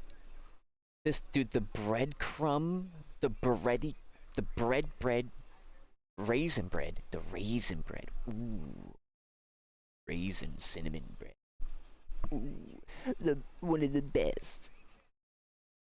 It's just being trickled, like, in front of us. Someone's doing it. It's Matt Asplin, he's got, like, a satchel of it. It's just, like, sprinkling it. As he, like, is, like, skipping through the jungles ahead of us. And we're just like, where is this coming from? I don't know, but I think we're doing this. Successful compile. Oh, nice. Let's try it. Crap, where's the next bit? Like, it's not like it's all been... Like, Chaos Vehicle Systems was more like, nope. This is like, we're getting further. Psych. So it's like, whoa, like we can do that stuff, but it just turns into strings. Psych. But it's like, yeah, I could legit go, oh man, I'm so annoyed by this. Because I want to play, I want to do this. I might do this off stream, I don't know. Maybe I do a little bit right now? What can I do right... Let me look at the game mode. Hold up. I gotta think about the game mode. Did I properly do the game mode? I thought I did. Uh-oh. Oh, that's prop grabber. That's fine. Remove. We don't use that. Law info. Yeah, we don't have the law board. I forgot about that. I thought so. Because they're in different spots. I forget so, but I remember looking at it. Nat Asplin. I know, right? Dude. Just... sprinkling it, just cauterize, stabilize.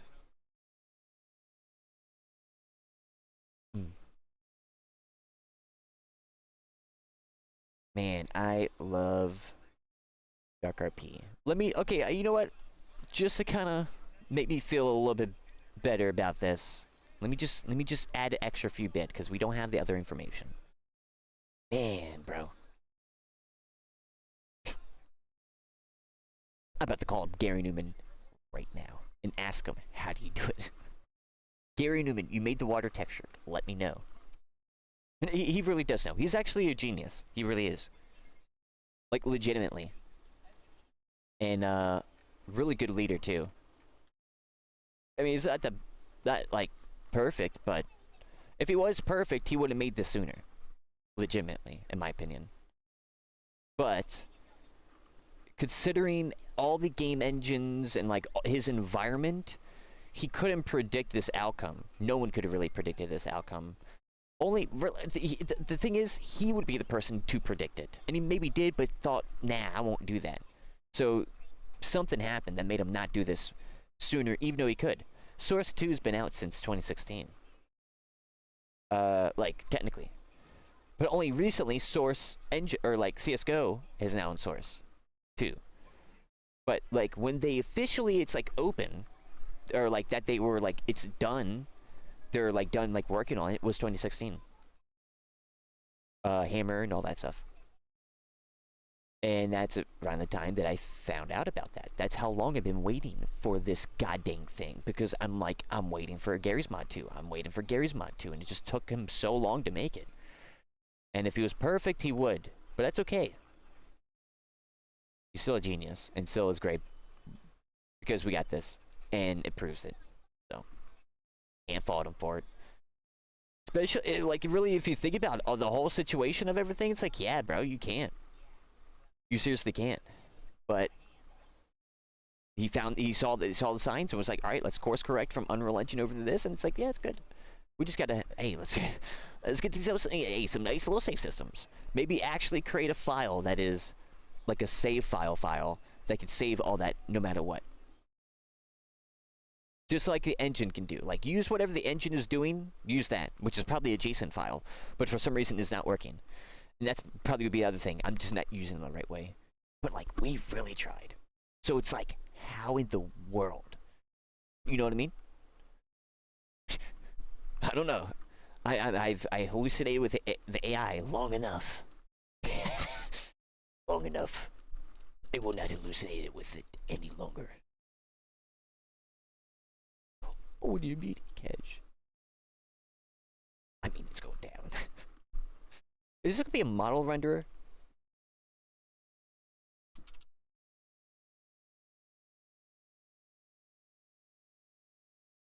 It should be, but I probably would be like skin model render in the future. Or I could just say model. Yeah. Onboard. Logboard model. Do we got our lottery number? Yeah, where was those settings, right?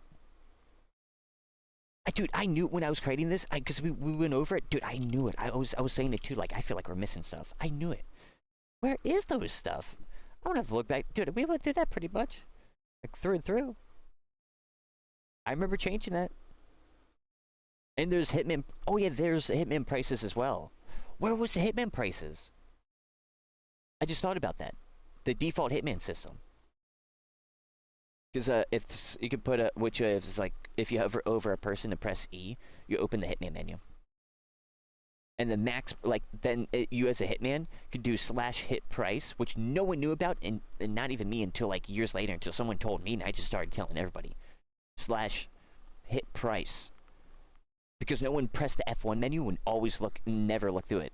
Which makes sense because there's so many variables, so why would they take the time to go through all that? And probably miss it. But /hit price. And you can change your price from a min-max number. I think you could, because technically you couldn't set it to 0. So there definitely was a min number. Min and max. And those values you couldn't go over. I remember adjusting it for my server. It was the default was like 5,000. I enabled it to like 15,000. So then so the hit system was like, okay, so it would like show you somewhere, depending your UI that you got, and you kill that person, you immediately get the money. It comes from the player bank and goes to you. So yeah. I haven't tried it where, like, if the person didn't have the money, if that would work or not, like, afterwards. Like, if they, like, did it. I think it would just put you in debt. Then you would just have to get the money, which would be fine. So, like, negative 15,000 because you just dropped $15,000 after he completes the hit. That's fine. Get another $15,000. That's your fault. It will work. Hopefully. Then that's like extra. Yeah, what would that be? I guess Hitman. Yeah. Well, I'm at it. Hitman. Info. This would be int min hit price.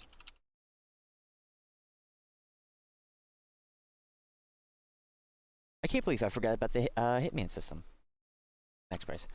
Because one of the people who really played I Am Gaming would always be the Hitman. So you would just, and in chat when a person did it, it would say hit was complete for the X amount of money. Which I don't know if that was by default. I think that was an add-on that did that. But we got this, so that's Hitman info. Nice. With the mayor, we need a lottery, a min-max as well. So just copy this. Uh, Jail time, law boards. I'll put it right here. Lottery. In lottery price. Max. Because man, after now we're like, hey, whew, we're getting somewhere. We're getting some stuff added in. All right. Now, cauterize, stabilize. Attention, please. Cauterize, stabilize. We gotta have the cheese. Cream of cheese system. And I gotta put them in too.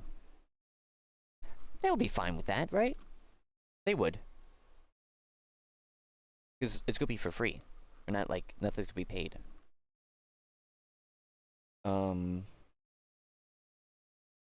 Lockdown. Maybe we have a default. Well, I don't know, because I like it that the mayor can have it for as long as possible. But servers can make it. Well, do I put that system in? I guess so. Like, is unlimited and just can continue. And if not, reduce it on a timer amount.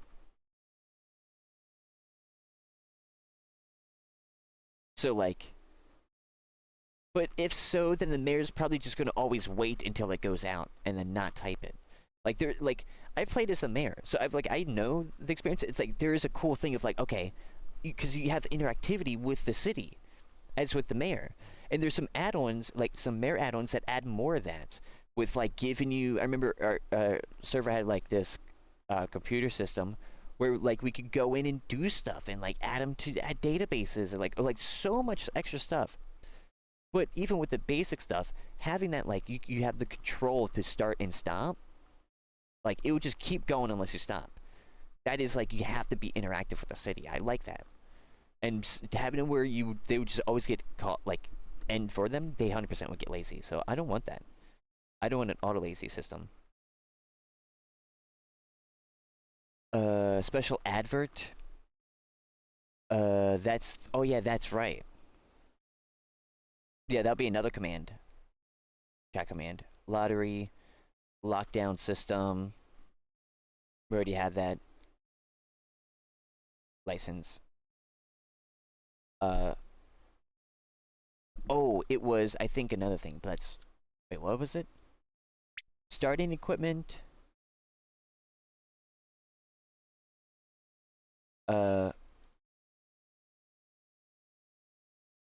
Yeah, I only have starting equipment. That was the thing that I wanted. This would be...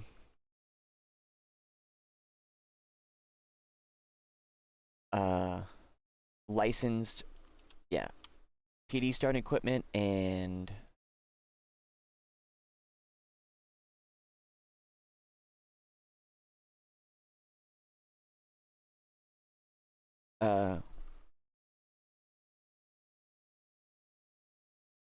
Oh no, we need that. So weapon...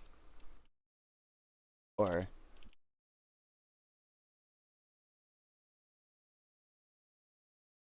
License...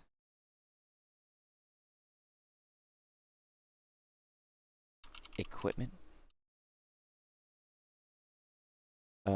Non-needed, or... License... How do you spell it too? One. Yes, okay, license... Avoid... Licensed equipment. Licensed equipment, yeah. That's fine, enough.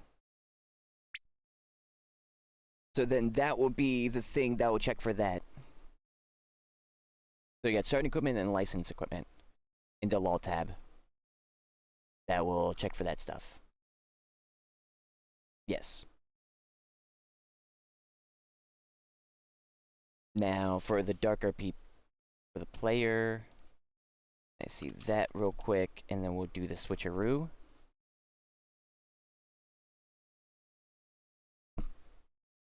Let's see. For the player, dark RP player info. Extra dark RP player info. ID there. Player hotbar is bot. Door int. Player lists. Player list data. Oh, that's right, to fill up.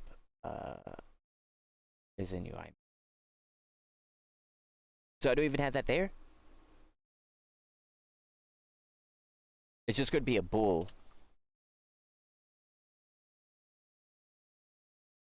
Which is... Man, I really got to fix up the components. Some of the original ones are not organized as much. And I'll continue with that right now. So what is this? Yeah, bool has weapon.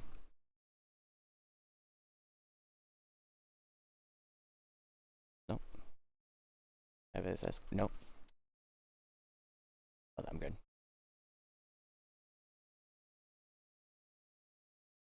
License. Right. Right? Yes. Has weapon license. No. One extra E. Has weapon license. And that is what will just be said is true. Has weapon license. Then also, for the PD stuff,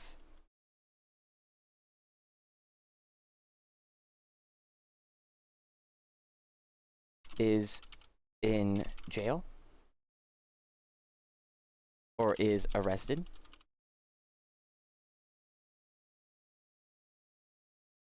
And if so, they go in the jail.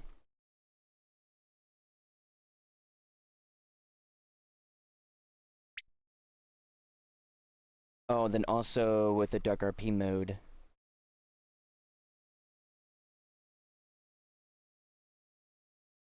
bool, toggle, lottery,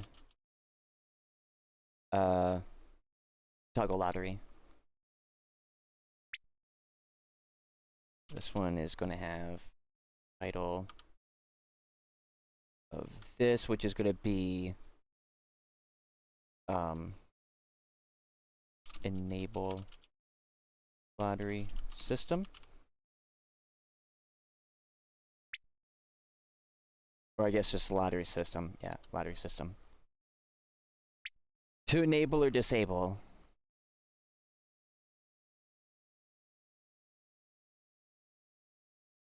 Right. Yep, nice. And then of course I'll do some extra fancy pants by making it hide. But that's the extra stuff that we're adding on, which should be good. That's all the variables. I can't think of any other variables right now. You know what? Do I? Yeah, let me BRB real quick. Let me BRB real quick. And then we'll get into our next thing. Dude, super sweaty development for some S&Box. Holy crap. And it's because Matt Asplin, the goddamn dude, knows me so well. He fed me raisin breadcrumbs the whole day today. He kept me going. But little did he know, he would run out. And I would eventually find no more. So after this, we're gonna be getting into some Hearts of Iron 4.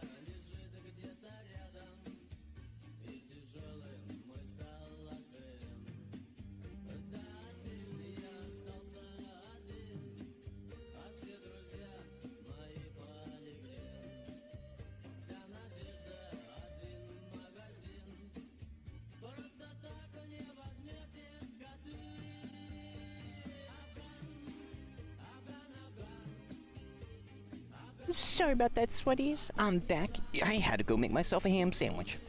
Devoured that sucker.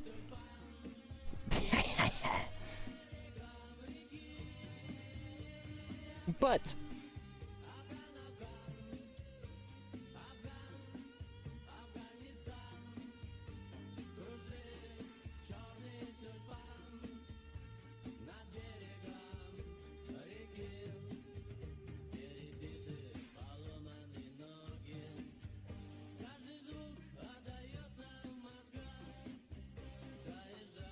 sorry about that. I had to move some stuff away.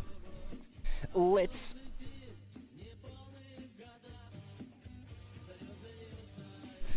go and hold up real quick because I gotta make sure I get this in GitHub. We got all of our stuff that we need for our next set of stuff, and watch, we're gonna just go right through. And we get to use the command system a little bit more, which I kind of wanted to do, which is like set it, call this, which is the spawn, load, save, boom, boom, but no. Matt Asplin does not want that. Matt Asplin isn't having it today.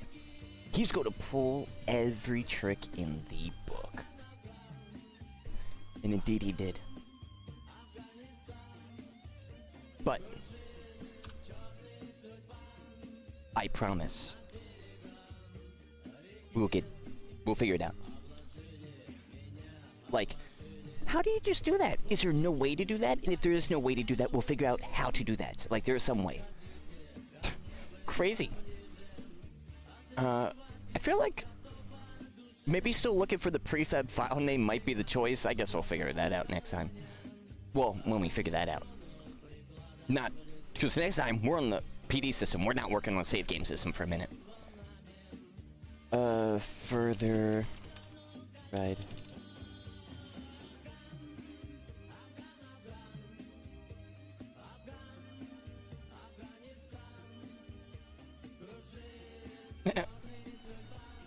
Tried to do it, but didn't.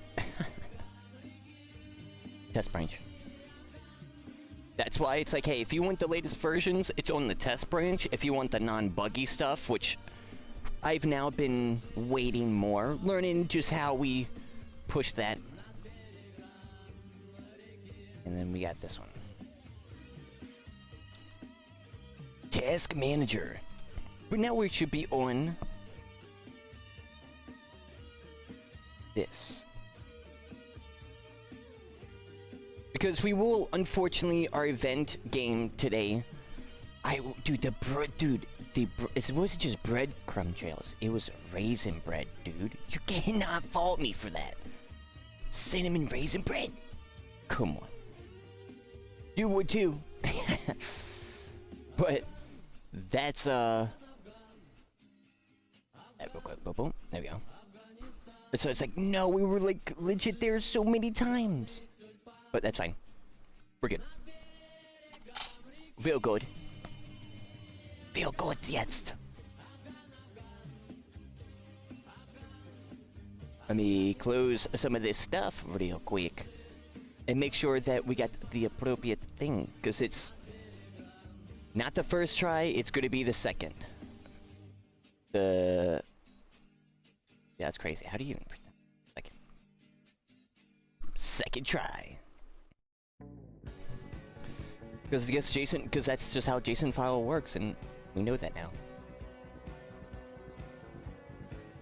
Oh, guess what I was searching?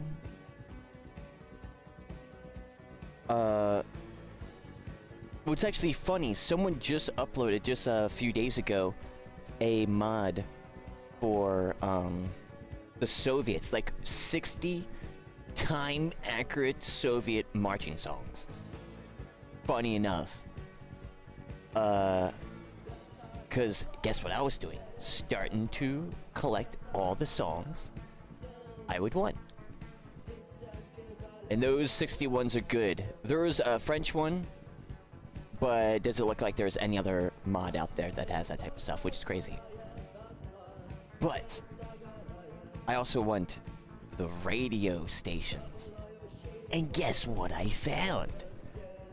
The ones I'm looking for. Well, there's some I haven't found yet. Well, I think I've kind of found, but like, I found all the good ones. Like, yeah, basically.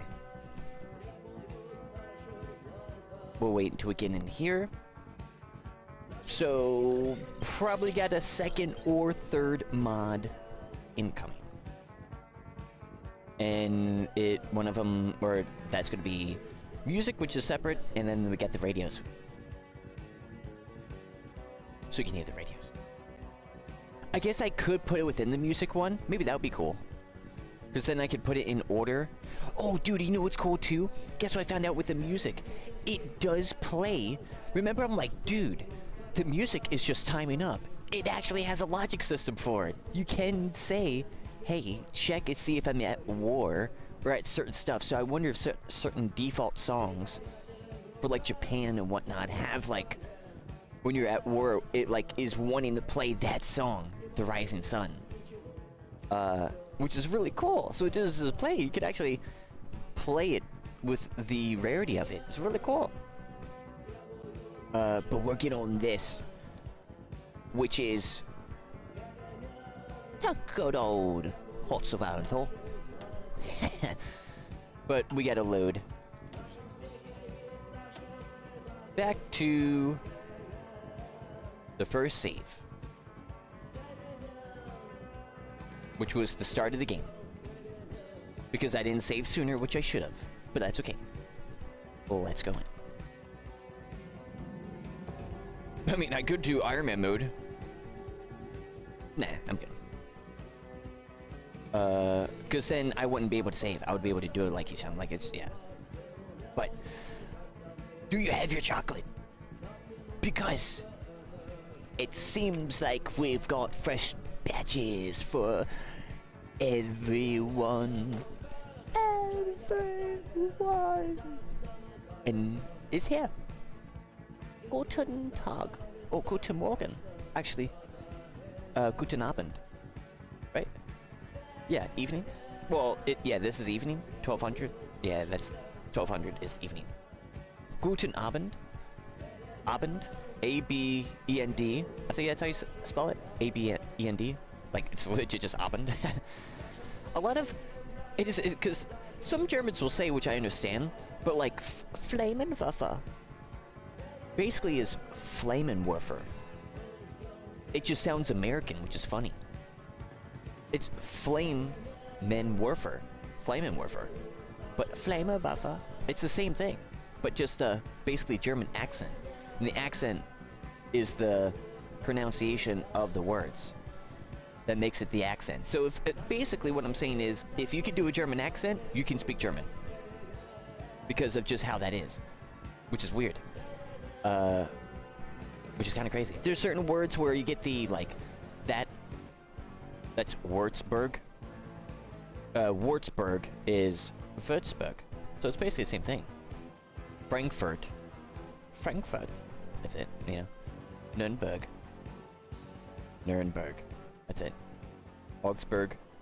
It's like really same thing. But just a full, just a flavor slice, which completely changes the whole thing. And you gotta speak like Yoda. Speak like this, you must. That's, yeah. Expression.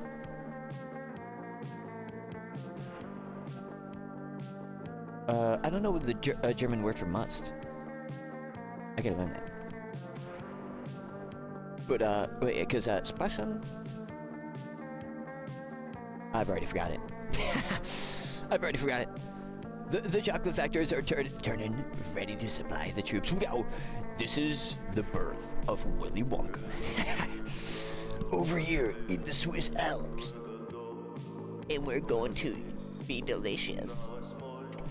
Delicioso. I know the word for chocolata, which I did know before, but I forgot it. Which, I remember hearing the word chocolata. It kind of sounds like the word, that's like almost a Spanish word for chocolate. Pretty sure. Chocolata? Oh, let's go. But guess what with the radio stations? We could listen into some of them if you want. What is that? Oh, is that this? Oh, it is. Dude, I thought music started playing. That tripped me. I clicked a button, and it was close to the play button. I'm like, do my hands and eyes deceive me? Matt Asplund is just playing tricks today, man. Matt Asplund is just... Little does he know, he's just a nice guy. He's just like... It's like saying that to, like, Mr. Rogers, basically. It's like, he's just minding his own business. That's what makes it funnier. It's to think that, like, that type of dude is just, like, going through and doing all that stuff. That's what makes it so funny. And then, let alone, just making gaming videos. That's what makes it better. But we do have some... I do want to listen into some. I listened into a few. You know which one that I saw that I instantly got? Remember when I was playing USA, and the Chinese lady and the Chinese man came over to talk to the Americans, and I did the thing, which I never knew about until then. I did the thing saying, because it was her name. Her name structure is like MAIA something. I decided that we made a good, like, yes, that was awesome, we'll provide support. That actually happened. And I got the recording of it. We can listen to her. I said, yeah, I was listening to it. And it's actually really trippy. It's actually crazy. There's actually recordings of all of it, basically, which I'm like, I've never heard of them. I don't know, but I kind of want to listen to that one. And I'm going to put them in, because there's so many different, like, variations. There's going to be, like, the Axis ones, the Asian ones, and then the, like, that would be China, like, all the Asian theater. Because there's not that many, so it'd be, like, they'll have all the same. And the, Allies. But if that's going to be the case, then that might have them separate. We'll see. But it'd be cool if it, like, I think you'll have, like, if you have both of my packs, they'll go really well together, basically. Especially if you have them, like, select them all, like, the stuff, and, do it. We must go. We got the Deutsch. Oh, yeah, let's listen. Wait, we could listen to German music. Yeah, German music. Dutch? No. We can listen to Francais, because that is realistic too. And Italian. I was terrible with, country flags too. Because I just had terrible teachers teaching it, so I just never learned it, really. But now I'm, like, learning legit because of this game. I'm not joking. Let's go. Stalingrad in D minor. Westerwaldet. Let's listen to the local radio. Sit. Yeah, that's not... You probably get a lot...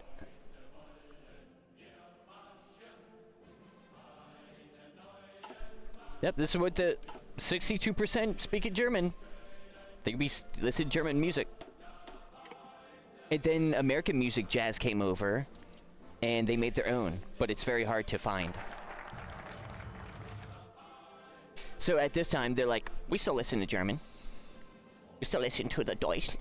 And then we'll get some Francais and Italian music. Because I want to, like, I want to listen to the music and, like, learn. Oh, I just realized I got it. Oh. There we go, because of the other game. Because, yeah, it's, like, really historical. Like, imagine if we could hear, like, when the event popped up, imagine if there was a little sound button and you could listen in and listen to the whole thing. That would be baller. That's why I'm going to definitely include that clip into the radio stuff.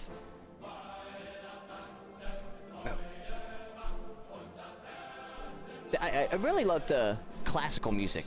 I would have to listen.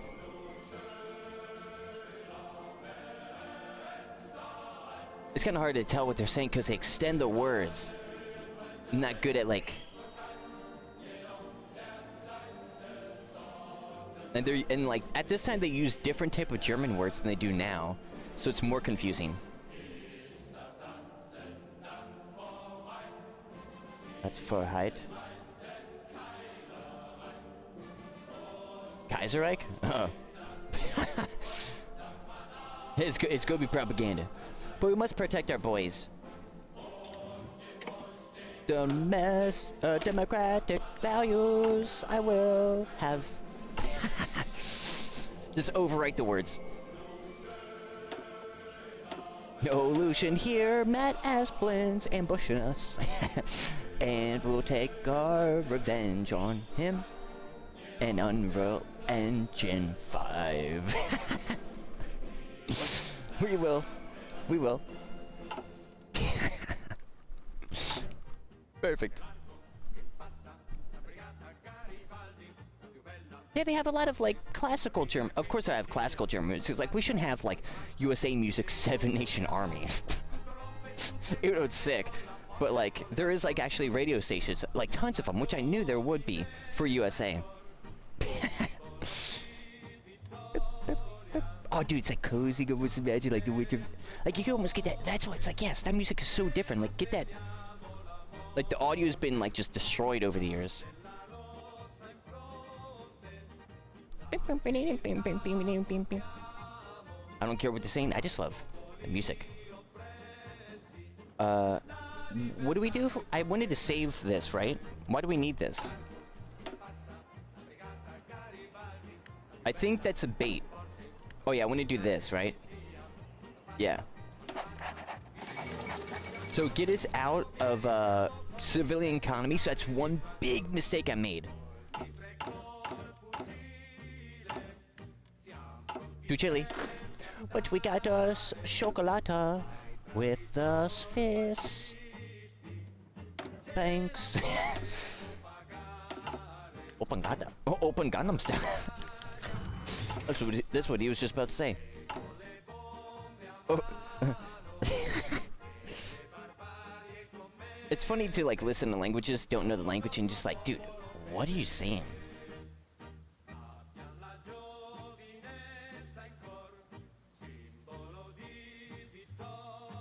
Who was it? Albert? No, Giuseppe. Giuseppe's the president. We need a counselor. And then this one...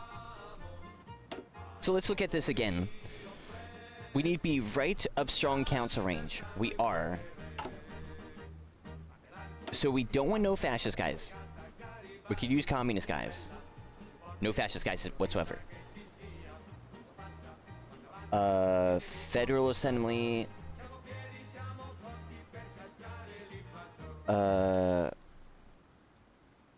Oh yeah, I wanted a political power gain guy. Yeah, him.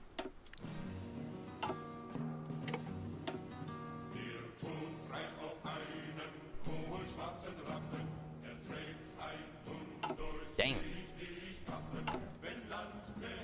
Demobilization, demobilize our economy? Oh no! Never mind. We have to demobilize. No, wait, we're in early? Oh. Well, I just waited, never mind. I did right last time by not doing that. That sucks.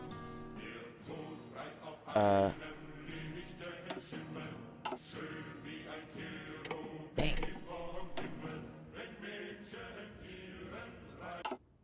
Montgomery. Oh, and this is Francais. Classics. Radio France.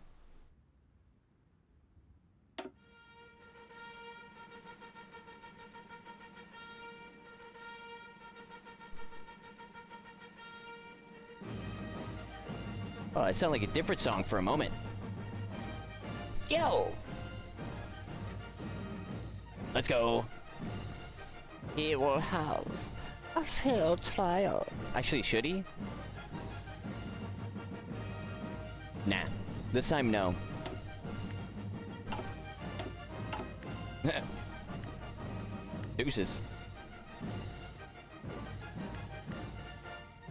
Well, I'm gonna wait the amount of days so we get that for construction boost. I guess it works. Thankfully, we're gonna get crap tons. Boom. You know what's funny? I think we do gotta go down here. Now I'm thinking about it. Let's go down there. Yeah, we do, don't we? We do. We gotta be over here. Push it down into the ground.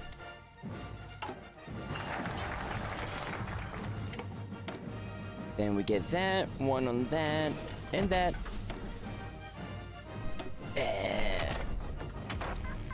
Research. We want to do that as soon as possible. Reaffirm spiritual defense. Hold on, say. Hey, listen to France. Luffy's listening from Francais music right here. Over here was German, we were listening in here. Now we're over here in France, so they're listening to some France. Lower accurate.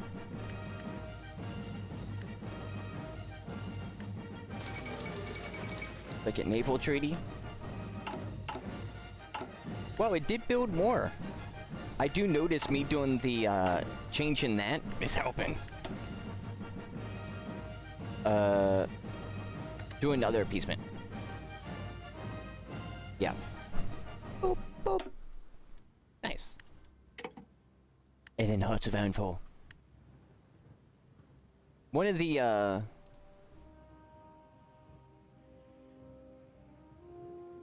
yeah, I just pasted the links. I'm gonna have to find it. Hopefully it works.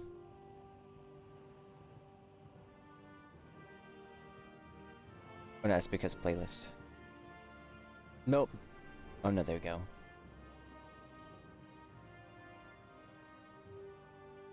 Man, I should have really put a thing on this.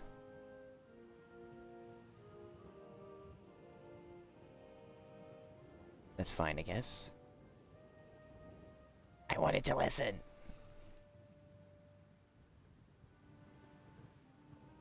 Boom, boom, boom.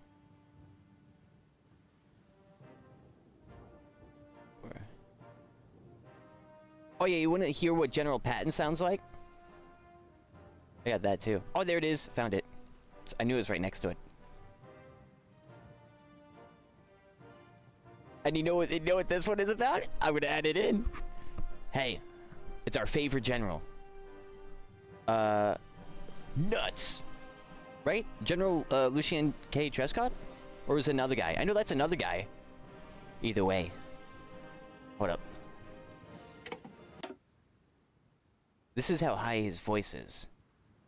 It's a good, like, audio recording I've ever heard of him.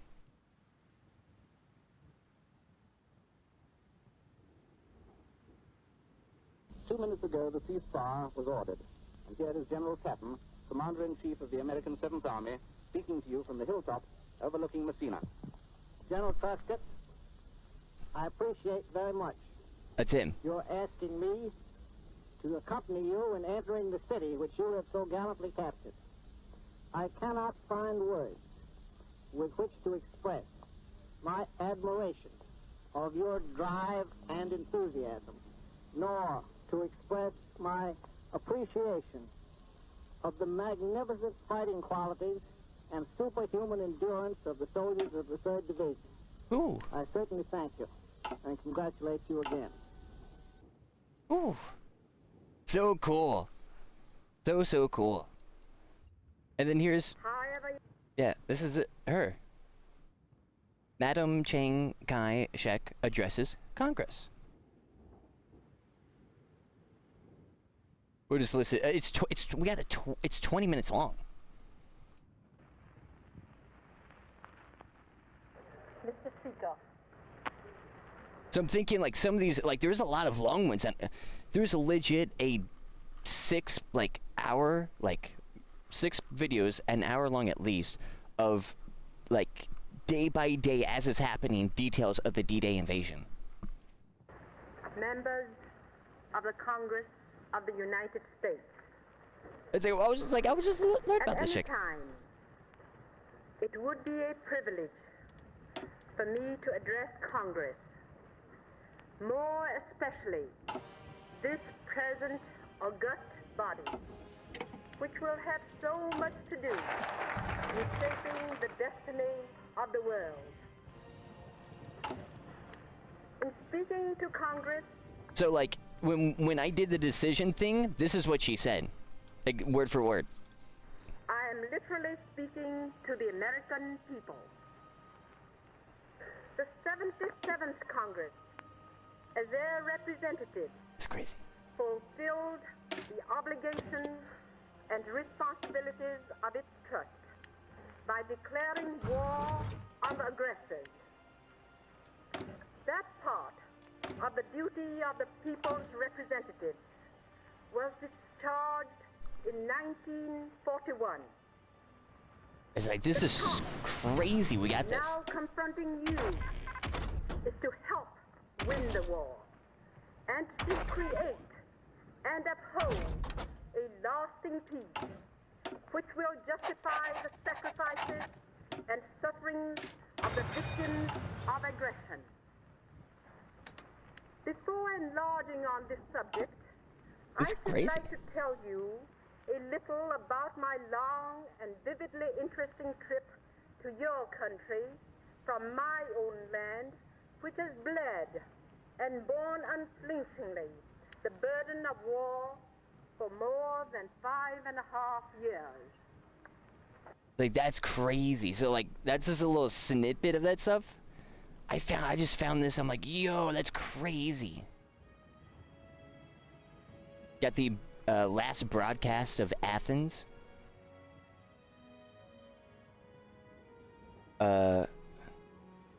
I got the last final Francais one. The announcement of the German invasion of Poland.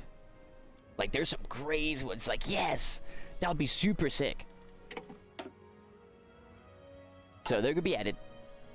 It might be a big mod, but like theoretically it could work. I guess we'll see. So it's gonna be cool. Plus with the music, it's gonna be really, really cool. And there's like other funny ones too. We got Winston. There, I got a few Winstons. Where's a Winston one?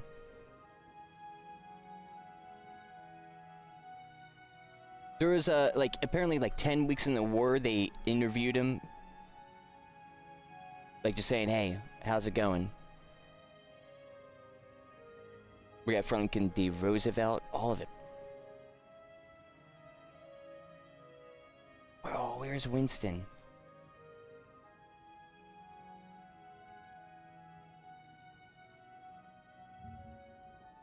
That it?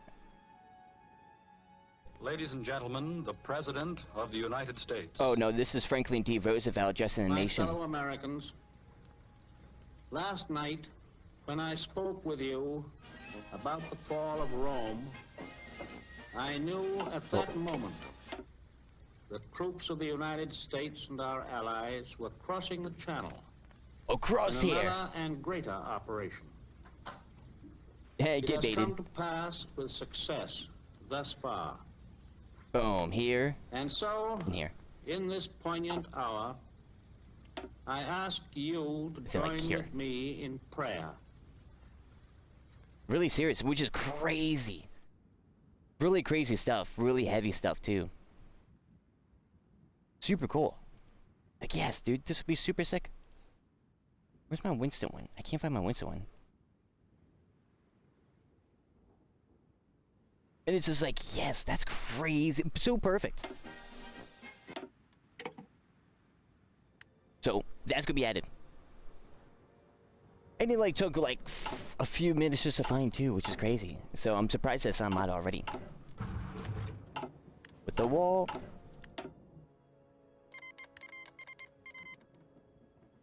Oh, National Spain declares war on Spain. Who could have thought of such a thing? Not the Spaniards. We'll get that artillery. Cause I got the whatchamacallit, the industrial thing, because I noticed without it, it was 200 days. With it, it was 170 for the industrial. There we go. So now we ban. So we go and ban. Because for... Oh, I mean, just as everybody keep it up with the war goals. Look at Allied. Gold. Right there. We gotta get it. We gotta get this, this, and this. We gotta get heads in the game. Gotta get heads in the game. Okay, so it looks like we even gotta do even more weird stuff. Or whatever. So what we gotta do is we gotta have no fascism support. But we gotta have our Federal Assembly go down. So we gotta go communist. Give me your gold. We some pirates. Give me your gold. Give me that gold. And that's just that's less than 80. So we gotta go less than 80, less than 70, less than 60, less than 50, less than 40. We gotta go heavy communist? Or how do I just lose support for the Federal Assembly? We gotta go communist. So we won it for now, right? Or maybe I already failed, because maybe I gotta restart again. Maybe we don't want to renounce our... We don't want our guiding principles. No, guiding principles isn't democracy. That just pushes it over to here. That's not democracy, that's cantons. Right. Croutons. Or croutons in salad. Man, I'm just a hungry boy today. We got some croutons, we got some chocolate, we got some Swiss rolls. Next mod, crouton icon mod. Hey, if the vegetarian... People probably would download it. The Vegetarian Army Icons mod. It turns all the icons, like it's a complete overhaul. Replaces all the default ones with, like, vegetarian icons. So, like, leaves, greens, fruits, vegetables, you name it. Maybe vegetarians and vegans. That'd be cool, too. So we add some, like, fish. Maybe. Oh my goodness, am I just, like... Man. Hitler's pleased. Uh-oh.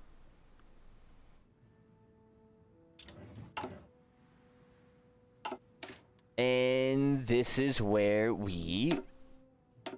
Third try.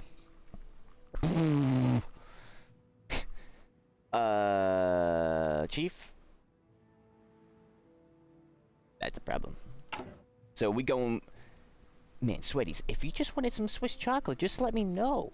You're on your third batch right now. Calm down. Your baker's dozen of Swiss chocolate bars.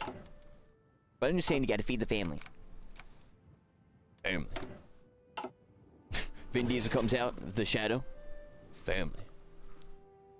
And just like goes in and just somehow disappears. You look in the shadow and he's not there. It's like, did you imagine that? Or was that real? I don't know. Family.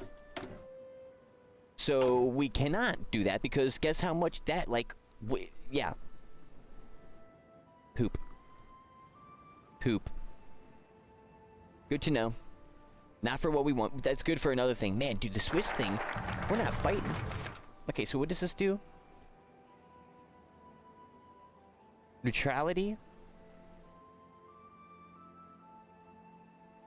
No, I want to keep protecting that. That's, I think, a smart thing. Then we increase the defense budget. We're gonna save 150 this time. And we're going to...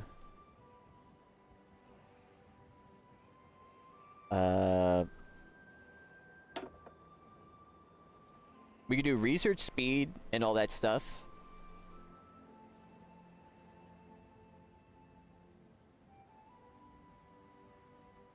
I'm gonna do it. We'll go research speed. We don't even have the resources to really do anything either, so might as well. So free trade increases the intelligence, but construction speed is 15%. Research speed is another 5%. Everything gets another like 5%. Resources market increases. Civilian intelligence other goes up by 20, and so does naval intelligence. And construction line speed boost multiplier. Don't know what that means, but got that. Giuseppe. Now we want the... maybe not the Democratic guy. Yeah, so so let's go communist already. Production efficiency.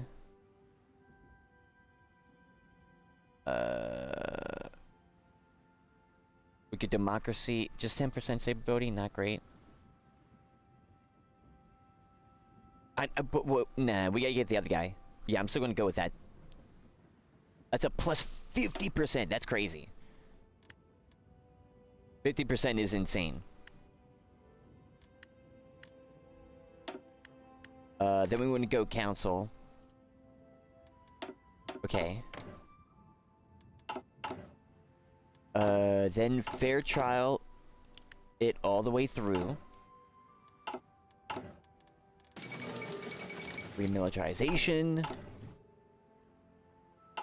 Just wait. Do we get a fair trial? 100%. I didn't think it would increase our fascism support by 10%. Immediately. Do we want to rally? No. Wanna wait. Wanna wait. Just a little bit, lad. Boom. Or maybe I do go for the other option. Like, remove this. Yeah, maybe. But, like...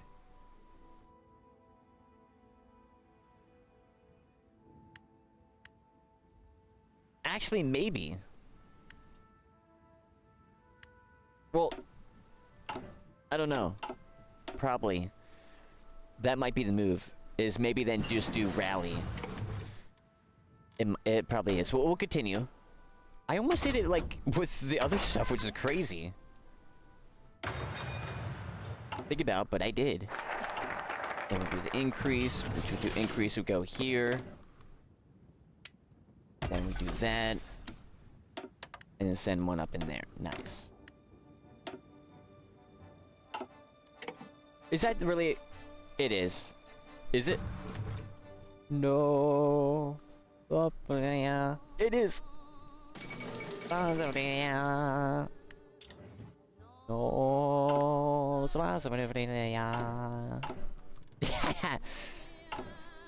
Man, Luffy got some good music taste. DMCA heavy, but screw it. The dawn.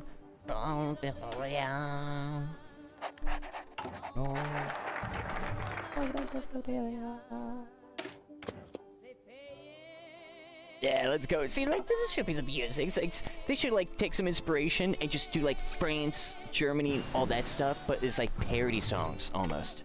Like, this one, kind of similar tune. Like, breaks, but goes into a different direction. So it's DMCA free. But it doesn't matter if it's mine. Now, do notice, actually, that speed boost of the construction is noticeable.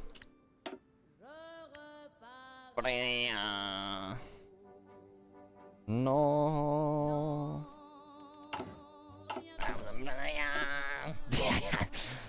No.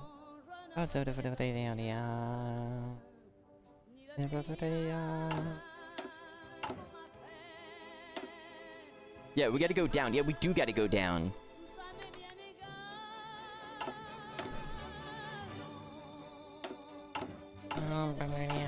And this is like the slow-mo part in the movie where they're like jumping through the grass, like something like that. Would like a crazy song that could be easily applicable. And then I first heard the song from, what is it? Madagascar. That one movie where the lady sings it.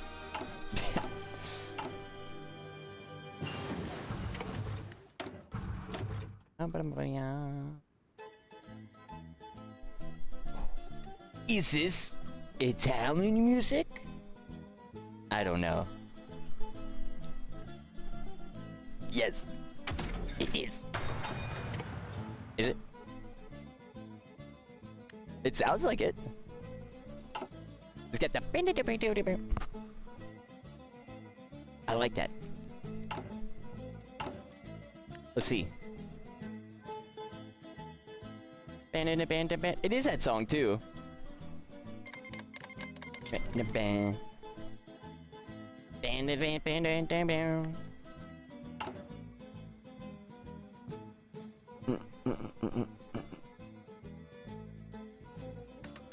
I'm gonna remove that. That's gonna go down 15. Okay, then we can ban this, which then stops the fascism. We got democratic support. And then we just wait. We don't gotta denounce, don't gotta announce. We don't gotta do no concessions, so we gotta do fascism thing? FB support? No. FB support? Less than 20. Yeah, so that's like 0. That's less than 20. But the Federal Assembly needs to go down. So we'll get one of the guys out then. That's what we'll do next. Thankfully, we only make crap tons of political power a day. Nice. Let's go. We will figure this out with the council and get him out. Nice.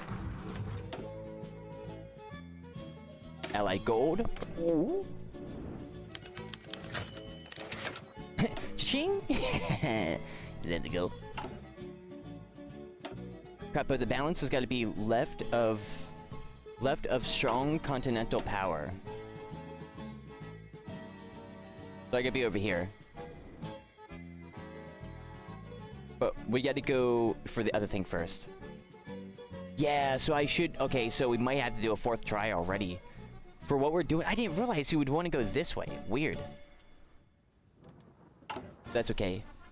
Gotta get a guy out. Who does the most democratic?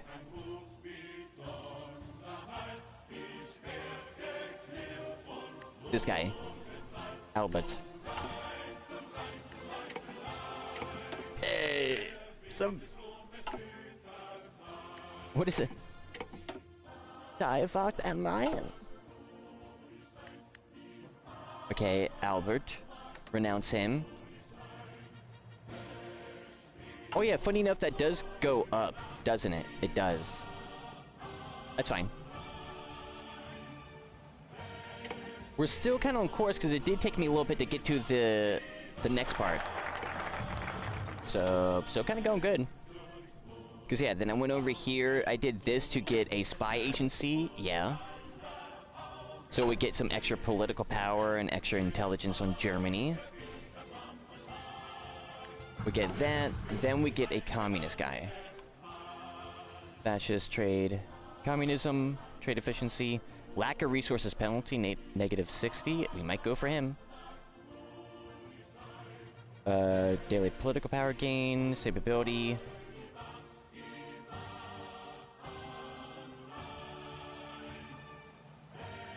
Yeah. For unaligned. We could do it for unaligned as well. But I'll do communism. So, well, there's 2 guys. There's this guy, 0.5. 0.5. 30. 30. 5. And 5. Okay, weird. So I guess I'll go for this guy. Plus 10. Everything else is the same? Weird. We'll go for Lucien Chanchet, which is... Wait, production... Yeah, production efficiency cap goes up by the same amount. There must be a thing where you get, like, you lose, advisors. We're not doing that, so we keep them. Yeah, we'll go for him. So now we get communism support, which then pushes that down more. Alright. Oh, crap, I didn't even notice it. Oh, that's right, Ethiopia. Wow, wait, but Ethiopia lasts longer. The trials will continue as planned, right? Yeah, the trials continue as planned. We don't got to announce. Everything's kind of fine. Let the courts make the decision. Germany's not going to like us a little bit.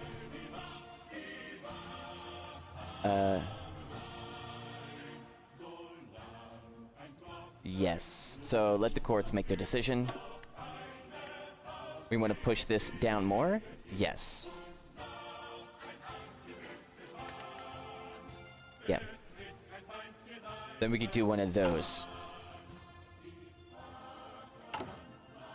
And we just wait. He was sent to prison. That's best we could do right now. Disperse industry. We get the industry. Another 170 on that. Good one. We gotta get all the goodies. Is this going up? Oh, it's because it got rid of them. That's right. But if I do 150, that will push it down by 30. And then I can publicly appease Germany.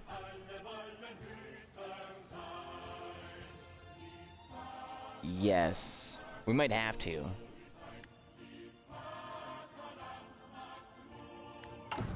Das Vaterland.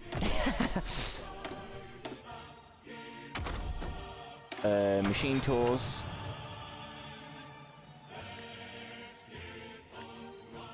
We could do a thing for savability. I don't think so. I guess we go for that. We get our spy agency and we wait for our next thing. Then we went to this. Military readiness. We're still pretty far up. I did have more political power than I do now, which I don't know how I got so much before. I might have had a bug. Okay, so I'm gonna strengthen that. We got one extra civilian. We want to elect. Get a Democratic guy out. Jonas. So Jonas gets out. We get another communist guy. Political power gain can go up. Savability. Oh, but daily Democratic support goes up. The anarchist. Klar, Thaman. We do support for unaligned.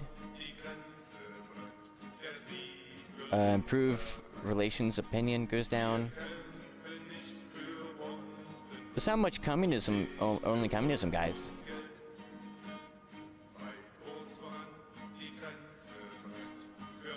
Yeah, there's only...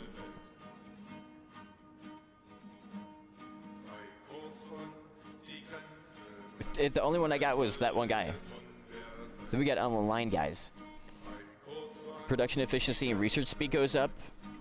Auto fear? Yeah, I guess so. Refer. Full continental power. Negative 100% or promote it. Yeah, sure. That's for the unaligned. We're gonna go push that down there. That's gonna push down there. We can wait a little bit more. We're at 90. What do we gotta be below 90? Yes. Which we will hear soon. I think we're timing it up good. Yes, let's go! We get our spy. Crap. There's the infiltrator guy. He does speak German. I didn't realize that last time. So get him on Brandenburg. Get the spy network going. We wait. Any time now? What are the, oh, the balance of power. That's right. I'm gonna push it to the left even more. Right? Which one? Strong continental power.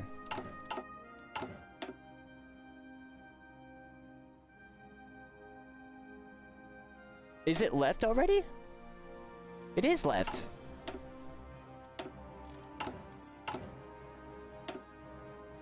I guess it's technically not. Well, we'll be doing this, so that'll work. In the meantime, we can increase our readiness.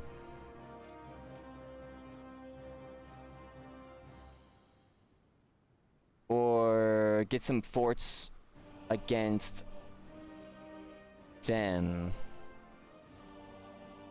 So ban nationalist movement for Switzerland. Change in fascism goes down.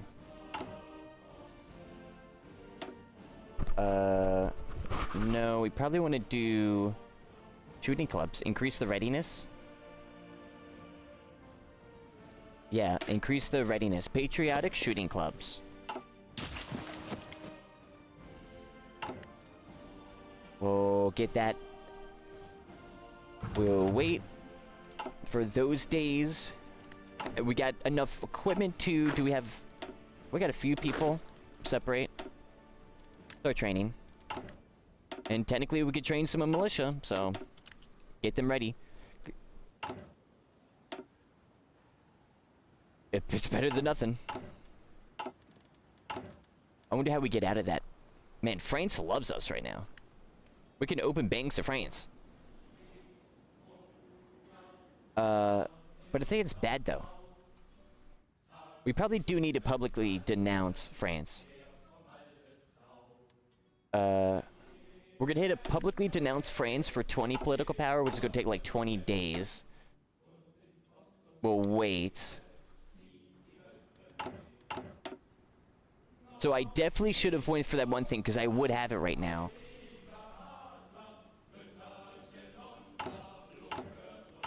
Okay.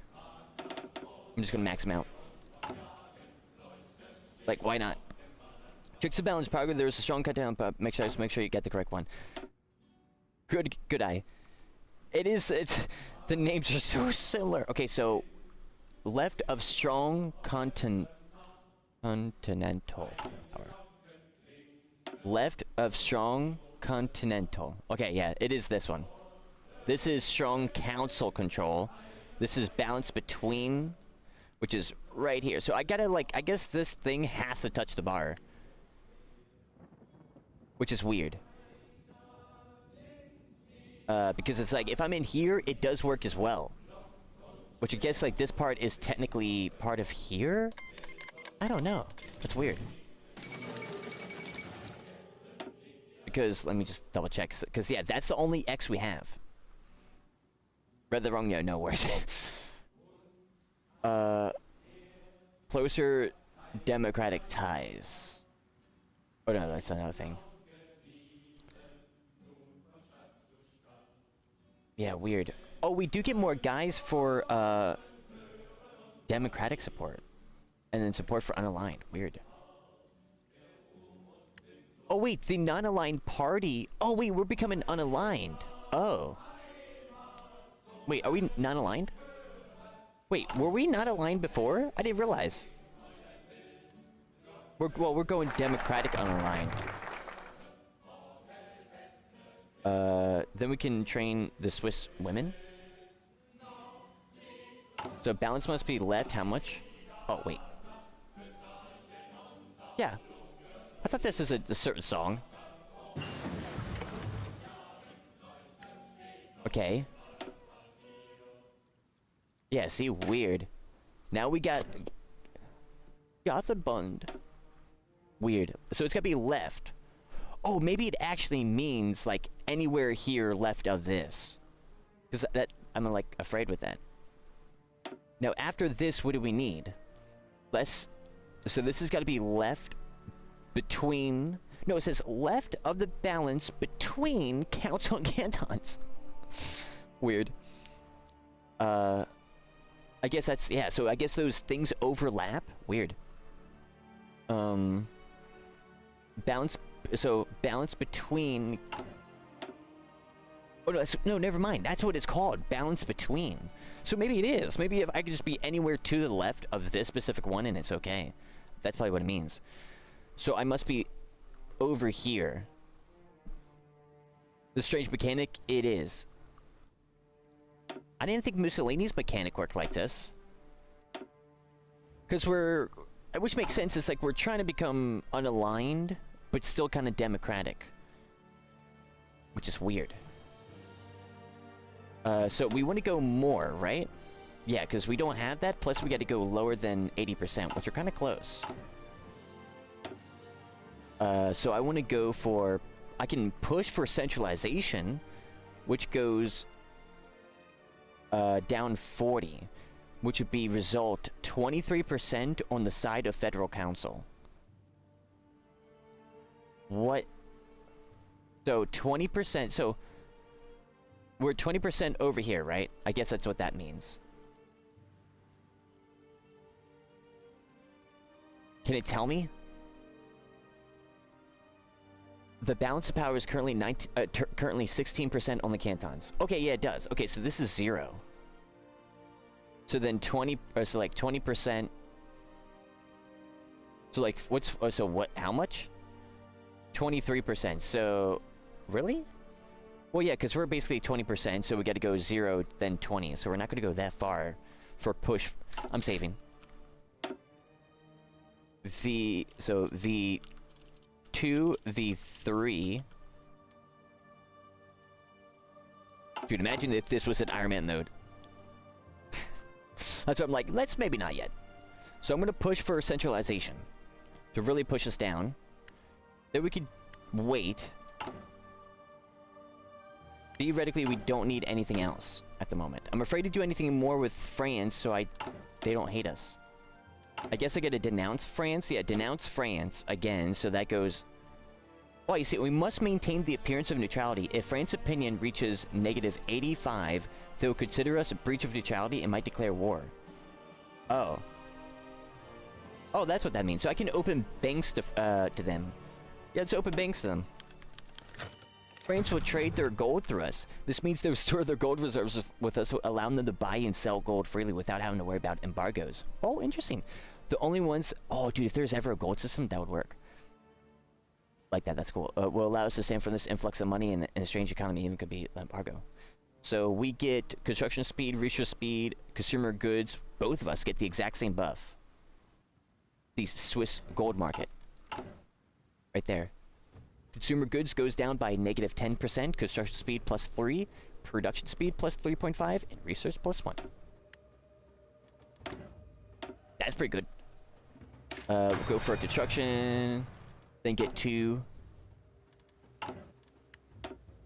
So if we look here... Yep, just making sure. Centralization. This is going down, maybe within time.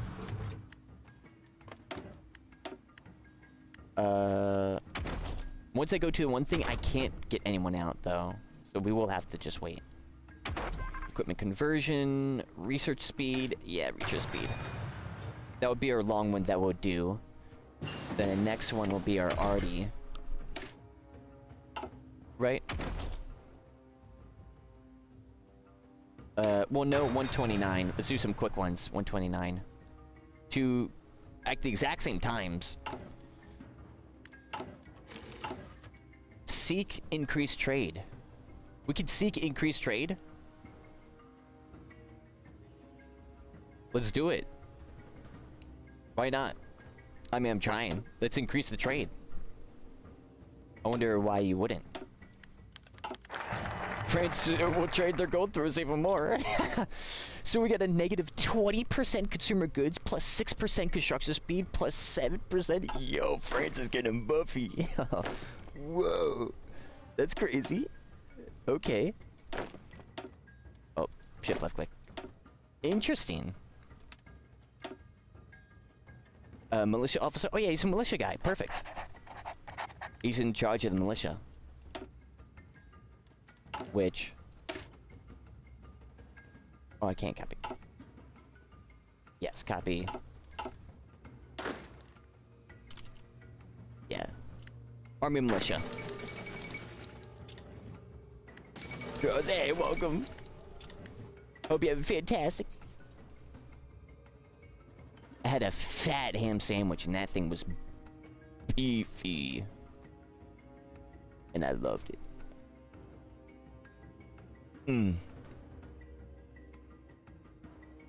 Oh wait, I could go down here. Akten Nationale Widerstand. There's a small group of civilians in every part of Swiss society who are willing to secretly cooperate in order to influence the population. Their goals are to fight the fetuses and to aspire unity and lay the groundwork of the resistance of Switzerland in case of invasion. Damage to our state. Oh no, democracy. Oh, thankfully I didn't do that. Democracy support. So maybe I will do this. Yeah, let me do armed through neutrality. Dude, wait, war support is at 50? Whoa. That's crazy.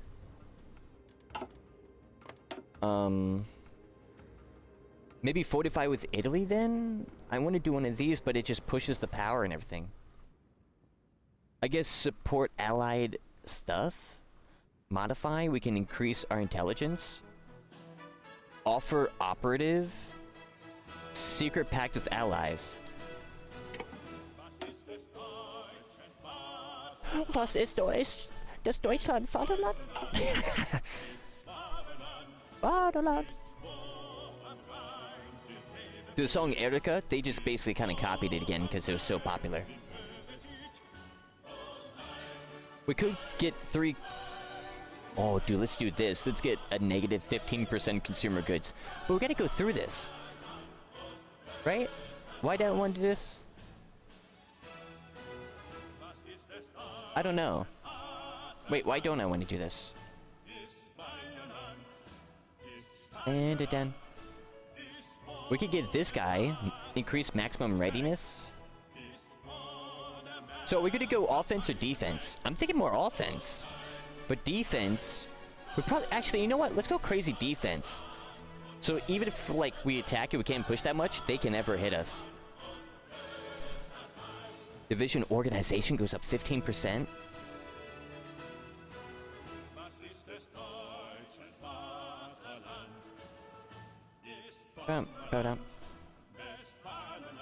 It's time to fully mobilize, or civilian militias will be reduced by 1 day. Infrastructure rigged to below. Okay. Fortify the Eula. Attack from the mountains. Emergency industry. Defend the skies. Then we get all adults training. Reduce recruitment age. Anti-tank divisions. Infrastructure civilian supply mandates, which gives local supplies in the region a nice little buff. Or we go for this. I think we'll go for defense. Yeah, we'll go for defense. Then reorganization. How do we get that debuff? Like, how do we get rid of the armed stuff?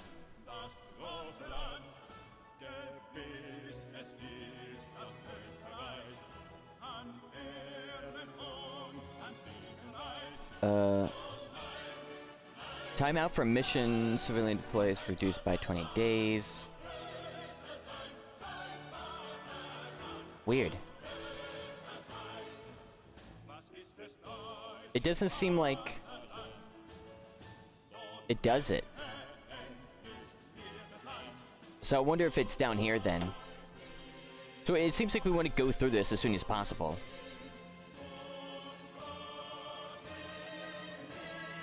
Yeah, war support goes... Yeah, you know what? We'll do it. Armed neutrality. Hey, we're being neutral. We can increase their trade again? I'm doing it. Oh, they refuse. Okay. Not anymore. And at the same time, the Hindenburg disaster happened. Okay. I wonder what the readiness means. I still don't understand that. Do we see readiness? Oh yeah, no. I thought it was. Yeah. We're almost, going below 80.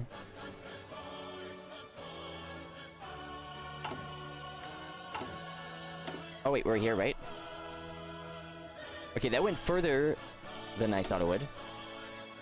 Oh, so that is 20%. Oh. It is. Oh, that is 20%. I got baited again. That's fine. Right? Are we in the second thing?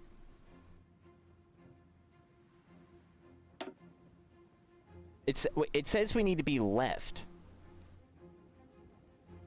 We gotta be more, so, is to the left. Technically, we're not to the left, so the left bar. Weird. I think. I mean, it hasn't went green this whole time, so we still gotta go left. We'll do some more appeasements. Like that. Arm through neutrality. Oh?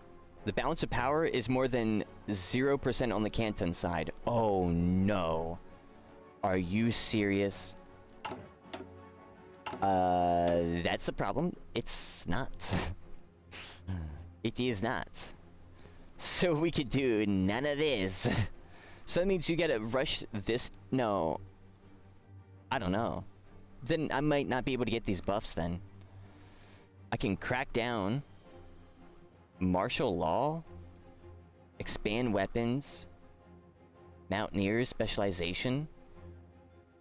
Requires abandoned neutrality. We're not gonna get that. SAB.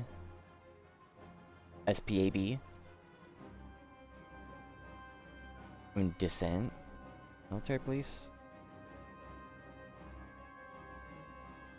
Daily fascism goes up, but counterintelligence goes down. But Germany doesn't like us. Yeah, so that's a bait. How much? So this could be like 60 days? Yeah, so the time increases per. So maybe we just offer intelligence support, or do we get... No, maybe we just get some political power. What a weird tree. Or do a thing with France. Or Italy. We could with Italy. But we want some political power. For what? Whoa, what is this? Whoa, Swiss citizen militias. The people of Switzerland on the eye of the storm of fascism, so they must be ready to defend their democratic way of living. Military readiness, 90 out of 130. Now we see it. Whoa. Distribute weapons. Increase readiness by 60. Focus on war production, which then uses that. Add units to template. So if I improve divisions, distribute weapons. If I look over here to this as an increase, oh, it does. Oh, that does. It adds more to it. It was just 2. Oh, cool. So it is very important to increase that. That's super cool. Then we can set the cap of the militias and stuff. That's super neat. Oh, Amelia Earhart disappears. Then we can do a council, which increases military readiness, focus on war production, focus on civilian economy, negative 50% consumer goods. I mean, it's good, but we're not really using that much. Increase your maximum readiness by 30. Right? Yeah, we got 130, so increase it more. Deploy citizens. Effects when selected. Effects when removed. All of our readiness will be spent active for 5 days. Oh, so that's what it'd be. Okay, weird. Military drive? Oh, we can try more. Oh. Oh. There we go. Now we just wait. We'll just listen to German music. Show the defensive force. Whoa, what does that mean? Show of defensive force on the absolute neutrality. Gains invading Switzerland would be too costly. Opinion for Germany, France, and Italy goes up by 30. That's for 75% army readiness. Well, to improve the divisions is important. We got 40 days for that. We still have to wait.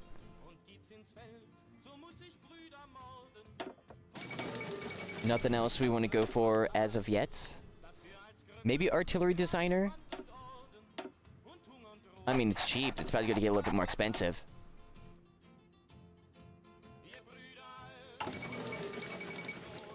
It's crazy that I had it like last time. Oh yeah, Gotthard Unterbund. Oh, that's the unaligned is the Gotthard Unterbund. Oh, dude, yeah, we're supposed to go unaligned. Even though it's like democratic kinda, which is weird. So yeah, we wait. Get extra political power. We could do 100 to increase the readiness by 20. Which would be like 50. So we could publicly denounce positive effects. Yeah. Switzerland likes us a lot. We could do military drive like that too. So by 30, so that'd be 60. Yeah, let's do it.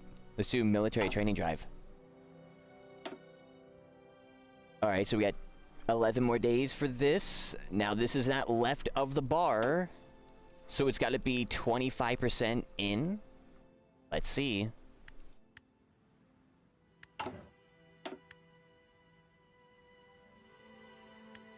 Now we're a federal council. Yup. Press for Vollenberg.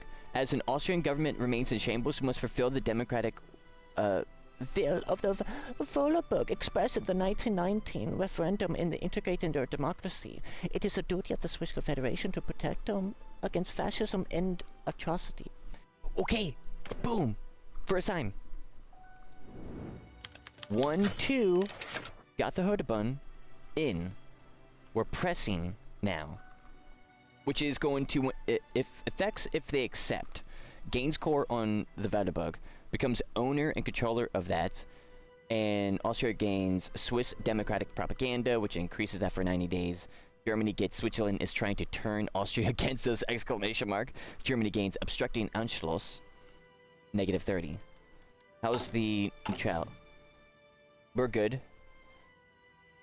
Concessions to Germany, they will increase in fascism support. Nah. We will denounce France again. This will have a positive effect on the other country's opinion of Switzerland. Oh, is there no other effect? Oh. Maybe that means, like, there is no other one. So increase the readiness again. I know it's kind of crazy, but we're doing it. So we increase the readiness. Aren't we supposed to have 2 spies? I just thought about that. Can we do propaganda? Would that work? Because that's going to lower, yeah, stability stuff. Yeah, just kind of cause that to Germany. It's a 150. Probably want to get that radio now. 160 for this. Little, yeah, way too long over there. That's okay. Some kind of long ones. We distribute weapons. But we're improving divisions. Add units to template. Or we technically already added. That's just the cooldown for it again, I think. We press for this. Now we gotta have less than 70 support, and we must be at full council control range. Okay, hold up. So, less than 70 support. Alright, easy. The balance of council is at full council control range. The balance of power is at the full council range. Okay, is now what of it? Left or right? It's just at the balance of council range. Now, which one? The balance of power is at full council control. Full council control. So we gotta go further that side. Yeah, so I should have went for the one thing initially. Good to know. This still might... We still might have a fourth try. You know what? We're gonna do National Defense Fund. I think that's good enough for now. I kind of want to show defensive force. Because Italy would like that. So Germany. The Austrian government has accepted a request for Votum's freedom. The federal state, whoa, Austria has seen the light and agreed to us that Votum's place in the Swiss Confederation as its newest canton. This is merely just the first steps of Switzerland's path. Becomes the owner and controller. Oh, snap, let's go. Nice, nice. Get a little official here. It's now part of the cantons. The croutons. Now part of the croutons. Awesome. And this will go down around the time that we'll need. That's so funny. Yeah, move them over there. Awesome. We expand just by a little bit. Maybe we do military factory now? We got 11. Now we could show defensive force. Let's go. Or do we improve divisions? Now we're to show defensive force. Everybody's gonna like us more because of that. Germany's at 45. If we get 85, which we probably will have them hate us more in the future, we do not want that. We're kind of on time too still, which is good. Consolidate council power, yes. We want to push that even more. Nice, so we just boom, boom. That should work. Training's looking really good. The guy's getting trained over here. Oh, train. Oh yeah, you see the difference between the militia guys and our like mountaineers. Oh, you see some German divisions. They're looking over like, what's going on over there? So this is like another version of the European Union.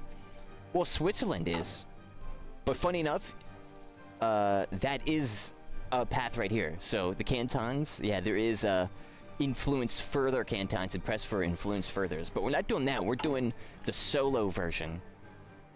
Because I didn't realize, but it was like, wait a second, we did it like a grouping thing. But instead of that, this is just a federal council where, because yeah, for Switzerland, this is how Switzerland works right now in real life. There is no president. There is no capital. There is only the major important areas. So like there's like for like something of transportation, something of whatever, like the major stuff in the country that you need, they have them all right here in real life. So they actually are like a whole council and are kind of like a European Union. Like these are all countries, but Switzerland instead of European Union, which is kind of crazy, but they're more so close tied here than European Union. So this is considered a canton, which I guess is what they consider like a country thing. Basically like a United States, but more closely knit. Which is also European Union, but less of the United States. But it's definitely more so like the United States, where it's like... But not really, it's not like a... United States is the united of all the states, yes. But... like, these guys are more seen as, like, broken up. But work together more. That's, at least that's what when trying to look for music, that's apparently what I found. Which is really cool. Then we go for 90, or no, we go for 150. That's gonna push us back at 50, so that's gonna be here. France and Britain's alliance. Swiss militia have been trained. And I'll get them all on the border and scare Austria. To let them know. Not scare them, just a show of demonstration of force. Can we give some banks to Italy? They're at 70. I can't do that, but guess what just popped up? Publicly denounce the United Kingdom out of nowhere. Okay. Weird. I could try to seek trade again for France, but they didn't want to, but that's fine. So we don't want to broaden none of that. Oh yeah, our military readiness. Oh, that's right. That's cool. I see how that works.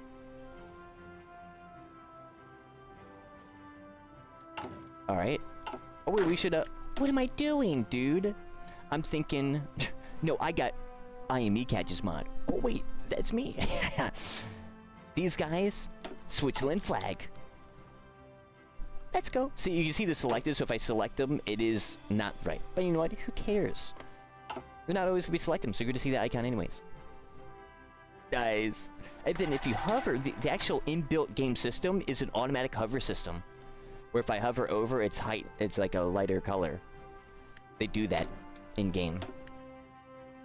Okay, so we're not there yet. No. Right.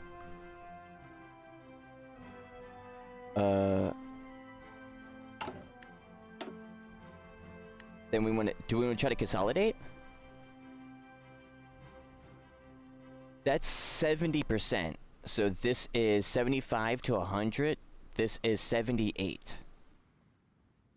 So they want us where? They just want in... They want us in that range. So let me do... Consolidate their power even more. That should bring us there. Also, that communist stuff is going to probably kill us in the end if I can't get that guy out, which is going to suck.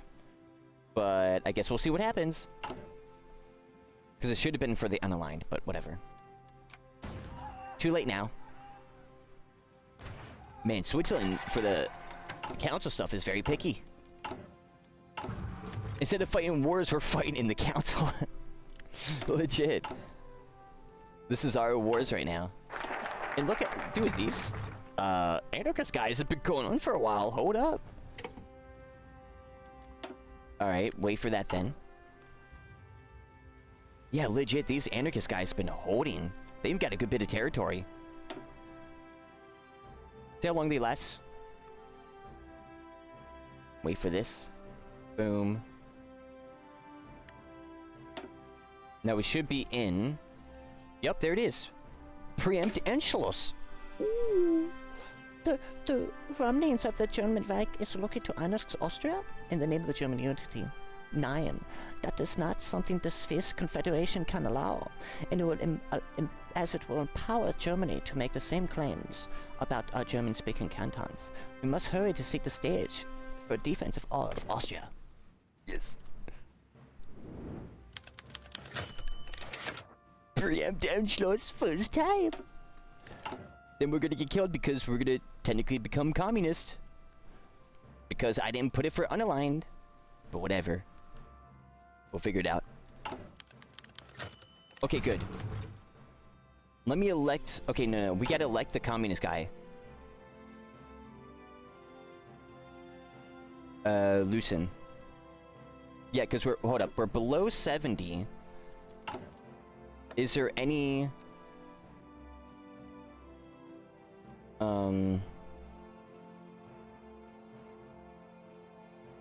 We do have unaligned, yeah, so... Lucien? So, elect Lucien. Lucien's gonna go away. That's a weird system. Nice. Could do that. We could build on 60.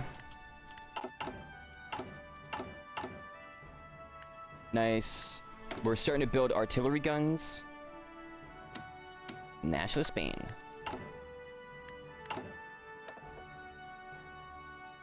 Oh no, I just realized. Oh, that's right. These cost political power now because we're not in cantons, and we only have like 30 days for this. Thankfully, oh my god, dude. Thankfully, I have enough political power. I would have just like lost. Legit. Oh my goodness. So, improved relations. Opinion goes down. War support goes up. Oh, lack of oh! War support goes up. Lack of penalties go down, and the other stuff goes up.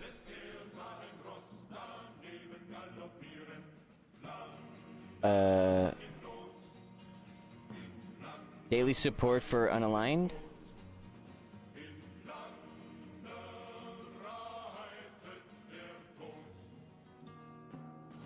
I just realized this moves.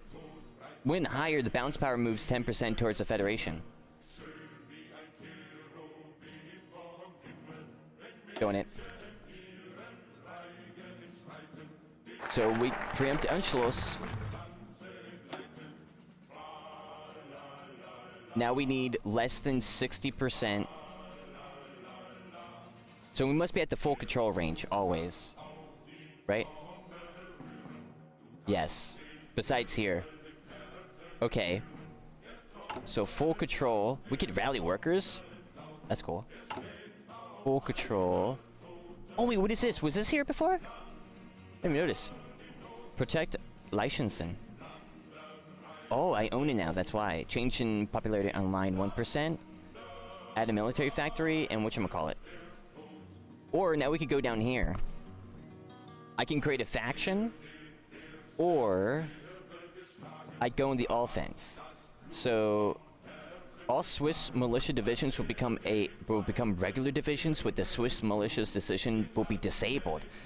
Enabling editing of all templates of this country and training and disbanding units belonging to them. Replace switch neutrality with the democratic unrest.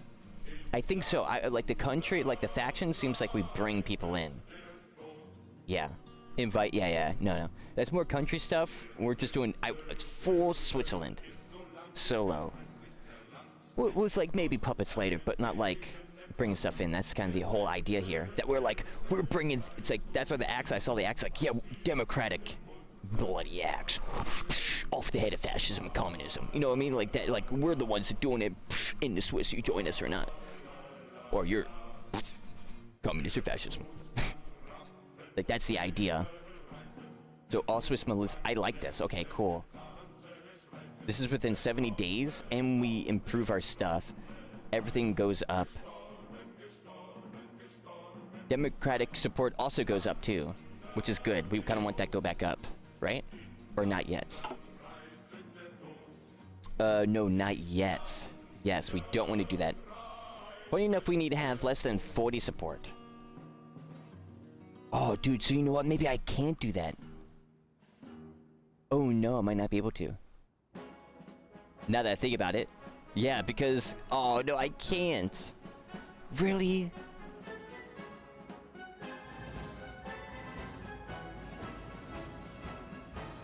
Well, not yet, at least. Well, we're not on the offense yet, so I guess we don't do that. Then these guys, we won't have this for a crap ton of time. So all these buffs are gone. Oh, no. But you have to do that because you gotta hurry up. So I guess we'll just protect Liechtenstein. Federal state of Austria will join Switzerland! Finally! Towns across the Alps will celebrate this union of the Alpine. Boom, boom, boom. Hey! The War of Councils. We got 1 million manpower. All for Switzerland. Okay, so V3, V3. That's a good V3. Yes. Shift, left, click. World gets everybody in. Yeah, let's go. Let's go, let's go, let's go, let's go. Increase everything. Down. Let's go. Hey, do we have our field marshal too? Oh, we don't? We don't get their field marshal? No. Dang, European Union, you get their field marshal. That's crazy. The Austrian field marshal is really good. They don't get them. But I mean, hey, let's go. Let's go. Bam, bam. So we have to lower our assembly. We might be able to get out of this without our guys being upset. So we'll wait. I mean, we got this. Let's go. Promotional costs, maybe? Okay. I can't justify war goals. It's got to be 100%. We won't have any war goals besides bring democracy to Germany, Italy, or France. We might have to protect France first. We got 10,000 weapons. I can't train these guys yet. Not yet. The militia will have to stay. Got 132 defense. So wait, maybe I don't increase the militia if I really am not going to use them. I just now realized. Yeah, so we could keep that. Well, we got Switzerland. We got Switzerland. With Austria, they're now being protected within the cantons. Was will happen? We're gonna have to see. Germany's definitely not gonna like that. We have our mountaineers that are being attritioned. Bring them back.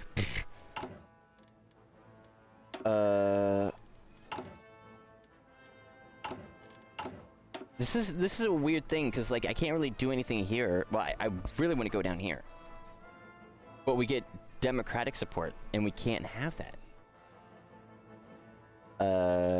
Which is a big problem, because we get that thing, and we can't get rid of that. That's, like, that stays. That's when we, like, alright, let's go. Boom, activate that. But we can't really do anything else, so I guess go down here. Expand, get more operatives and whatnot.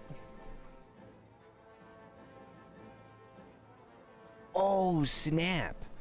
Oh, dude, I might have messed up. I just realized. You really are supposed to... Okay, so I do have some time. It's like 19... Well, actually, I don't know. I kind of cut it close a little bit. Because I can't get the espionage stuff. That's right. Because I gotta have it more to the right side in order to get this. Weird. What a weird system. Oh, but it's funny, the focus tree, all the stuff on the left-hand side that we gotta push to the left is on the left, everything to the right is on the right. That's cool. We can technically get back up there, that's fine. We got what we need right now that we gotta rush down. We can take however much time to push it back up. But we still need to push down Federal Assembly, which is our stuff to not aligned. We got one of the guys gone. Next election is going to be in 39. We should still be... Well, we'll be still Democratic at that time. Maybe we should try to push for unaligned. Maybe that's what I'm supposed to be doing. Maybe we really are supposed to push for it. And get ourselves unaligned so much that the country changes into unaligned. So we could justify a war, potentially. To quicken things. That's how the old game used to be. Like, you had to do that. That's kind of how you, like, got pushed. Or pushing up. Dang. These guys are still going. 1938. Let's go. The councils. The people. are rising. Yo, Switzerland doing this in real life at that time, that would be crazy. But with this, with the big moment here, I will be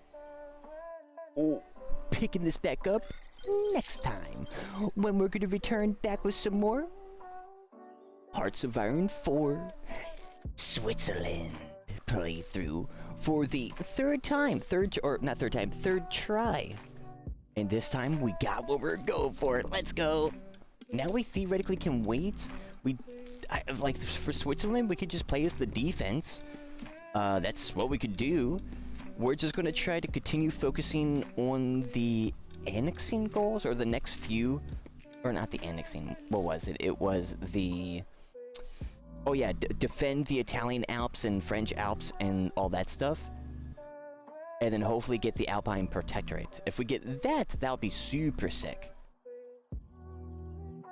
But yo, I appreciate you, Sweaty, so much for tuning in.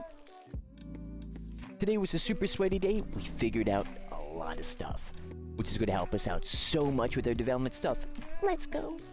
But yo, I hope you guys have a fantastic rest of your night, evening, and or morning. Deuces, and have a good one.